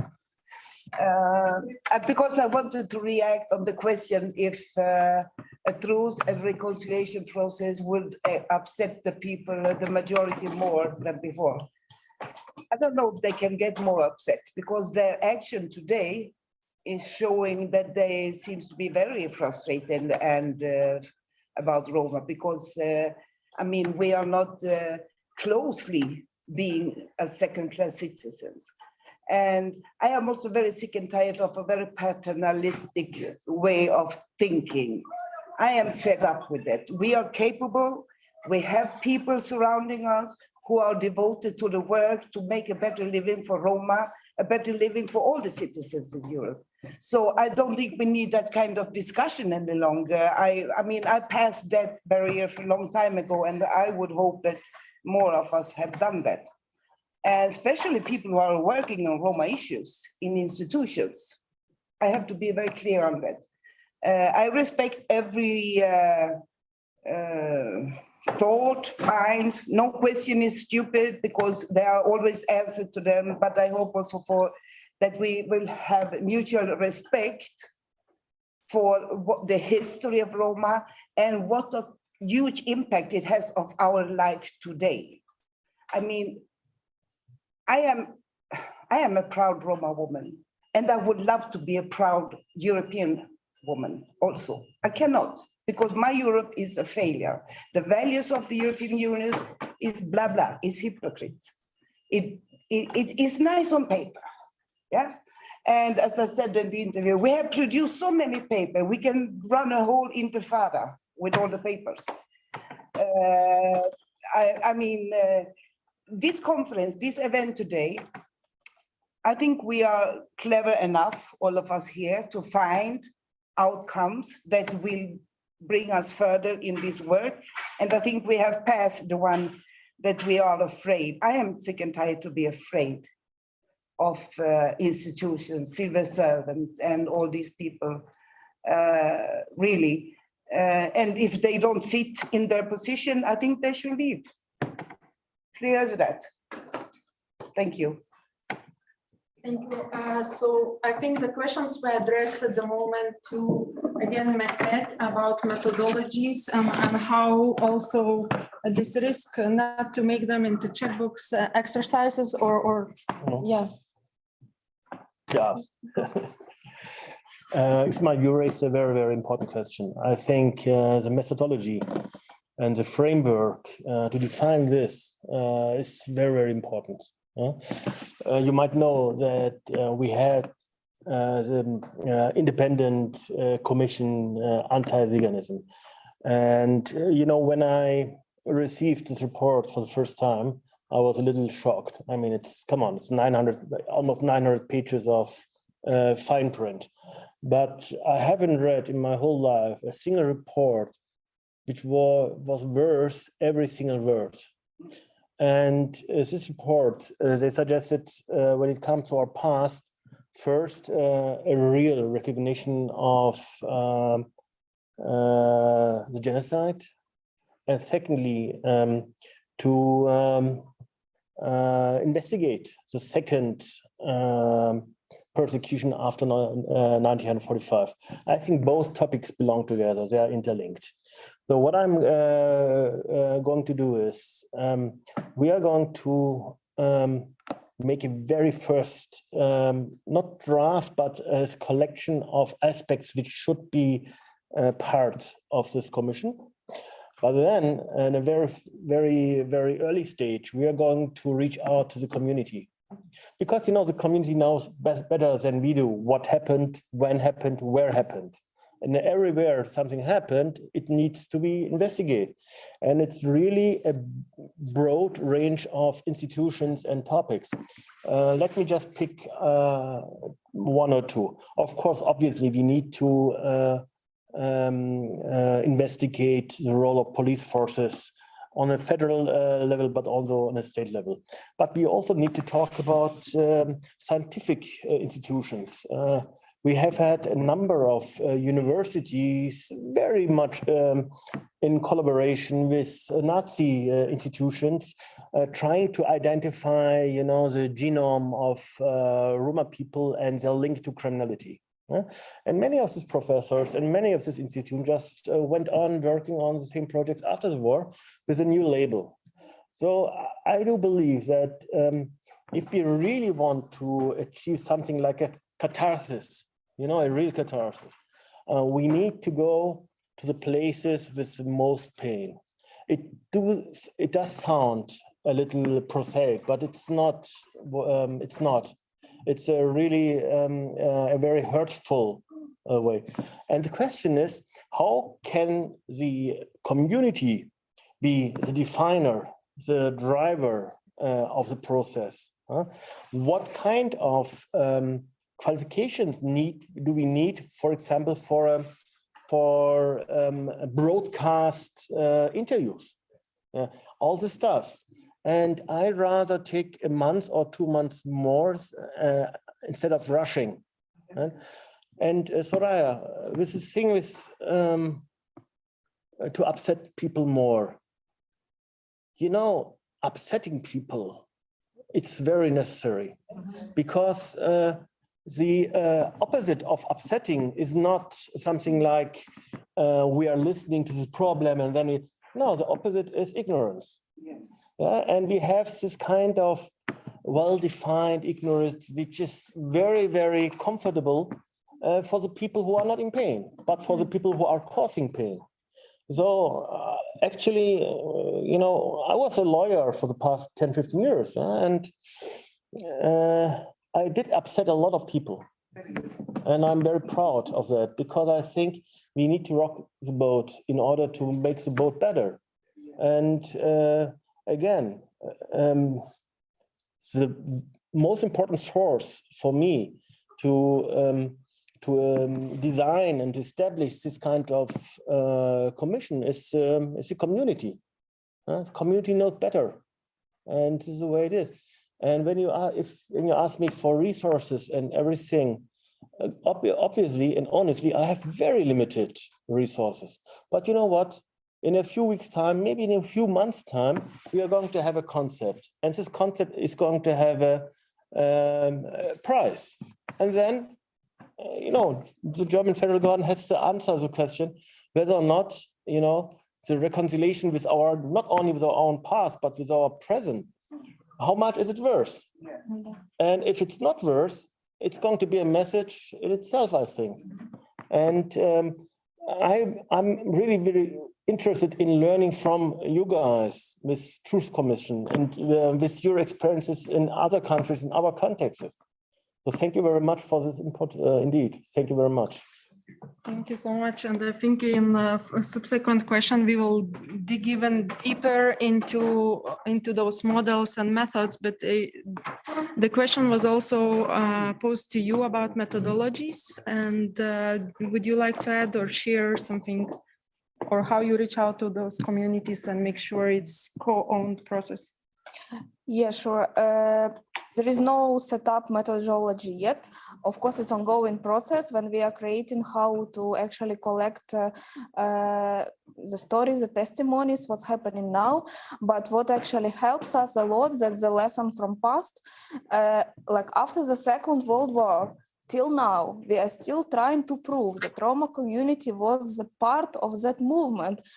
Actually, there were people who were participating in the war. But actually the war is happening now, and we are trying already now to show, not in decades. It gives a lot of risk to do it now as well, but we understand that it can give benefits in a long term.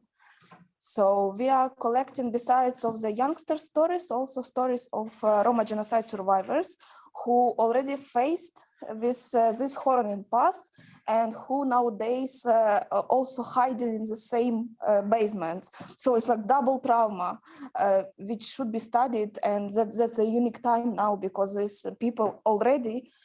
So we started in July to give some financial help, also with Central Council help to these survivors, and already 2 of them passed away. So like people are gone, really, like we have to do it immediately now. Can I ask, because I forgot when I had the word, because this work now, and the actually discrimination towards Roma in Ukraine, I don't mean the member countries now. We were, I mean, as an activist, we try to focus on it because I know when I was a lot to the Council of Europe many years ago, the Ukraine Roma activists explained for us different kind of pogroms, etc. But now, during the war, we were not allowed to mention the discrimination in Ukraine because it would give a favor for the Putin because he was saying, you know, all this. So, but I'm happy because there have been some documentation on it, but not spread. Is it still like that? It is still like that. Okay, because I do respect that. But you know, the picture is also like, it's like heaven in Ukraine, except for the war, for the Roma, you know? European Roma Rights Center is making reports out of this. Okay, good. Okay, and I'll pass to Mehmet, and then we come back to Gwendolyn and Yunus. Okay. Oh, okay. Okay.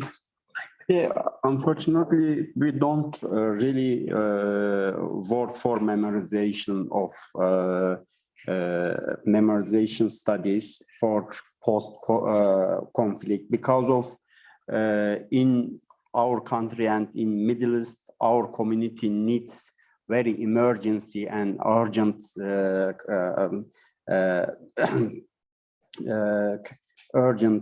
support. Because for our community now very poor with support for they access the system, they access the right and they access the service.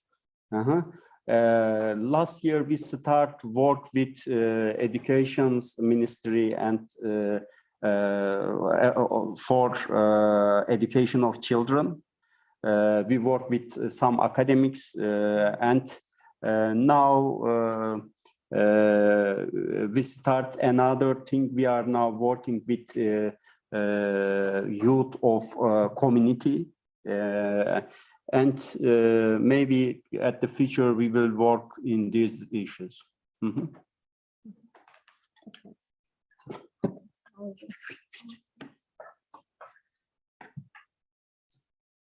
Okay, so now Gwendoline and Julius.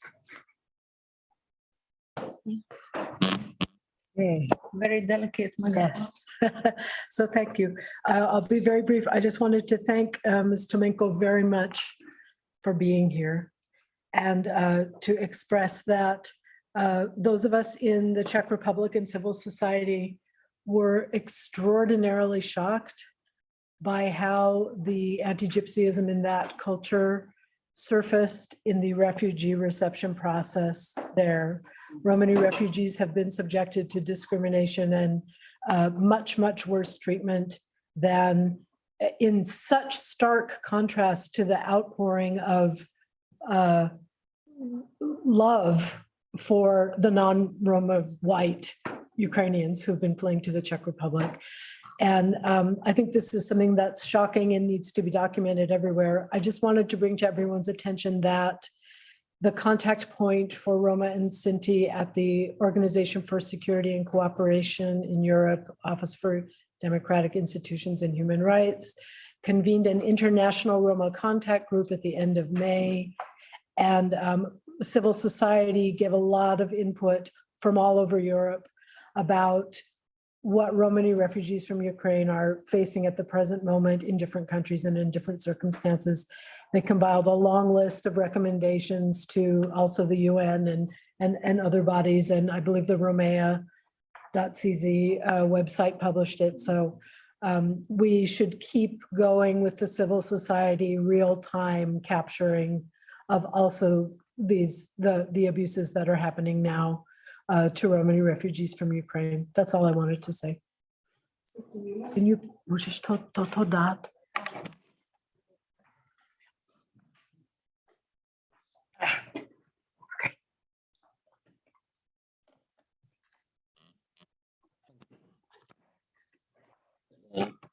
Thank you. I'd like to share some reflections here, but also have a question for Ahmed Daima-Güler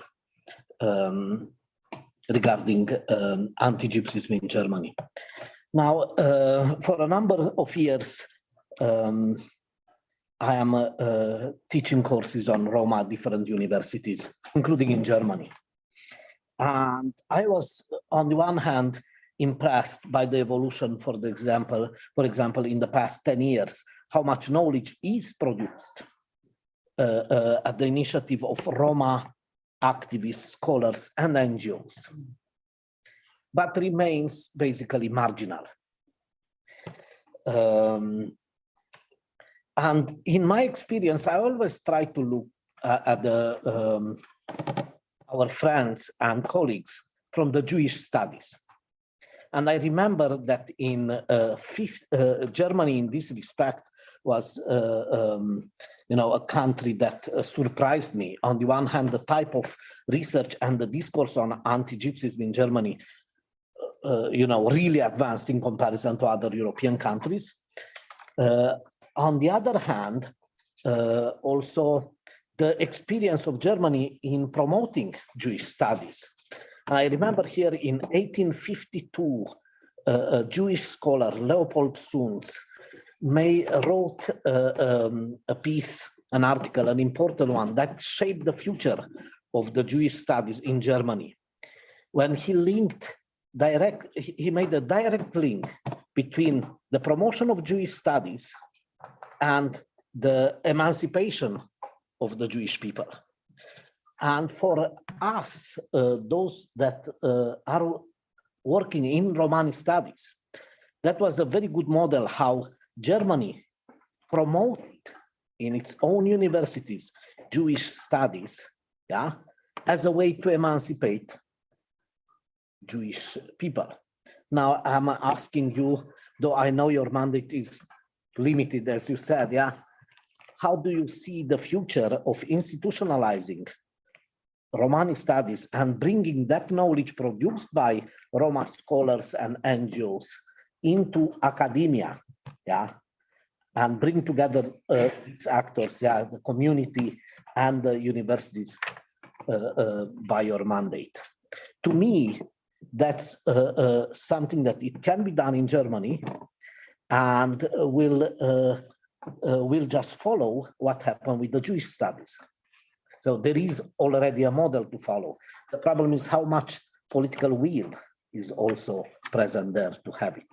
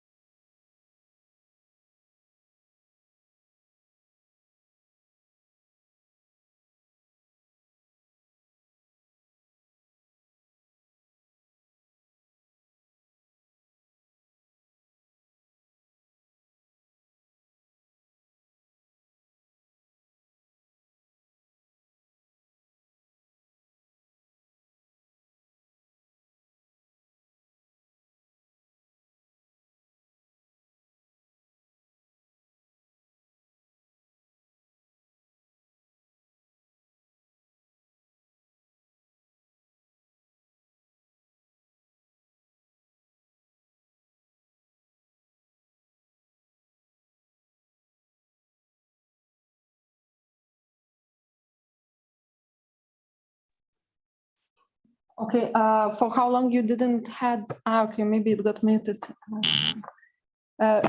So Mehmet heard the question, so just we can quickly wrap up.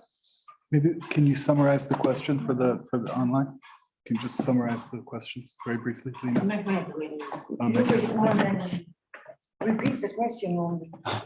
Who did, where, from when did it mute? All of Ismail's question. It was more a comment for your use. Okay, Mehmet, respond. Thank you very much. You know, we do have some research being done in at the University of Heidelberg, for example. But I do realize we do not have enough research. And I do see in particular a need of more research when it comes to links to legal studies, to social studies, economic studies. You can't, in my opinion, just you can't isolate the topic from what's going on outside the university. We do have, and this is a good thing, a growing number of people from the community with a scientific background. We do have a group of people who can drive research. I do believe that on the one side, this group can drive this reconciliation and truth efforts. On the other side, I think at the end of such a process can be a clear identified broad need for an institutionalized research, not only ad hoc research, which happened quite often in the past. A special challenge in this context is the federal nature of Germany. We do have 16 states, and universities and research, most of the research centers are driven by, are in responsibility and driven by the state. So we do need a lot of work to convince and to coordinate this effort in this, this context. Therefore, one of the most important suggestions of the independent commission was to establish an ongoing an office for coordination between federal and state efforts.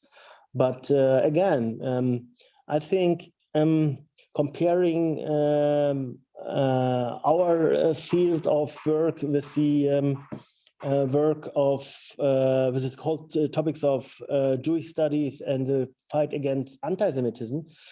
You know, my office was designed in a way in which the German Commission of against anti-Semitism was a role model. So it's, the design is very, very similar. However, this is something I'm repeating time and again. The point which we are starting are much, much lower than where my colleagues started 4 or 5, 6 years ago. You know, just to give you an example, we have to fight against people who are denying the Holocaust, right? But you know, when it comes to Sinti and Roma in Germany, I don't have the problem with people denying the genocide. I have a problem with people who are knowing of the genocide and thinking this was the right move to do because it was a fight against, you know, and you understand what I'm trying to say. So yeah, we can compare it, but we definitely have to identify differences. So, and when it comes, my last point, to research and studies, I think we need a much larger European-wide collaboration between universities when it comes to that, because, you know, we have a university dealing with this question in UK, one in France, 2 in Italy. You get the gist. And because there's only a limited number of research institutions, we actually need much more collaboration between these institutions, right? Thank you so much. We are really getting in deeper or the core of the issue and how to make this transitional justice work. And this will be our subsequent session.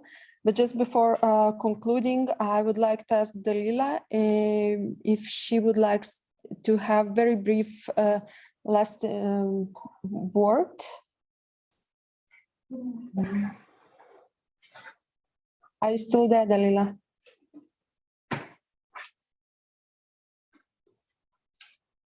I think your microphone is put out. Yeah. Okay, maybe. ¿Quieres hablar, Dalila? Ana Dalila. Okay. Okay, sí. Un pequeño momento. No,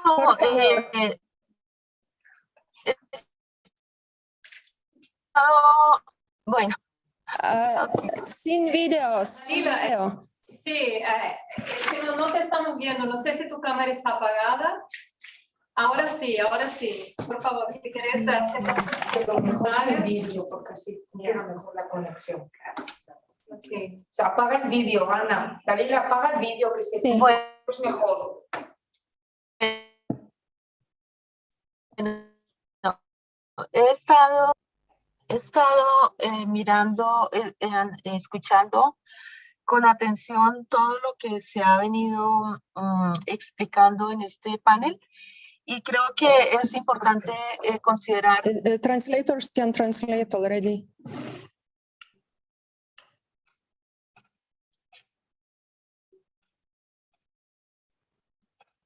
Okay. I start.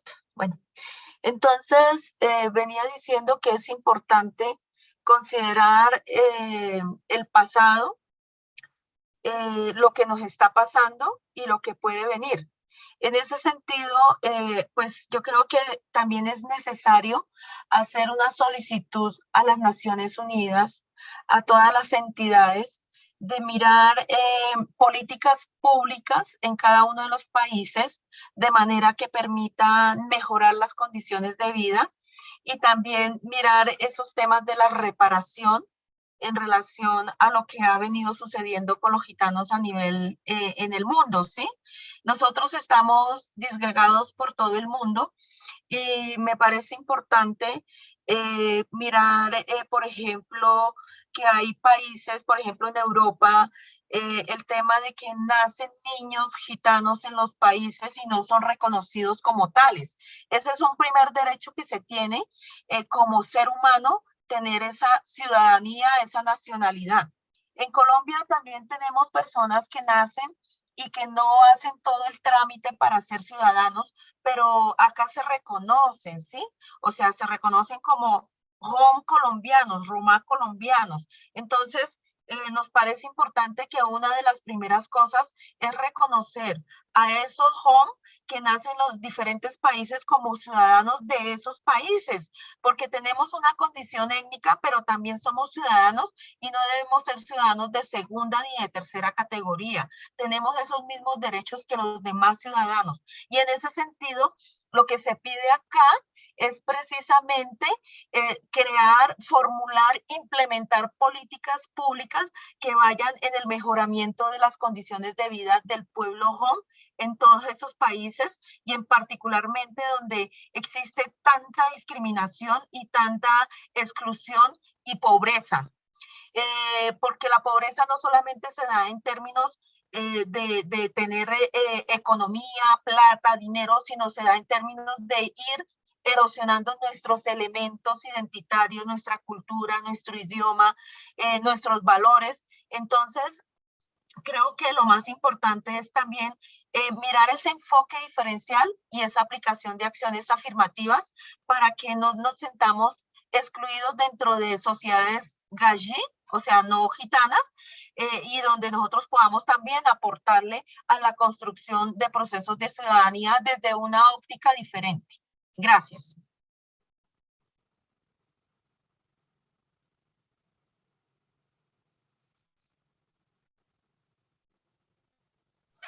Thank you so much, Delila. And this actually excellently summed up the interventions. So what happens to Roma and how anti-gypsyism resurfaces during the times of crisis and violent conflict, how Roma are not protected as citizens or as refugees or even IDPs or holders of certain status, even when they qualify for that status, and also how this intersectionality plays out, as has been mentioned by several of you, the generational issue and gender issue and others.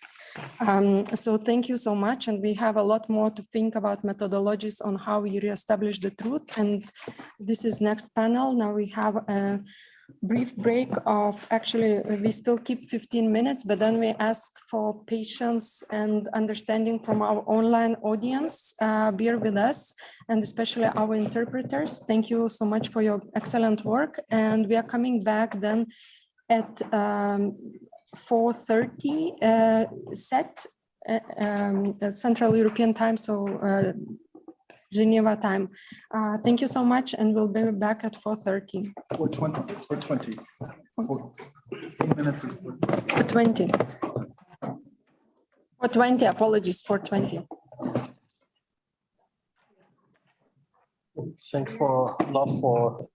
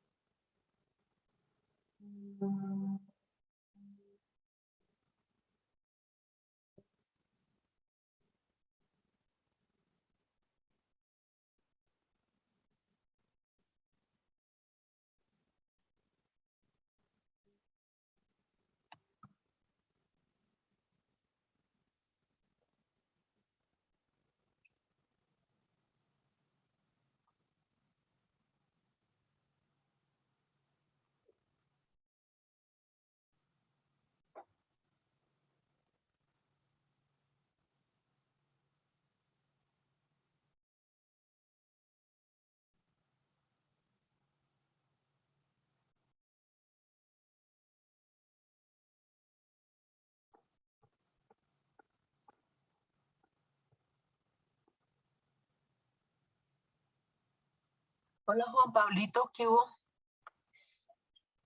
Aquí que me invitaron que es que a un evento internacional de Naciones Unidas.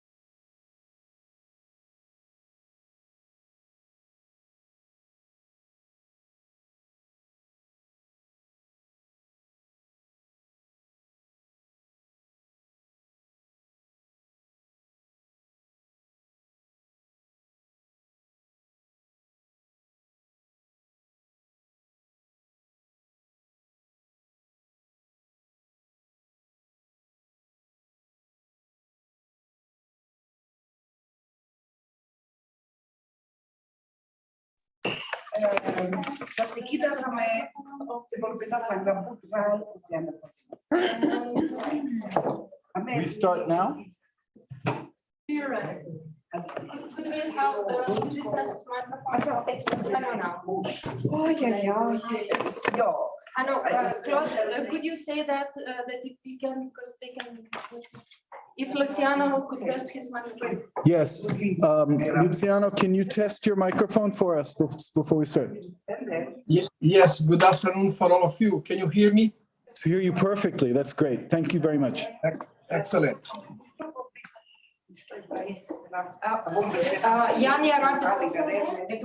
Jan, are you online yet or no? I don't see him in attendees. Hang on. I think he's coming. No, I think he's coming on. I imagine he'll join. I think he had to come from another meeting. So I think we'll see him close to the end. But anyway, he's not supposed to be here for another hour. We need Yulisa Mantilla. Is Yulisa here?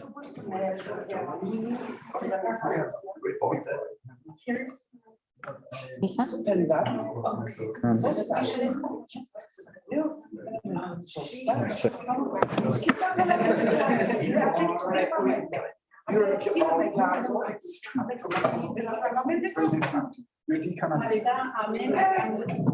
Lavinia San, nice meeting you. I'm just chasing down. Yeah.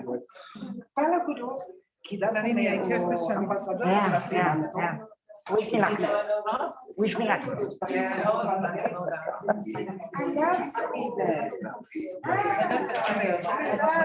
Yeah, and then. Well, yeah. Was it good? Yeah. Very informative. Very informative. Please. Okay.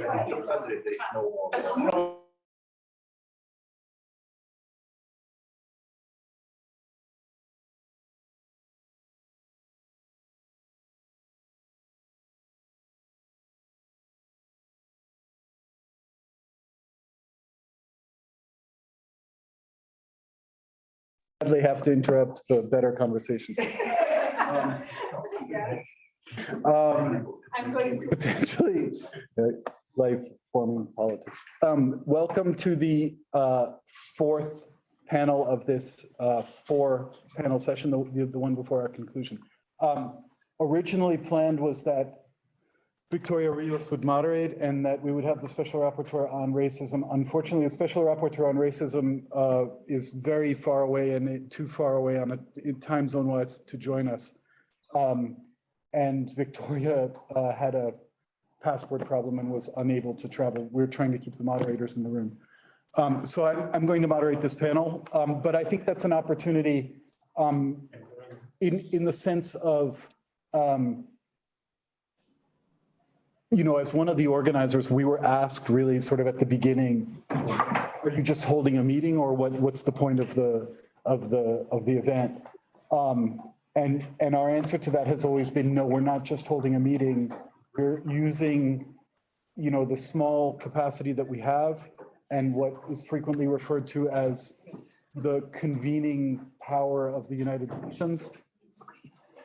In order to basically mark a step on a road that is not a short road. It is part of advocacy work and society transformational work that many of us in this room have been involved in for decades. And many of those outside this room have been involved in for decades. And it's not something that we think will end soon. So the intention of this meeting has always been to take stock and to begin to think seriously about what are the next steps. So the theme of this next 1 hour discussion is what can we do next immediately and where are we going longer term? Also around that agenda that I described at the beginning, which is to take it also beyond Europe. And you'll notice from the agenda, there are some Europeans in this one, but there are also some people from outside the European Union, from outside Europe. I want to just tell an anecdote in honor of a person before we start, and that is some of this work begins really in Eastern Europe in the immediate post-1989 context, which was, I mean, post-1989, 1989 in Eastern Europe saw a very vigorous outbreak of anti-Romani sentiment, and a number of the really committed activists that we have now came from responding to that. One of those people is called Czeniek Ruzicka. He is a Roma person from Czechia, from the Czech Republic, born in 1946 to one of the few surviving families. And in the 1990s, I think he very much found his voice around trying to get the pig farm that had been put on the site of the concentration camp at Lety Piscu removed. Lety was a World War II concentration camp for Roma, for Czech Roma. It was established in the Nazi protectorate of Bohemia and Moravia, but it was entirely Czech administered. It was run by the Czech Ministry of Interior. And so in many ways, Lety undermined the dominant discourse that the Germans came, killed people, and it wasn't our fault. Because in effect, it was a Czech camp that was basically continuous from pre-World War II policies. So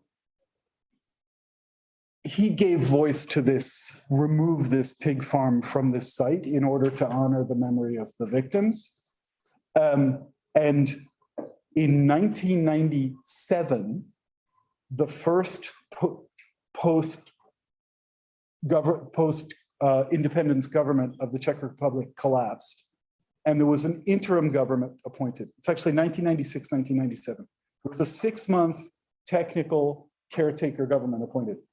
They had the first Roma policy, and they said that in our first 6 months, in this 6-month period, we will do 3 things. They were going to do a first Roma policy. I can't remember what the second one was, but the third one was they were going to remove the pig farm at Lety. So it was a committed activist government that was going to do the right thing and remove the pig farm. It took the next 25 years to remove the pig farm. The pig farm was removed earlier this year. So not only did that government fail, but all subsequent governments failed until this year. And it took the activism of that one person together with a continuously broadening circle of people to get the pig farm finally taken away, which happened this year. I make that point only to say this work depends on people. It is not short-term work. It faces massive social opposition, as I think we heard from the German example and from others. It requires dedication. But we are here because we have moved forward.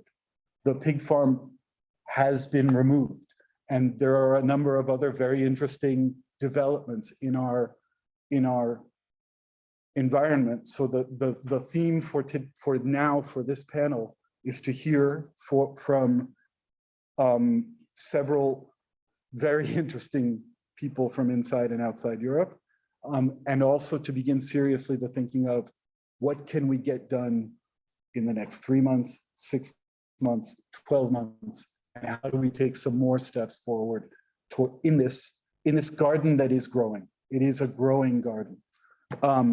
We have Julissa Mantilla from the Inter-American Commission on Human Rights. She's recorded a video, and I'm hoping we can technically run it. Then we have Mr. Luciano Maris Maia from the Prosecutor Office of Brazil, one of the places where things are starting and may get interesting. We have Professor Lavinia Stan, who's a professor of political science at St. Francis Xavier University in Canada. We have Georgina Laboda, who is with the group Dikanabister, that is focusing on Holocaust commemoration and doing extensive work around 2nd of August and other dates. In an activist setting. And then we have our own fellow and the key organizer for this meeting, Alina Miklos from Argentina, to tell us about some of the Argentine experience. Can we run the Inter-American Commission? And then we have discussion, at which we hope to hear where can we go next.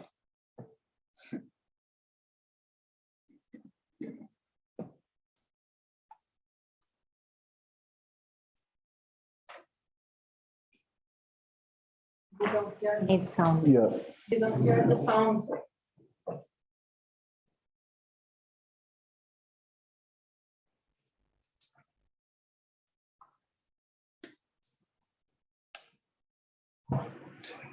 I think you need to do something in the settings. If I'm not mistaken, having made this mistake previously. It's actually at the computer settings. You It's have to allow the application to use the sound system. Say again? Okay, but I'm just guessing. No, usually it's in the settings, but the computer settings, you have to make allow the application, in this case, the Zoom, to access to the microphone of the computer. Or speaker, sorry, not microphone. And on that note, I propose we go to the first speaker and come back to the video. You also muted, so also allow your own microphone.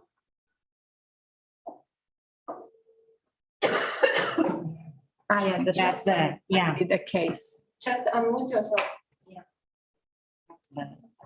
Comisión Interamericana de Derechos Humanos y relatora para Memoria, Verdad y Justicia, deseo iniciar con un profundo agradecimiento a las personas organizadoras de este evento que permitirá que compartamos los estándares del sistema interamericano en materia de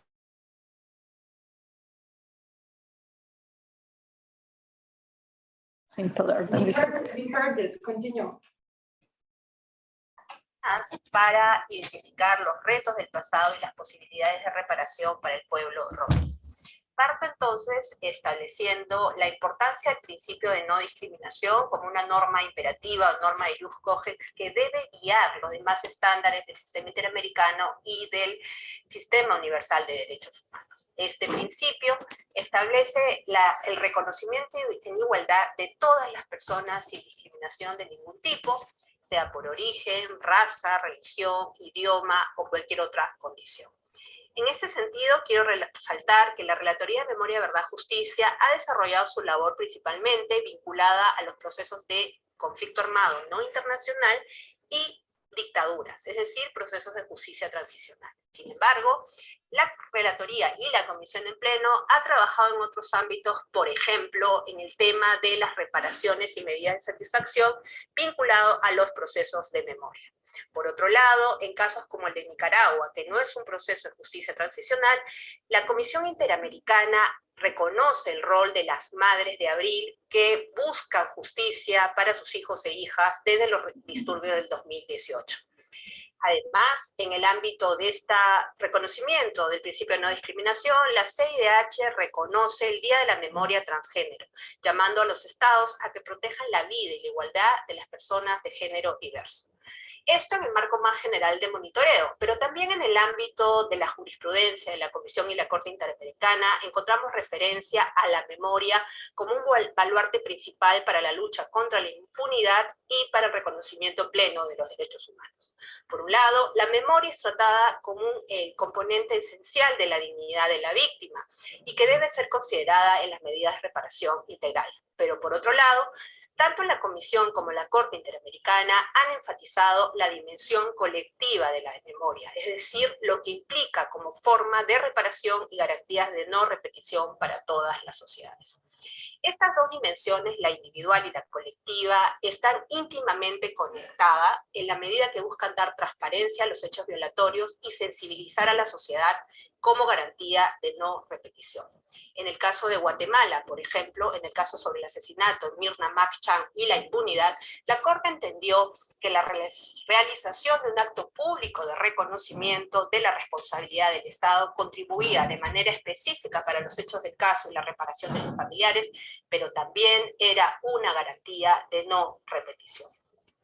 Por otro lado, en cuanto a las iniciativas de memoria regionales, el sistema interamericano ha determinado la importancia de los actos públicos de reconocimiento de responsabilidad, así como el establecimiento de sitios y lugares de memoria. Por ejemplo, en el caso de la masacre del Mozote versus El Salvador, la Corte hizo una serie de precisiones de cómo deben organizarse y realizarse estos actos de pedido de perdón con la participación específica y directa de las víctimas y sus representantes. Por otro lado, la Comisión y la Corte han motivado y han promovido el establecimiento de memoriales, monumentos o placas y la denominación de sitios públicos referidos a la dignidad de las víctimas, a la memoria y al recuerdo de estas situaciones para que no se vuelvan a repetir.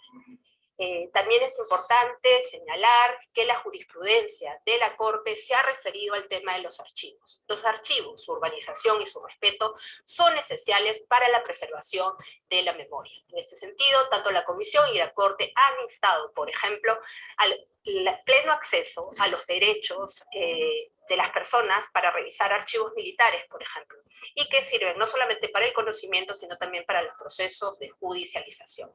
Finalmente, quisiera referirme a la resolución número 3 del año 2019 de la Comisión Interamericana sobre los principios para las políticas públicas de memoria en las Américas, que recoge todos estos elementos de la jurisprudencia interamericana y las buenas prácticas de los diferentes países para la promoción de la memoria. En este sentido, este documento tiene 3 ejes principales. El primero se refiere a todas las iniciativas educativas, culturales o de otro tipo sobre la memoria. El segundo se refiere a los procesos de identificación, construcción o recuperación y gestión sostenible de estos sitios de memoria. Y finalmente, como decía anteriormente, los principios se refieren al tema de los archivos, refiriéndose tanto al acceso a la información de lo que esto significa, acceso que debe incluirse y considerarse como un derecho tanto individual de cada persona como colectivo de la sociedad. Finalmente, quería detenerme en un reto estructural de las políticas de memoria y de todos los procesos en general de verdad, justicia y reparación. Esto es la necesidad de visibilizar con un enfoque diferencial estas situaciones y medidas. Así, por ejemplo, tenemos algunas buenas prácticas que quiero resaltar. En una reciente visita a Argentina que tuve el honor de liderar, tuvimos ocasión de acudir a la ESMA, la Escuela Superior de la Mecánica Armada, donde se dieron grandes situaciones y violaciones de derechos humanos como torturas y desaparición forzadas. Sin embargo, en la actualidad, la ex-ESMA es un sitio de memoria y tienen la posibilidad enorme de recuperar esta memoria diferenciada, por ejemplo, con las muestras Ser Mujeres en la ESMA, edición 1 y 2, donde se reconstruye el informe del Nunca Más, es decir, el informe de la Comisión de la Verdad, incluyendo de manera específica lo que sucedió con las mujeres. Por otro lado, en Montevideo se ha aprobado recientemente la construcción de un memorial dedicado a las expresas políticas de la dictadura. Creo que es importante estas iniciativas y aquí me uno, mejor dicho, al informe del relator Fabián Savioli que hace unos años realizó sobre género y justicia transicional, que tuvo la virtud de recoger buenas prácticas, iniciativas regionales, mundiales en general, sobre esta visibilización diferenciada. Hablar de memoria no es solamente un derecho, como decía, individual, sino también un derecho colectivo y una responsabilidad de los estados. Porque si no sabemos lo que ocurrió, corremos un riesgo enorme de repetir estos hechos. Muchas gracias.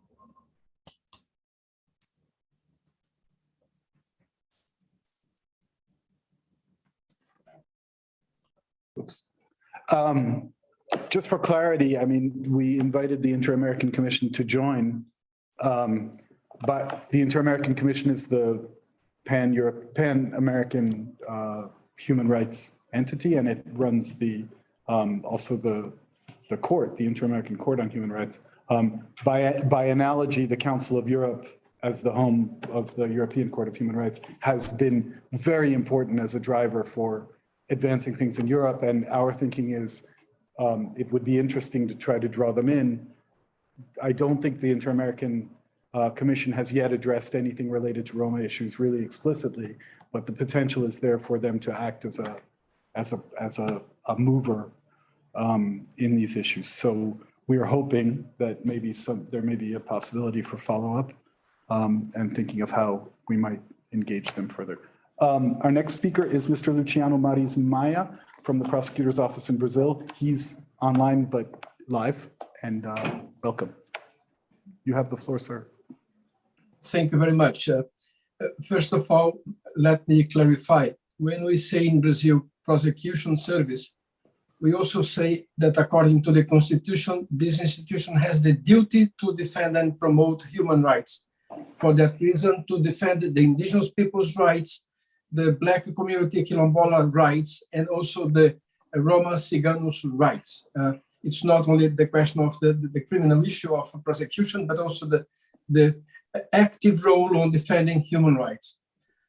Today we deal with the action of memory and the memory of action. The action of memory reconstructs the itinerary, retraces the route, revives characters, revisits places, reveals images, rescues references and beacons. The memory of action helps to understand cultural boundaries, the construction of identities and their differences. It makes landmarks and beacons shine, signals paths. It helps to find directions. First, the Roma Ciganos came to Brazil allegedly deported from Portugal. A general suspicions against outsiders or foreigners accompanied Roma Ciganos peoples, as they were considered as not pertaining to the settled community, rather always on the road. With population growth, so prejudice against Roma Ciganos scaled.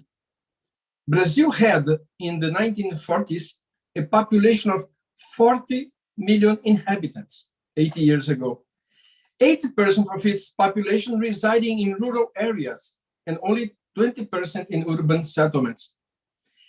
80 years later, by now, our population is around 215 million inhabitants, and 80% of which reside in urban areas, with a strong pressure on Roma communities because of the lack of places where to station their caravans, where to reside, having access to natural resources to have their daily life activities. In Brazil, unlike indigenous peoples and quilombolas, Black rural communities, there is no state agency to deal with Roma Ciganos issues. They remain unseen and unnoticed by policymakers. As Brazilians in general, Roma community members have constitutional rights to housing, to education, to health, to participation in political affairs, right to vote, all these rights having to be implemented in a culturally adequate manner. Nevertheless, there are no federal guidelines to help states and municipalities to comply with their constitutional duties. Being a federal state, Brazil has the government of the union, the federal government, the government of 26 member states plus the federal district, which is 27, and the government of 5,568 municipalities, all of which bearing duties to design and implement public policies concerning Roma Ciganos communities. Prejudice against the Roma Ciganos communities and members is very strong in Brazil. The absence of public policy that address Roma Ciganos needs in housing, education, health, labor dimensions jeopardize not only their way of living, but their very lives. The structural and institutional racism against Roma Ciganos is present in a daily basis. It affects the cultural approach to marriage and young women pregnancy and the way they raise their children. Living at the outskirts of cities and towns, many Roma Ciganos communities face unhealthy environments, settled in an unauthorized camping sites. Such unofficial dwelling places lack recognition of the municipalities. They are not attributed a zip code, for instance, and this latter is a legal requirement to get access to social programs. without a zip code, without an address that you have a zip code to prove where you are, you cannot enroll for social programs in Brazil. They face difficulties to get their birth certificates. As far as moving from a place to another, they often are far from the place of birth. The lack of documentation gives room to a series of violations of their rights. They face intolerance and abuse when using public spaces for their cultural performances or to sell their goods. One must also refer to police harassment and even persecution and abuse. Roman communities living in tents or barracks are very often subject to police raids at any time of the day or the night against the Constitution, without warrant or even a grounded suspicion.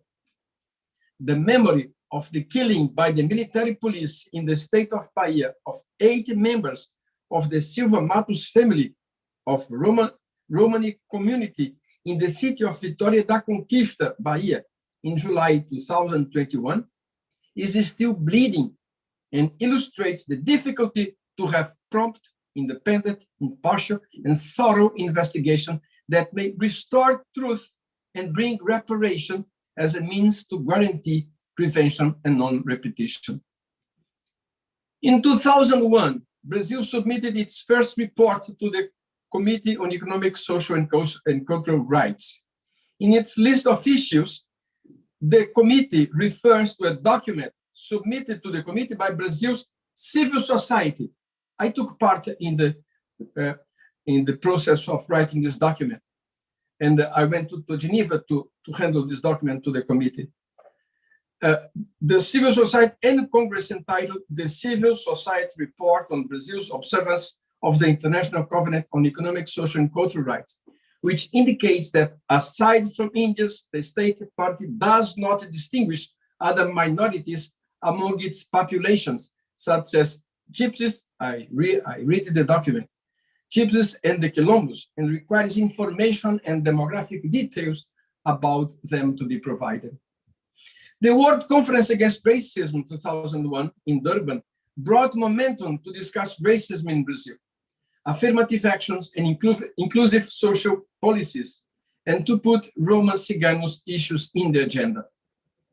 Despite raising awareness on Roma Ciganos issues for the last 20 years, not much has been done. Brazil has already faced the 3 cycles of the UPR, and it's going to be submitted to the 4th one next November. 448 recommendations were addressed to Brazil. None of them dealt with Roma Ciganos issues, none of them. One could start recommending Brazil to know how many are the Roman Ciganos community members. Until now, there is no data concerning Roma Ciganos population in Brazil. The population census due in 2020 has been delayed and is currently being carried out. Despite recommendations made by the Committee on Economic, Social, and Cultural Rights and by the Federal Public Ministry, the Brazilian Institute of Geography and Statistics refused to include questions on ethnicity on the census. Brazilians are asked to self-identify as white, yellow, brown, black, or indigenous. Roma Ciganos, as such, won't be counted. A final remark must be shared as a promise for a better future. Roma Ciganos organizations succeeded on having the Senate approving a bill, now pending appreciation by the Chamber of Deputies, on the Romani People's Statute, a parliamentary proposal which recognizes to the Roma Ciganos communities culturally adequate rights to education, to housing, to professional training and capacity building, to affirmative action, to demographic data gathering. Although the bill is still pending final approval, its content is already being part of the demands of the Roma Ciganos leaders to local governments in anticipation what is certain to occur. Dark is still the memory of the present, but with a glimpse of light in the future. The Roman Ciganos communities themselves are making their own way on the footprints of their pains and the palm reading of their gaze. Thank you very much. Thank you very much. Before I let you entirely off the speaker list, I'm wondering if you might, I mean, I don't want to put you too much on the spot, but maybe you can reflect on what the prosecutor's office might do in order to advance this agenda somewhat, or if there's some move that you might have to begin to advance things in Brazil. Would you have thoughts on that? Yes. In all this process, the federal public ministry is being party in it. We started an inquiry on violation of Gypsies, Roman Ciganos rights 30 years ago, and we started with anthropological research, and Franz Monen, the anthropologist, launched a project gathering social workers, anthropologists, historians, sociologists, and now Aline Miklos, for instance, is part of a huge group of more than 100 researchers in Brazil dealing with Roman Ciganos studies in Brazil. And also Elisa Costa, who also spoke here as a part of NGO. So the federal public ministry that fosters these dialogues, fosters the scientific investigation, and also promotes dialogue in all federal states so that they can put in the agenda these issues. We also established the dialogue with international institutions, for instance, the Committee on Economic, Social, and Cultural Rights, the special rapporteurs when they visit Brazil, and working very closely to the Federal Ministry of Human Rights, which has a very broad name, including Ministry of the Woman, Human Rights, and Equality, but has done very little concerning the Roma Ciganos community. We also work on the issue of facing discrimination and racism in the system, when we try to have a dialogue with local prosecutors so they can realize the structural and institutional racism faced by the system. For instance, the issue of assuming that Roma Ciganos communities are always vagrants, itinerants, they do not allow them to defend themselves in criminal cases without going to prison or to jail as a preventive detention. So there are a lot of issues that the Federal Prosecution Service or the Federal Public Ministry is involved in, including the discussion of the statute of pending appreciation in the Congress. We helped the Senate to make the final approach of the legislation. We also helped to get all leaders, almost 100 Roman Ciganos leaders in the country, to discuss each article of the proposal, so they could approach the Senate in a very prior and informed process of deliberation. It's still not the consultation process of the International Labour Organization 169, because we were in the pandemic, so we could not put people together. But this is the new phase that we're going to help them start, which is when spending the Chamber of Deputies, we're going to rally with the Roman Gypsies leaders and make them appropriate of the content and have this rights-based approach when demanding their rights before the local governments. Super. Thank you very much. That was very interesting. And I hope you'll be able to stay on the line for the questions once we go to the question and discussion. I'll be here.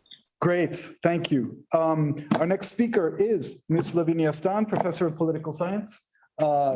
in Nova Scotia in Canada at St. Francis Xavier University, specialist in transitional justice. Thank you very much. I'm the co-editor of the Encyclopedia of Transitional Justice, which is seen as the reference tool in the field. But I've done work on transitional justice for over 20 years, mostly in Central and Eastern Europe and the former Soviet Union, but also I've advised various international bodies or national governments when it comes to the Arab Spring. So transitional justice after the Arab Spring, transitional justice after Saddam Hussein, and transitional justice in the case that we can get rid of in North Korea.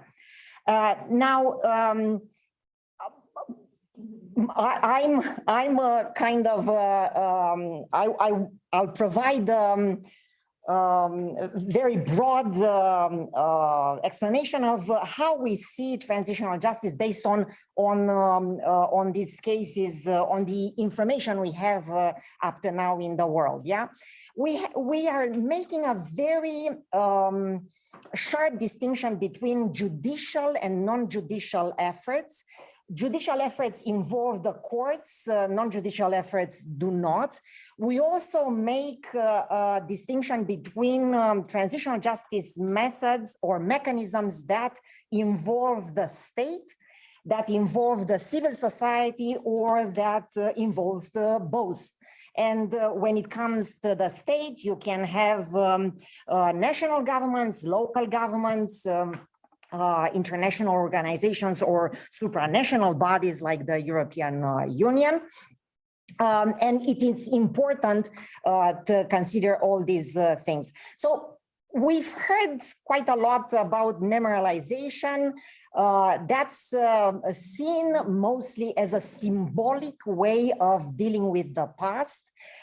It's very good. It's a very good initiative. It can be initiated by the civil society, sometimes with some financial support from the state, but it is seen as a complement to other types of transitional justice mechanisms, such as court trials. And we have here some examples. Yeah, court trials against the former perpetrators, for example, people who masterminded the sterilization process, yeah, or the Holocaust, or mass human rights violations that have affected the Roma.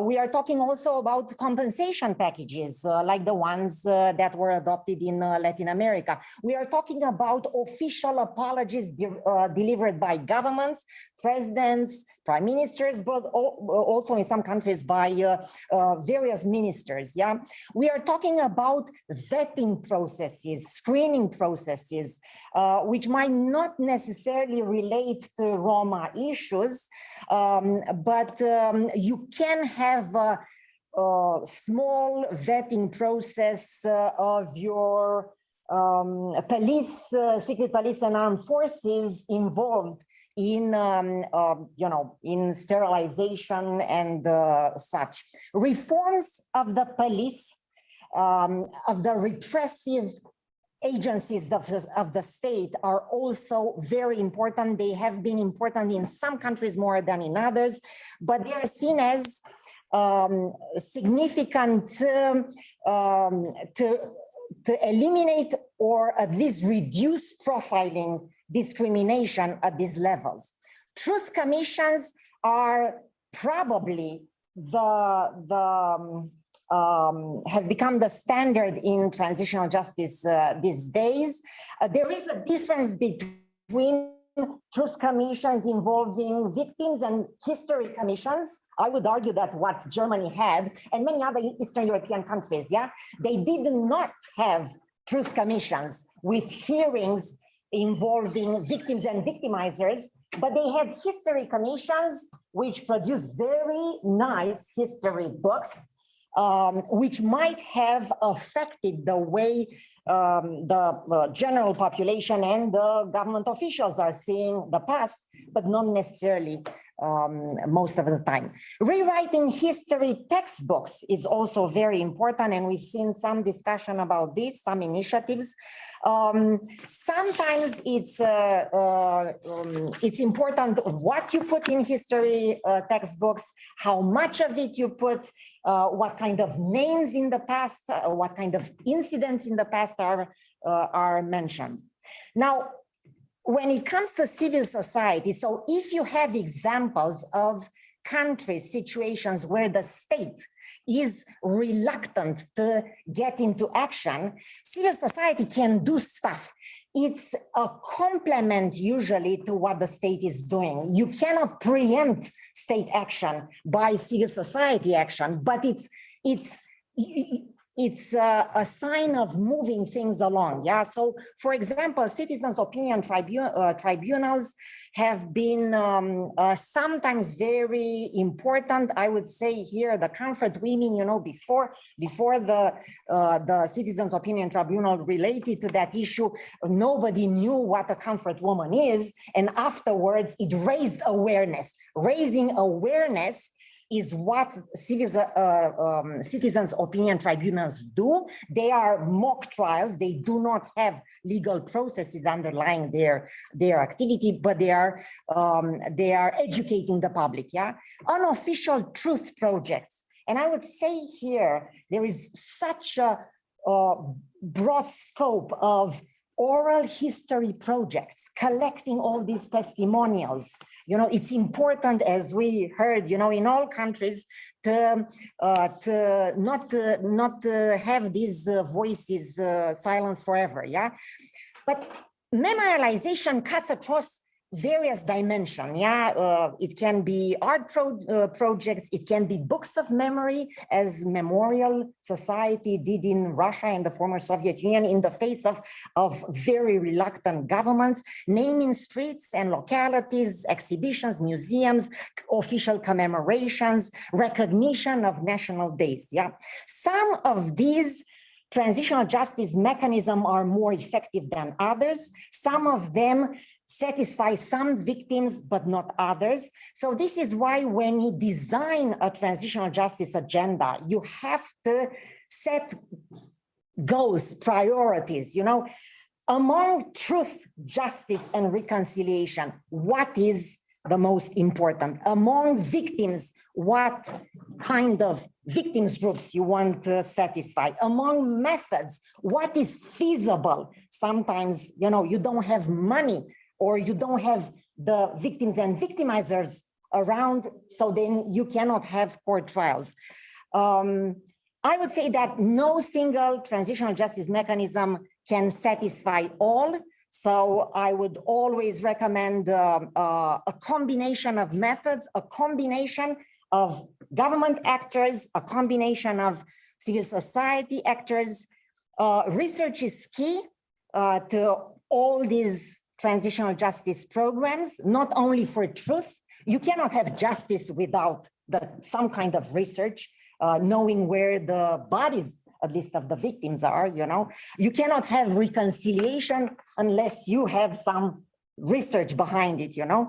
And Roma involvement is key at all stages. Yeah, it's not for transitional justice scholars to say this has worked in this setting, because it might not work for you. It might not work in your particular situation, for your particular community in a particular country. Super. Thank you very much.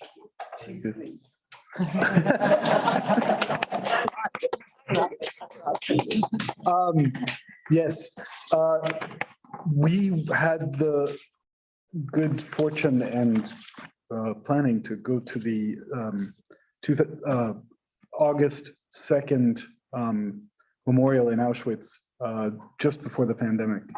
And for that reason, I'm aware that the group Hinabistar, which is really involved deeply in the planning of that and bringing Roma activists and Roma youth to the ceremony, has really done some remarkable grassroots mobilization in the past few years. Georgina Laboda is with us and will talk about their work. Over to you. Thank you for the opportunity to be here and for the organizer of this great event. I feel honored to represent today at this conference in Romanesque called Dikhenabistar, and in English, Look and Don't Forget, the Roma Genocide Remembrance Initiative.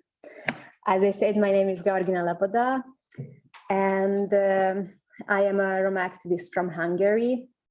Currently, I am working for the Budapest-based Romedia Foundation, and I am board member of Pinana Mensa International Network. And this year, first time, I became a facilitator in the educational process at Dikhenabistar. The marching extreme rights groups on our street and the lack of support to step up against extremism create fear in the Roma and in other minority groups in the 20th century too. I still have vivid memories of the fear of the Hungarian Roma communities in 2008 and 2009 when the serial killing of the Roma community happened. Every Hungarian Roma family were threatened they might become the next. The hatred against us was fueled by an extreme right political party in Hungary. One of the paramilitary organizations marched again to demonstrate their power in Hungary, again supported by an extreme right party from the parliament.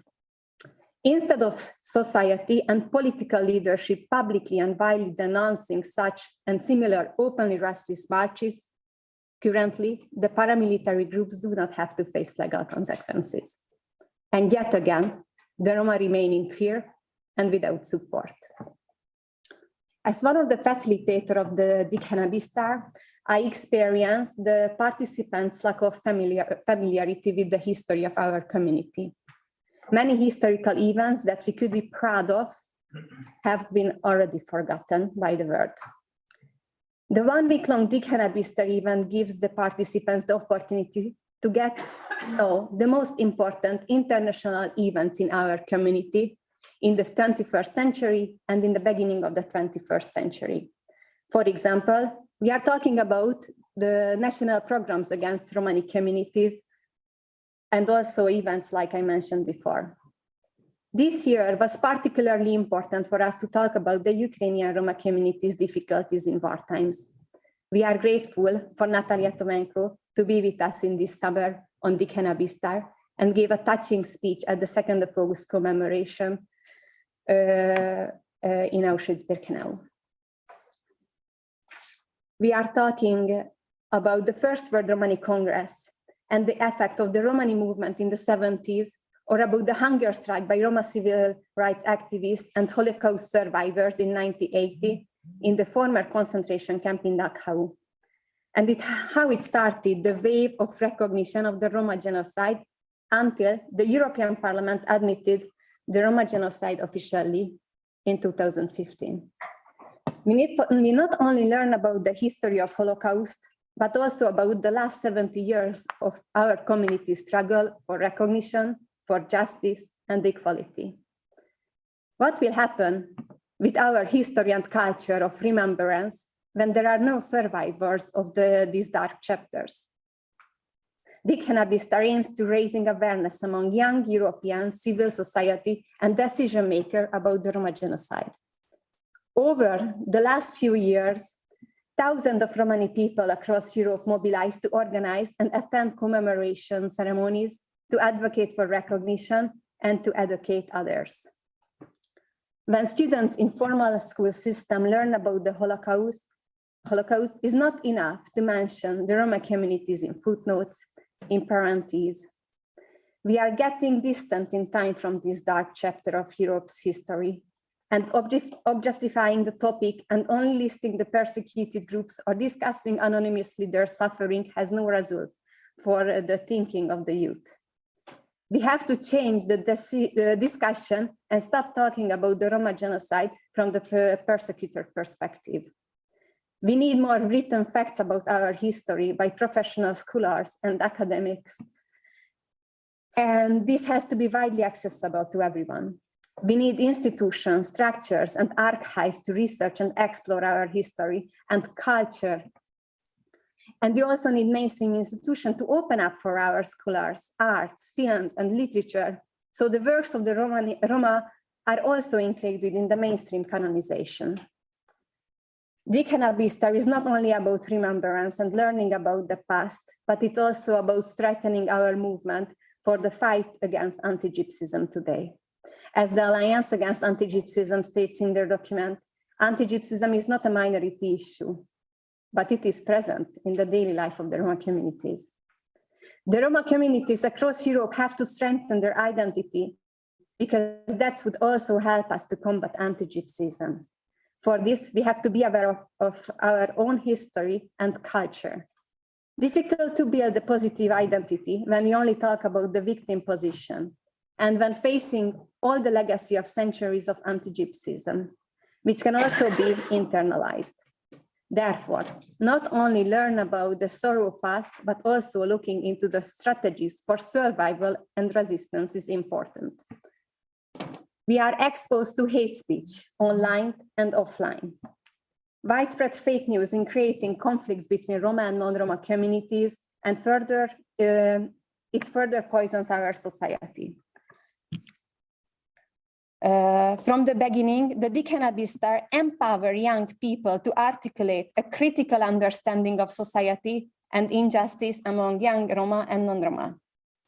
Slowly, a generation of Roma activists became motivated by the initiative, the Cannabistar, and stood up against anti-gypsyism at local, national, and international levels.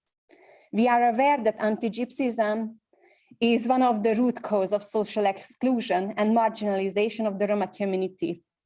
However, Romani people are inspired to present a counter-narrative to the society.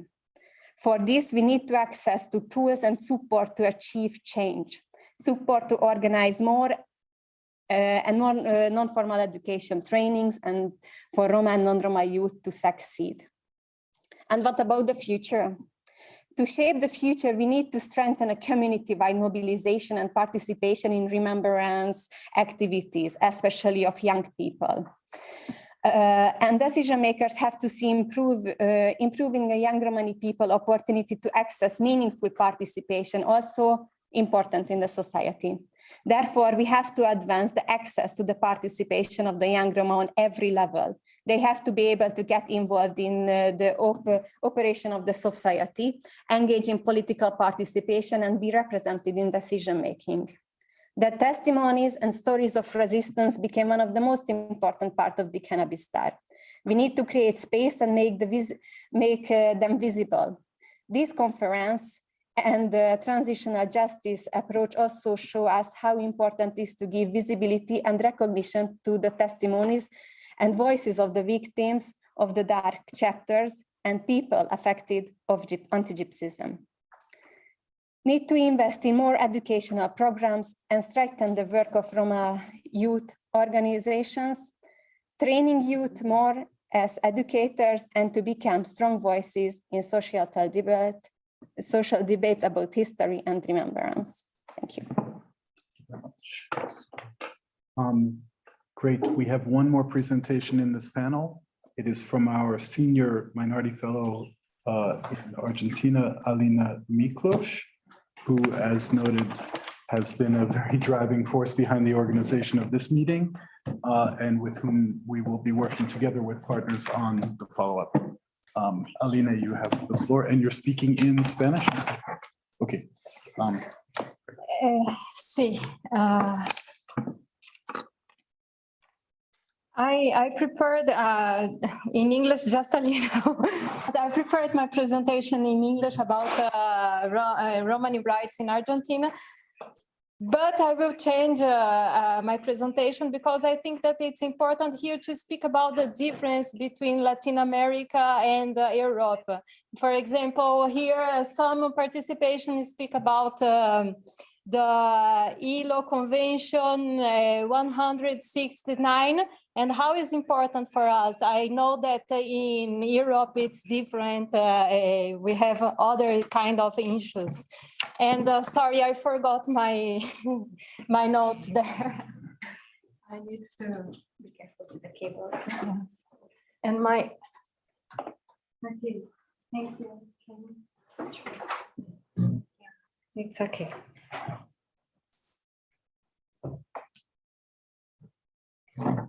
And we have other difference too. So I would like to speak about this. And now I will be speaking in Spanish, and someone will translate it. We'll have consecutive. That means through the. So you'll have to stop and let them translate. Okay, thank you. Cuando empezamos la organización del evento, una de las cosas principales cuando Claude me invitó era también salir un poco de Europa, porque nosotros los romaníes no somos solo una minoría europea, pero somos una minoría mundial y estamos muy presentes en Latinoamérica. Y me gustó mucho escuchar también la presentación, por ejemplo, de Kamel, que habló sobre la situación en Turquía, que para mí fue algo muy nuevo. Sabemos que somos muchos en Turquía, pero no tenemos muchas noticias.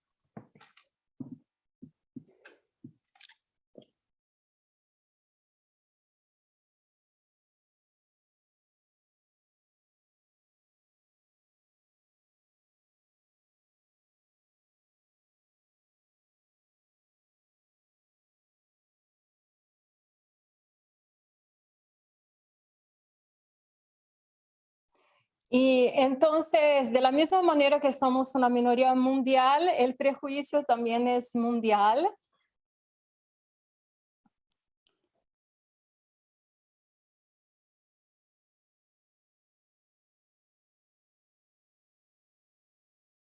Entonces, cuando yo hablo de prejuicio en Europa y cómo es el prejuicio en Latinoamérica, la primera pregunta que me hacen en lugares como más abiertos es: ¿cómo puede ser que los gitanos sean discriminados en todo el mundo? Como si la culpa es de nosotros por ser discriminados. O sea, el mundo entero está correcto si es un caso mundial, ¿entendés? Entonces el problema es nuestro.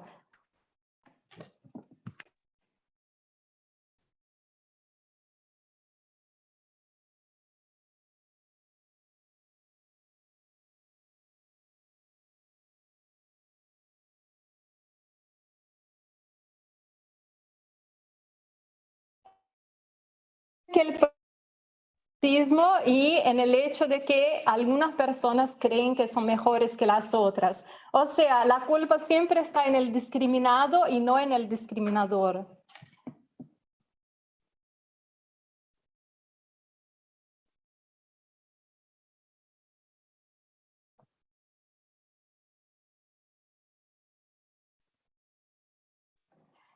Y les quería decir que las leyes y decretos contra los gitanos en Latinoamérica llegó junto con nosotros en los barcos. En Portugal llegamos en principios de la colonización, pero en la América Española empezamos a llegar sobre todo en fines del siglo XIX.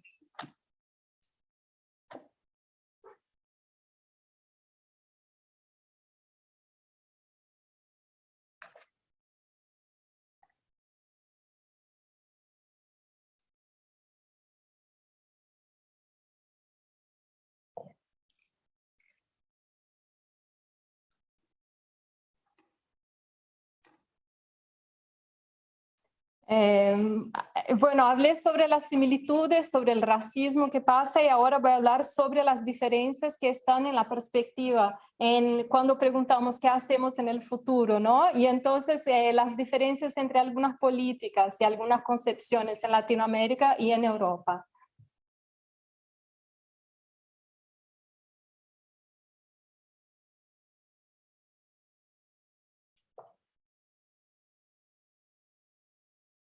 Primero, Elisa Costa, la Roma brasilera que participó, ella habló sobre la Convención 169 de la OIT y de la importancia de que nosotros estemos en la Convención 169.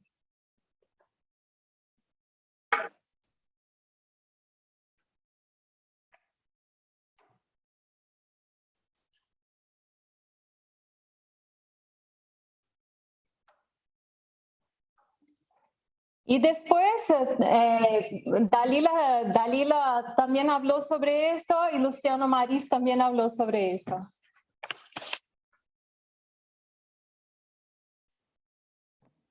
La Convención 169 es la Convención de Pueblos Indígenas y Tribales. Y para nosotros es muy importante que nosotros los romaníes seamos considerados en esta convención. Es muy raro entender, por ejemplo, los romaníes como pueblos tribales, pero gracias a esta Convención 169 nosotros podemos luchar por nuestros derechos en Latinoamérica junto con los indígenas y los afrodescendientes.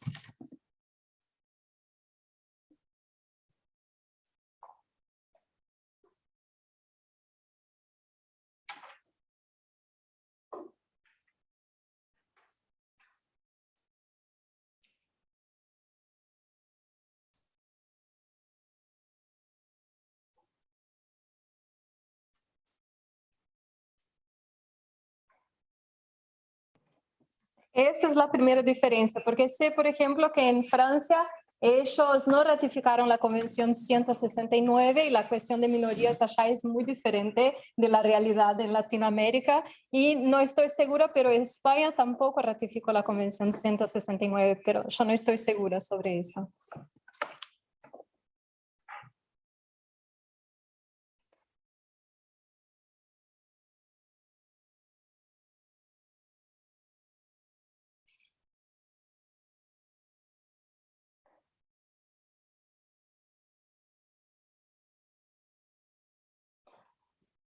Sí, esa es la primera diferencia. La segunda diferencia es que para nosotros en Latinoamérica, y creo que en España también, la comunidad para ellos no es un insulto decir nosotros somos gitanos o nosotros somos ciganos. Incluso cuando estamos trabajando con la comunidad y decimos que todos somos home, muchos van a decir, no, perdón, yo no soy home, yo soy cigano, yo soy gitano, yo soy calé o yo soy ludar. Entonces, por eso en muchos documentos nosotros utilizamos la palabra gitano, cigano, después romaní o home.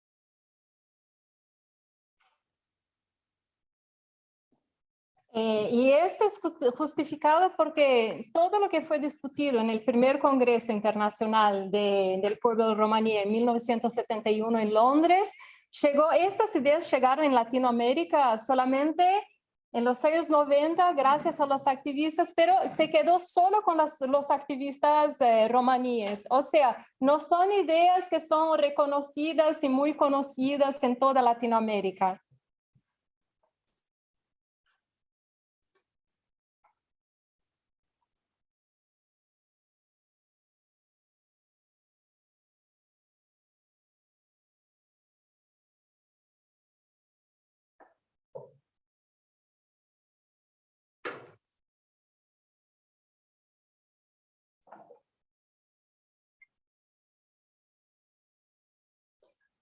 Por ejemplo, en Argentina, algunas asociaciones tienen trabajos en las escuelas con alumnos romaníes y uno de los trabajos, por ejemplo, es presentarles la bandera romaní y el himno romaní. Yo fui a muchas escuelas a cantar el himno y a enseñarles porque es algo muy nuevo en Latinoamérica.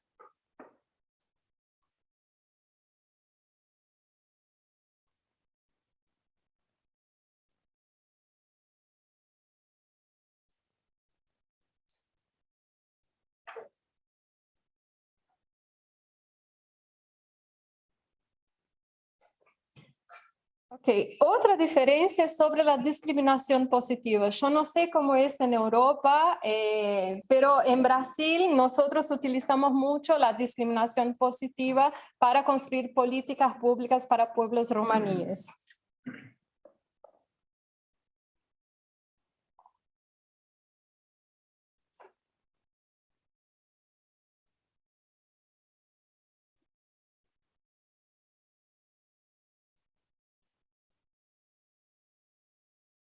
Por ejemplo, en las universidades en Brasil, nosotros en algunas universidades tenemos cupos para personas romaníes.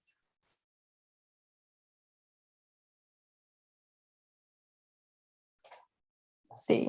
Otra diferencia grande, no sé si tan grande, pero otra diferencia fue lo que yo estaba hablando con Miriam Caroli durante el intervalo, que tiene que ver con la masacre de las familias gitanas en Latinoamérica.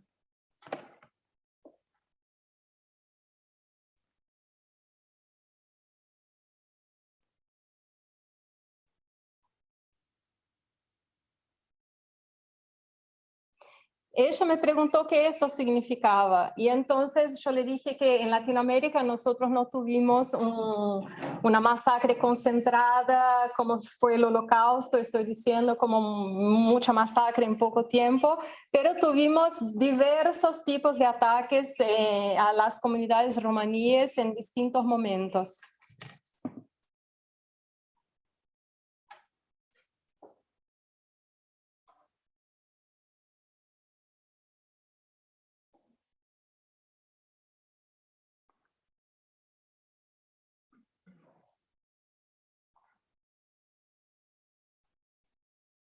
Como dije antes, las leyes antigitanas en Brasil y en Latinoamérica, y no solo las leyes, pero decretos llegaron junto con el pueblo romaní.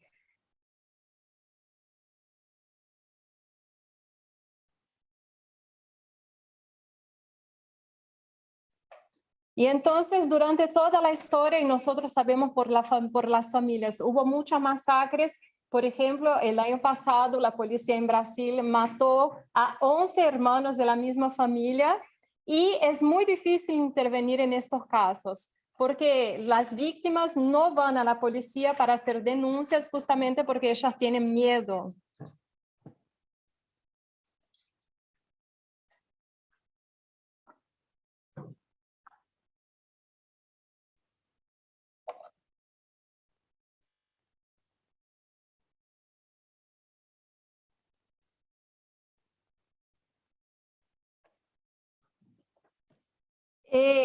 La última diferencia, que no sé exactamente cómo es en toda Europa, pero en Brasil cuando estamos hablando de pueblos romaníes, estamos hablando de una gran parte que no tiene documentos de identidad. Y entonces el acceso a la salud, a la educación, etcétera, etcétera, pasa por, no tienen acceso, pero tampoco tienen documento de identidad. Y eso es lo primero que tenemos que hacer allá.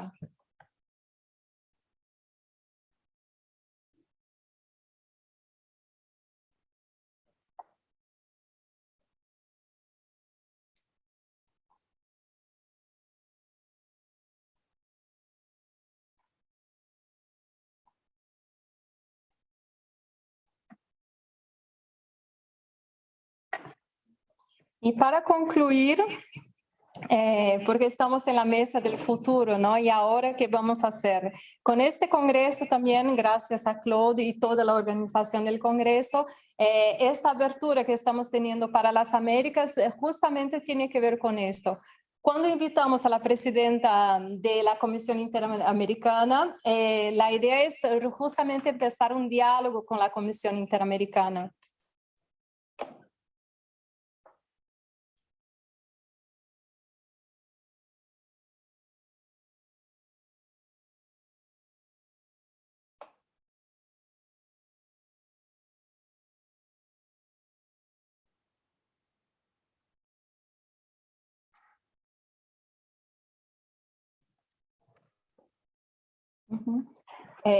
Tanto en Argentina, para mí el país que está más avanzado con políticas públicas para pueblos gitanos en Latinoamérica es Colombia. Pero en Brasil y en Argentina nosotros tenemos algunas leyes que todavía están en votación y para mí lo más importante es que demos incentivo para que esas leyes sean aprobadas lo más rápido posible.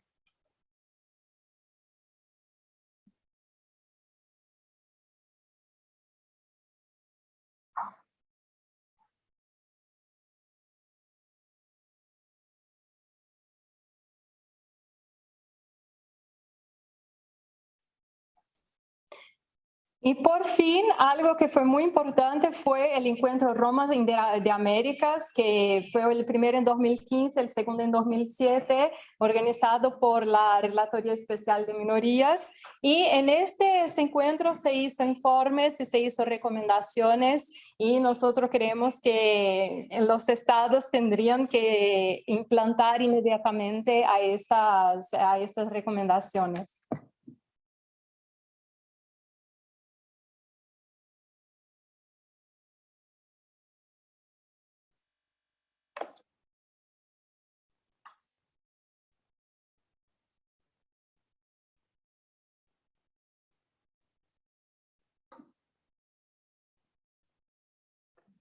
Bueno, muchas gracias. No fue lo que había planeado decir, pero creo que es importante hablar sobre estos temas para agregar más informaciones al Congreso. Gracias.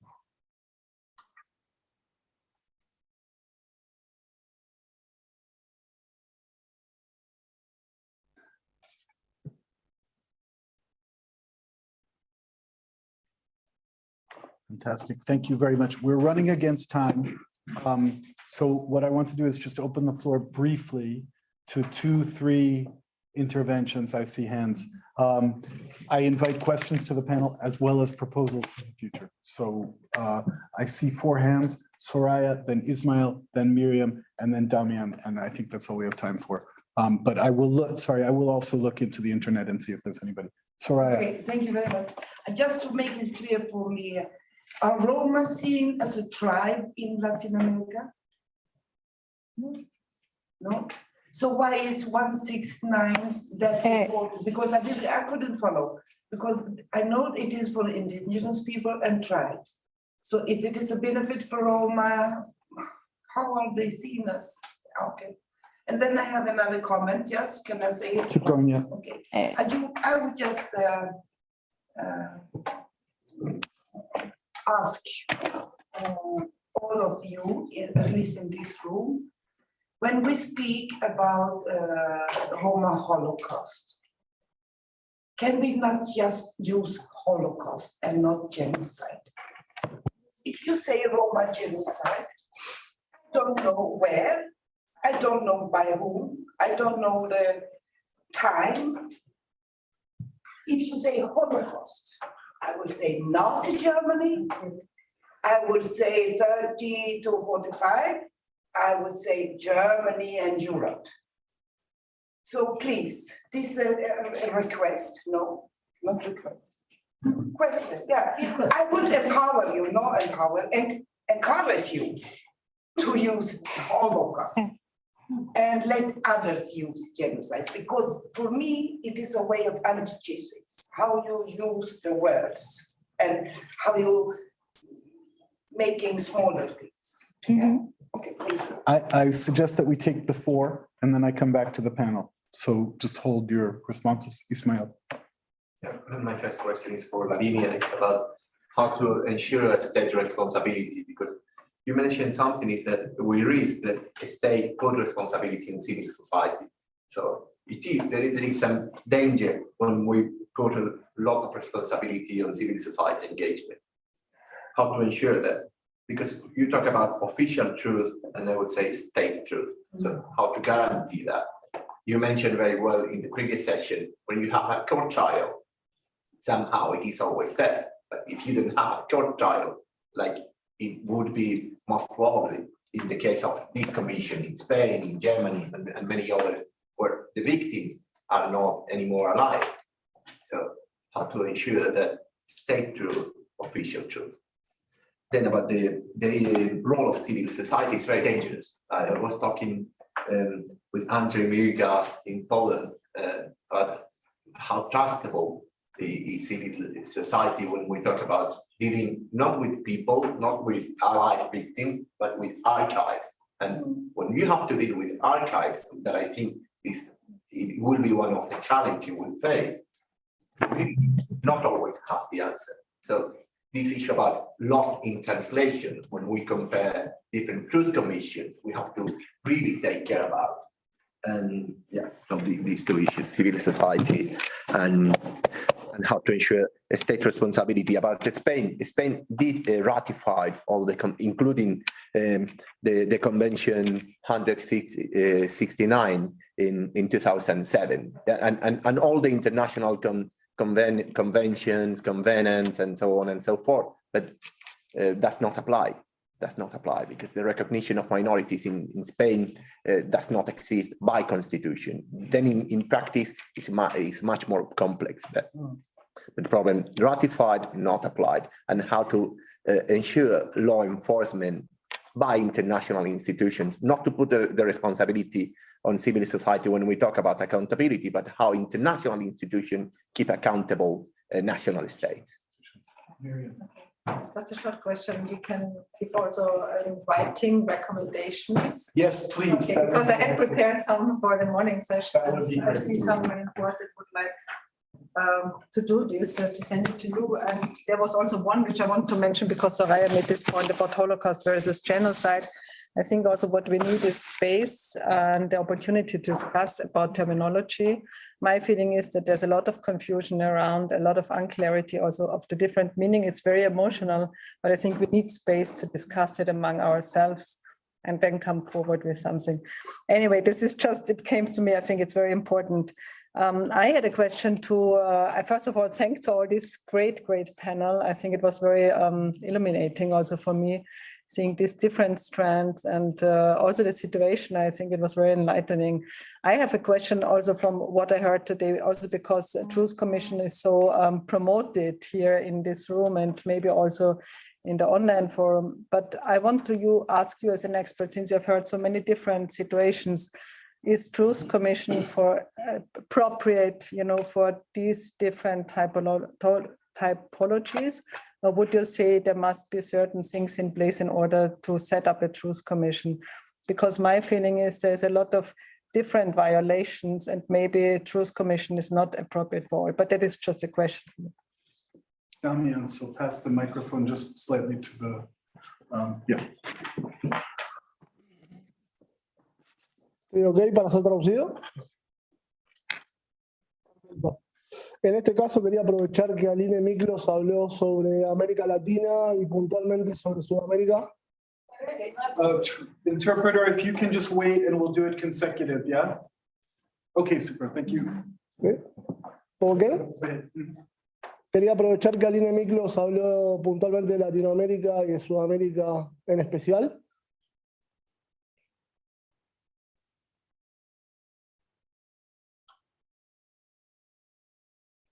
En Latinoamérica hay gran parte de la población gitana mundial.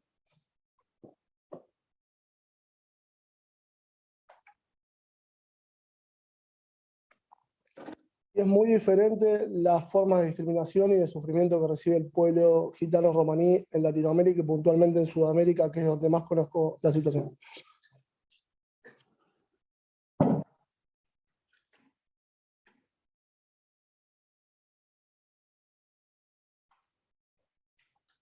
Creo que hay que avanzar en la igualdad de derechos. Puntualmente en Argentina, en los hospitales no nos atienden bien. De hecho, mi abuela hace un mes murió a causa de un mal diagnóstico médico.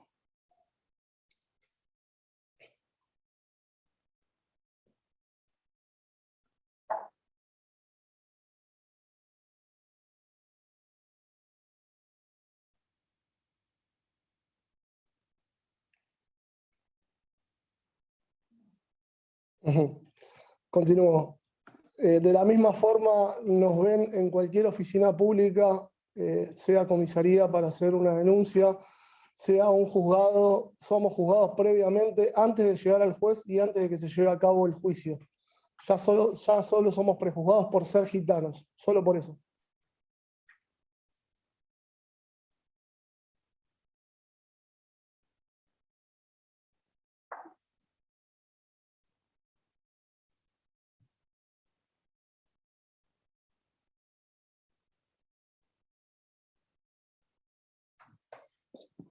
Hablando del futuro, y no quiero quedarme tanto en el presente, creo que una de las soluciones es la igualdad de derechos, el acceso a la identidad, ya que muchos carecen de identidad, de DNI, que es el documento de identidad nacional.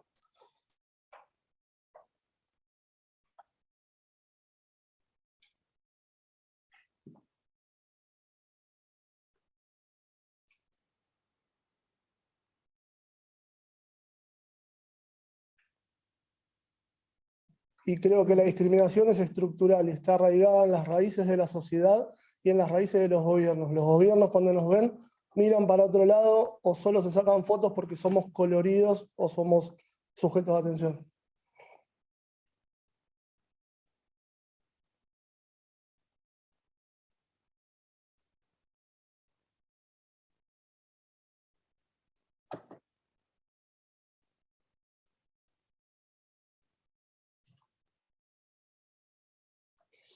Y para cerrar, una posible solución es asignar algún presupuesto en derechos humanos para una especialidad en pueblo gitano, crear una agencia como la de pueblos originarios que está creada actualmente en Argentina y emplear a personas gitanas.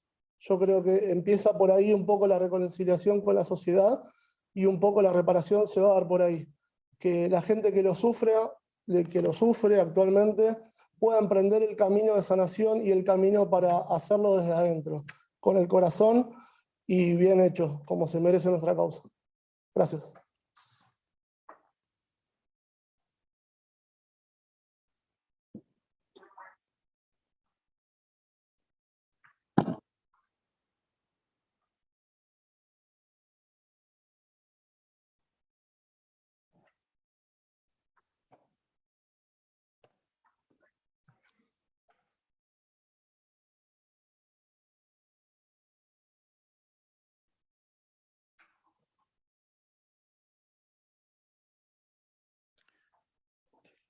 Super. Thank you very much. I have one comment online and then I'll come back to the panel from Brigitte Kairus, who says to Dr. Luciano Marismaya and Alina Miklos, anti-gypsyism is impregnated in different social, cultural, and political instances in Brazil and Latin America.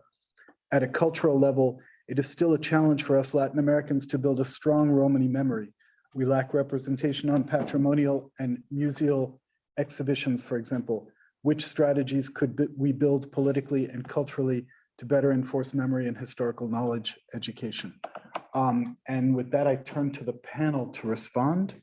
Very briefly, please. Maybe we start with our colleague from the Brazil Prosecutor's Office. Are you still with us? Yes, I am. Okay. Well, thank you for the comment, Brigitte. Roma gypsies in Brazil and in several different places based very much on orality. Therefore, one has to foster the use of videos and meetings that can record their participation, their history, their present and their past. And I think that this can be, the pandemic has showed that we can do that because most of us have mobile phones that can also take this advantage and then try to organize this information. We already have in the Federal Public Ministry what we call there is in our website dozens of contributions from different communities and also from Roma Ciganos communities, and we can foster that and organize that. And I count on her to design a project that you can carry on such a very incredible idea. Super. Thank you very much. I go in order. Lavinia, Stan. How to guarantee state responsibility? I don't know. There is such a big difference between signing as a state, an international instrument, and implementing it. Yeah, and in transitional justice, we are you know, banging our heads on this implementation phase a lot. I would say that transitional justice is an instrument. You will always hope for 100% efficiency, and you'll get 5%, and you should go home very satisfied. Yeah, and this is why I say have multiple instruments at multiple levels, like a big bang, and then you will get something out of it. Yeah, don't put all your eggs in one basket, on one truth commission, on one prosecutor's office, or at the international level. Not that I'm criticizing them. There is a big difference between international transitional justice initiatives that are not owned by communities. That's the main, you know, they might work, but they are not owned by the community. Then if you work at the community level, you satisfy this community, but not other communities. And the problem with the Roma is that you have so many violations in so many countries. So this is why I think that one truth commission is not enough. We might have like an international truth commission. These people might come up. I've been involved with the you know, a panel of inquiry into North Korea, you know, and it's like, you get some report, you get some action, you get some awareness at the international level, but of course the criticism will always be, it's too remote, it's there somewhere, you know, and it's the effects are not spilling into the community, or, you know, 3 people who might be Roma, all of them, but it's like 3 Roma, as opposed to so many different Roma communities being represented. There is only so much you can do with international instruments. Now, I would say, let's have a truth commission at the international level and multiple truth commissions at the national level, you know? And actually Brazil, we came up in the second edition of the Encyclopedia of Transitional Justice with the label commissionism. Why? Because Brazil has the fever of truth commissions. I mean, these people, I think you have 100 truth commissions at all levels, you know. South Korea is in the same situation. Sometimes you have to repeat yourself, you know, with the same transitional justice mechanism. Am I a proponent of truth commissions? Really, no. I think they are too fashionable in a way, you know. But again, memorialization with truth commissions, with compensations, with UN special representatives, with citizens' opinion tribunals. If you combine these methods, yeah, you will get something, you know. And I want to make a very short remark. Transitional justice is different from transition. There is only so much that transitional justice will deliver to you when it comes to the welfare of the community. You have to have other kind of political action, yeah, to solve the health problems. And I think Canada is a good example. We had the Truth and Reconciliation Commission with respect to the Indian residential schools, although it is, and I would have to say, it is probably the final report that was embraced by the larger community, the most in the world. I mean, really, it spilled out. It really had a bang, and still, the Aboriginal communities will tell you, that's not too much. That's, you know, well, my response would be, there is only so much we can do with transitional justice. Transitional justice does not preempt your other efforts when it comes to education, healthcare, inclusion. Huh? Super, thank you very much. Let us go to Georgina. Georgina. Thank you. Yes, I just wanted to return about this, what's the proper, the definition, but like that definition, like how it's, how the baby called. I just wanted to say like that also makes to word it like when we are talking about Samudaripen or Poraimos, and that's what I also try to emphasize in when I was talking, like we need more written documents, more debate, discussion, and even if it's already, there is some existing already, it has to be accessible, because maybe there is somewhere it's written down, why we calling this and why they are calling that. If nobody reads it, because it's just like the small group of researchers can access for this. So let's make it accessible. Let's put it in every library in Europe and in the world.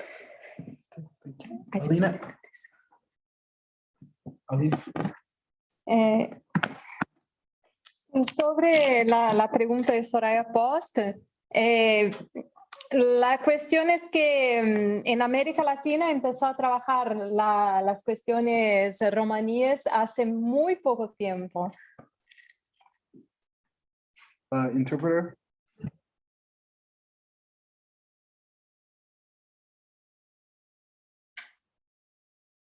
En Brasil, la primera política pública fue de 2005 o 2006, donde el presidente reconoció el Día Nacional del Pueblo Romaní.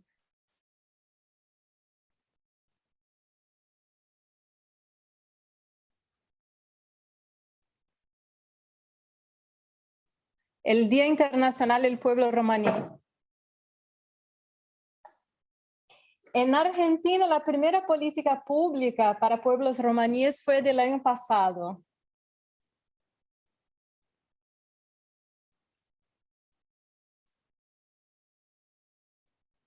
Y es una política pública muy chiquita que es un guía de cómo los medios audiovisuales deben tratar a los pueblos romaníes.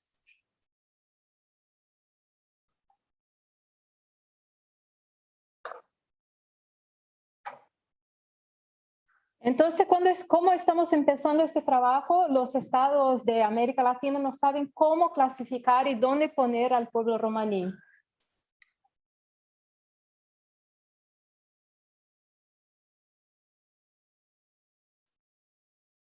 Por ejemplo, en Argentina ellos prefieren poner al pueblo romaní junto con los migrantes y refugiados.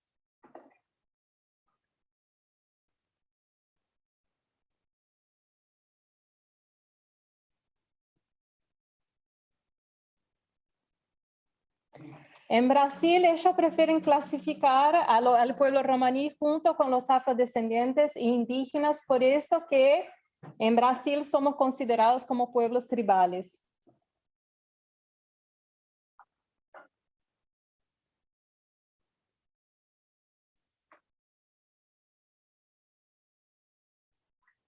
Y cuestión que es muy extraño, es muy bizarro, yo estoy de acuerdo con ustedes, pero gracias a la Convención 169 nosotros tenemos más derechos, y también porque en Brasil tenemos un problema de territorio y de tierras correspondiente al pueblo romaní que creo que no hay en Europa, y voy a explicar.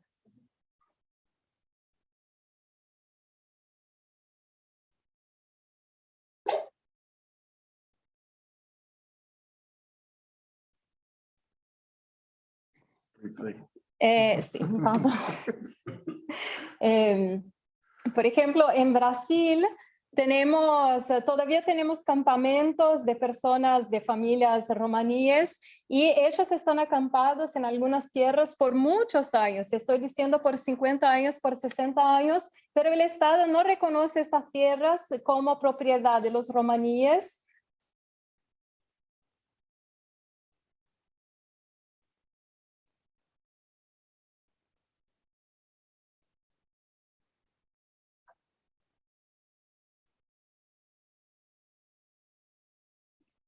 Y entonces, gracias a la Convención 169, los pueblos romaníes pueden reivindicar estos territorios.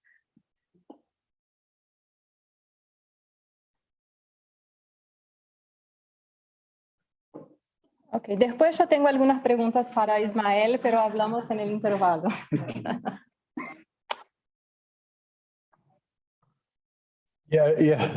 Thank you. Okay, just from the moderator's position, just 3 short comments on the questions. I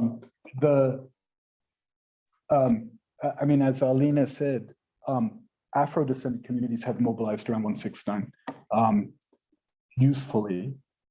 It's a choice of a community to decide how they want to mobilize. If it's useful, it can be, you know, in Latin American context, it apparently has been useful for communities that you might not think of as tribal or indigenous. I think it's very strong and it is very good. Yes. We're happy we could have it in Sweden too. I just wanted to say also, since we're in Switzerland, the government of Switzerland several years ago told the Council of Europe that it was not planning to ratify ILO 169 because it was worried that it might apply to Roma and travelers, which is quite a not very legitimate reason to non-ratify, but tells you something about, you know, what the power of treaties anyway. And then on Lavinia's point on this multi-level thing, I mean, it was the European Parliament resolution that Soraya shepherded came with the vision of a European Truth Commission and national level truth commissions. And I think that was the basis of discussion, that both there is a Europe-wide issue and the particular national experiences are distinct and need particular examination. And I guess it applies also in the international and potentially American situation. With that, I would close this session and move us straight to the closing. Again, we're still running against time. The agenda here is we have Jan Jarab on the line. Jan has huge experience in Europe, working both nationally in his home country of Czech Republic, as well as from the European Commission and as head of our office in Brussels. And he has now been for the past 7 years in Latin America in various places. So I think he's ideal to potentially offer us a kind of closing vision. And then we'll go to the organizers for some last thoughts. Jan, you have the floor. Can you hear me? Do you hear me well? Yes. Well,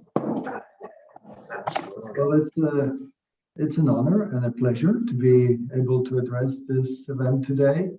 And I'm very happy to be with you, at least virtually. I'd like to send my warmest greetings to all of you after so many years of absence from Europe. I'm happy to see around the table many of my friends and acquaintances from the past years, Soraya, Miriam. Of course, I would like to particularly thank my dear colleague Claude Kahn for his years of leadership on Roma rights issues in the office of the High Commissioner. It was really a privilege to be listening to the rich discussion, at least of this last panel. I'm sorry I couldn't have been on the others. You know, the office is committed to the protection of rights of Roma at a global level in all the countries where they are. And we know that they're facing astonishing levels of racial discrimination, stigmatization, socioeconomic inequality. And we really have no doubt that Roma rights are one of the key human rights challenges in Europe today, from Eastern and Central Europe to Western Europe, as we have seen over the last decade. But at the same time, as we heard in this panel, and I'm very happy we had this Latin American dimension here, also the plight of the Roma people in the Americas is important, and it remains largely unknown and invisible. While they often do suffer from human rights violations, and the police violence against Roma in some Latin American countries is just an example. Perhaps the Roma in the Americas are not that much a focus of specific hatred and of political scapegoating, as we have seen in some European countries, but they face systematic prejudice that appears normalized, not even challenged, as was mentioned, a widespread lack of identity papers to start with, and an almost complete lack of public policies to address the challenges that they face. We heard a lot about the dimension of memory in this event, and I think we all agree we may have different takes on what is the best way to move ahead, but we all agree that the dimension of memory is crucial, and the event, I think, shows how important it is to overcome the invisibility of the Roma in the mainstream historic narratives, because it is the invisibility of what has been mainly a long history of exclusion and various historic circumstances of violent repression or even genocide. And as we know, the struggle against the invisibility of the Roma in the mainstream historic narratives of the nation states and continents has been a difficult one. It's far from over. In Latin America, we have hardly anything in mainstream history narratives, for instance, history textbooks that even mentions the Roma at all. But even in Europe, where we have seen advances in the recognition of the atrocities perpetrated against the Roma in recent and not so recent history, still we all agree that we came there much later than for the other groups of victims, and that it has faced obstacles in comprehension and denial. And of course, this is particularly relevant to the Roma Holocaust. And as we heard, not just as a cold statistical fact, but with an effort to make known the testimonies of the victims, presenting them as unique human beings, making it part of the human common denominator of the suffering that characterized the Holocaust in a way that I think the Jewish experience has become part of a shared narrative. But beyond that, of course, even in Europe, where the recognition of the atrocities of the Holocaust is happening, I think we need to also look at the memory in relation to centuries of earlier oppression, of slavery, of the extremes of dehumanization of the Romani people over the centuries before. And although that is always going to generate polemics, we also need to make the links to the more recent human rights violations, such as the massive forced evictions we have seen in a number of countries over the last decade, violent attacks by far-right extremists, neo-Nazis today, often with the tacit support of large sectors of the general population, as we heard in some of the testimonies. We also heard that it's important to address all the dimensions of transitional justice, not just the dimension of truth, the pillar of truth, but also, where possible, judicialization, reparations, official apologies on parts of the state. And we also heard about the relative advantages and possible weaknesses of truth commissions. And indeed, we need to be aware that transitional justice in itself is not the solution to all the problems. In various of these dimensions, I think that taking inspiration from the experiences of other groups of victims, or the experiences of states that have addressed other past mass violations of human rights, such as the Indigenous people, for instance, through a variety of transitional justice mechanisms, might be useful. But when speaking of memorialization, or even of a broader transitional justice agenda, I think that it was very clear from the statements we heard around the table how important it is to recognize that the terrible history is not just something that happened in the past, that today's situation of the Roma people has deep historic roots, and the apparent normalization of racial discrimination against them the deep structural inequality that affects them past historic roots as well. So we need, therefore, to continue building on both lines of work, historic memory, but also addressing the very contemporary human rights violations while being aware that they are interconnected. And obviously, the Roma people themselves have to be the protagonists of these efforts. And of course, not just the survivors, but also the young Roma activists. At the same time, there is also a role for the broader civil society, for the human rights community in general.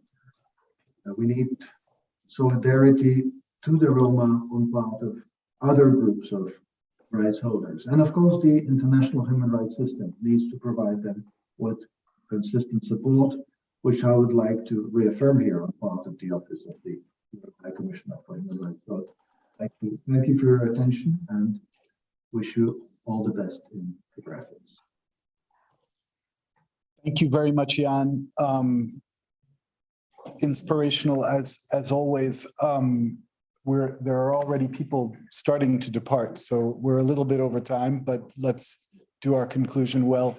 I'm not sure we have Timea Junghaus online, do we? It's one of our names. Yes, we have several Alines. Is Timea with us from ERIAC? Okay, if not, then I turn to Lina Vosiliute, who is our partner from CEPS, and I walk the microphone over.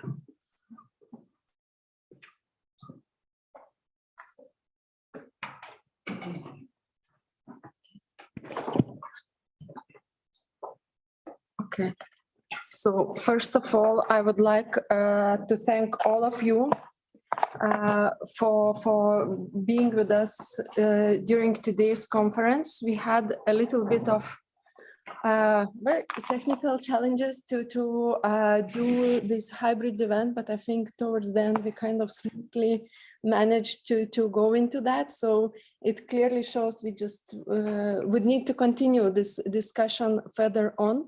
And we'll have a lot of great possibilities to do it with the CHACHIPEN project. And I'm talking here on behalf also of our partners, Ergo Network, who are now busy in Budapest with the Roma Civil Monitor, also on behalf of Central Council, FAGIC, Associatia Fast Forward. We are really grateful to be co-partners, co-organizers of this event. And we really believe that we can build on today's discussion, what we heard, your thoughts, your insights, and notes of caution on how we should not proceed, on also how we need to engage Roma communities and how the importance of making them co-owners of those processes. I think these are crucial points, and we'll have with CHACHIPEN project possibilities to go deeper into that. Maybe more into European context, but we believe this, we can scale it up really and see how this transitional justice, rule of law, and fundamental rights connects into or within European context, and can be even enhanced by EU legislative framework and political possibilities to build on that. And we, of course, thanks to the fact that we have great people like Soraya and Ismail working also at national level, that we can also scale it up, those processes in Sweden, in Spain, and also hopefully in Romania. Julius just left. And with this, I would like just also to thank maybe, I don't know, I would like to thank also CEPS colleagues, Xavier Hadidi, who left already us, but thanks a lot for your great support. Also, I would like to thank our translators, Seido Yasarov, Joseph Amuse, who did an excellent job of Roma translations. It will be recorded and we'll have Romani version of this event. I would like also to thank our Spanish translators, Marcos and Aline, who have been hearing us and adjusting very quickly to simultaneous to side-by-side translations. And most of all, I would like to thank people next to me. So Claire and Anna, and it's little souvenirs from Brussels, chocolate, and also Claude and Aline for really bringing it forward. And yeah, I'm passing over the microphone, but also chocolates to you. Okay. So yeah, big applause to you, all of you also today. And thank you so much for being with us. And we are really looking forward to keep this discussion going.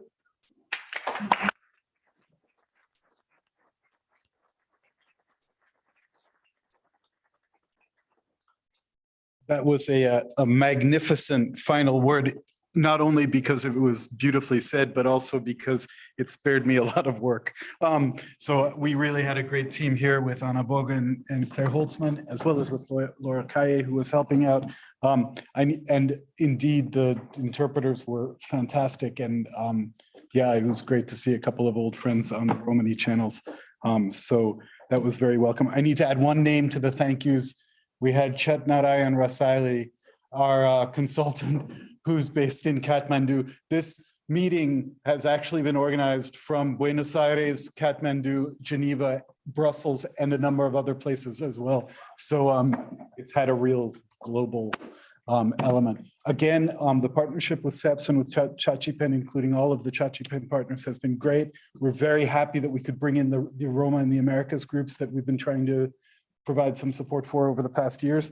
I would answer Miriam's question. Yes, we would very much welcome if you have further thoughts and ideas. Our plan is to publish a kind of summary report of this. And also our plan is to get together and trying to discuss follow-up steps. We at the UN Office for Human Rights will be doing our planning in November. So we also welcome your thoughts on what next year. But generally, our view is that this is a wonderful partner of a range of people, some of whom are in the room, but many of whom are just out there also doing these things with us, in parallel to us and from where they sit.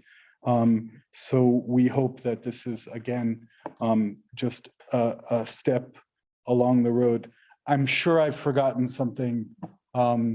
Again, I would thank our World Conference of Churches Ecumenical Center colleagues for hosting us. I assume we will see each other again soon, and definitely we will see each other online for follow-up discussion and thoughts. Thank you very much for your engagement and have a great trip home. Thank you.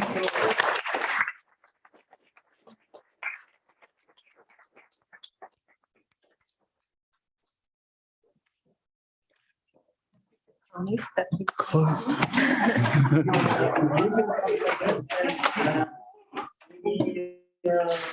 Great event.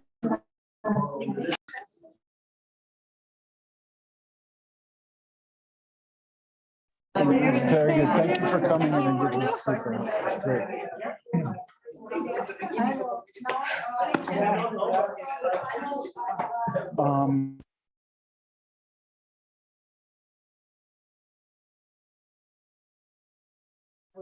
Chat, can you hear me? Yes, should I end the webinar? That's what I was asking. Yeah, please finish it and then it will start recording. So keep your computer open for a while. Thank you. Thank you so much. Okay, I am ending the webinar then. Okay. And for our audience. Sorry? Yeah. Sorry? No, I'm just saying that we thank our audience. I just see Brigitte Kairou's question now. We'll take it forward in our output document. I did not understand. Should I end this? Yeah. After I end, it will be finished, right? Okay.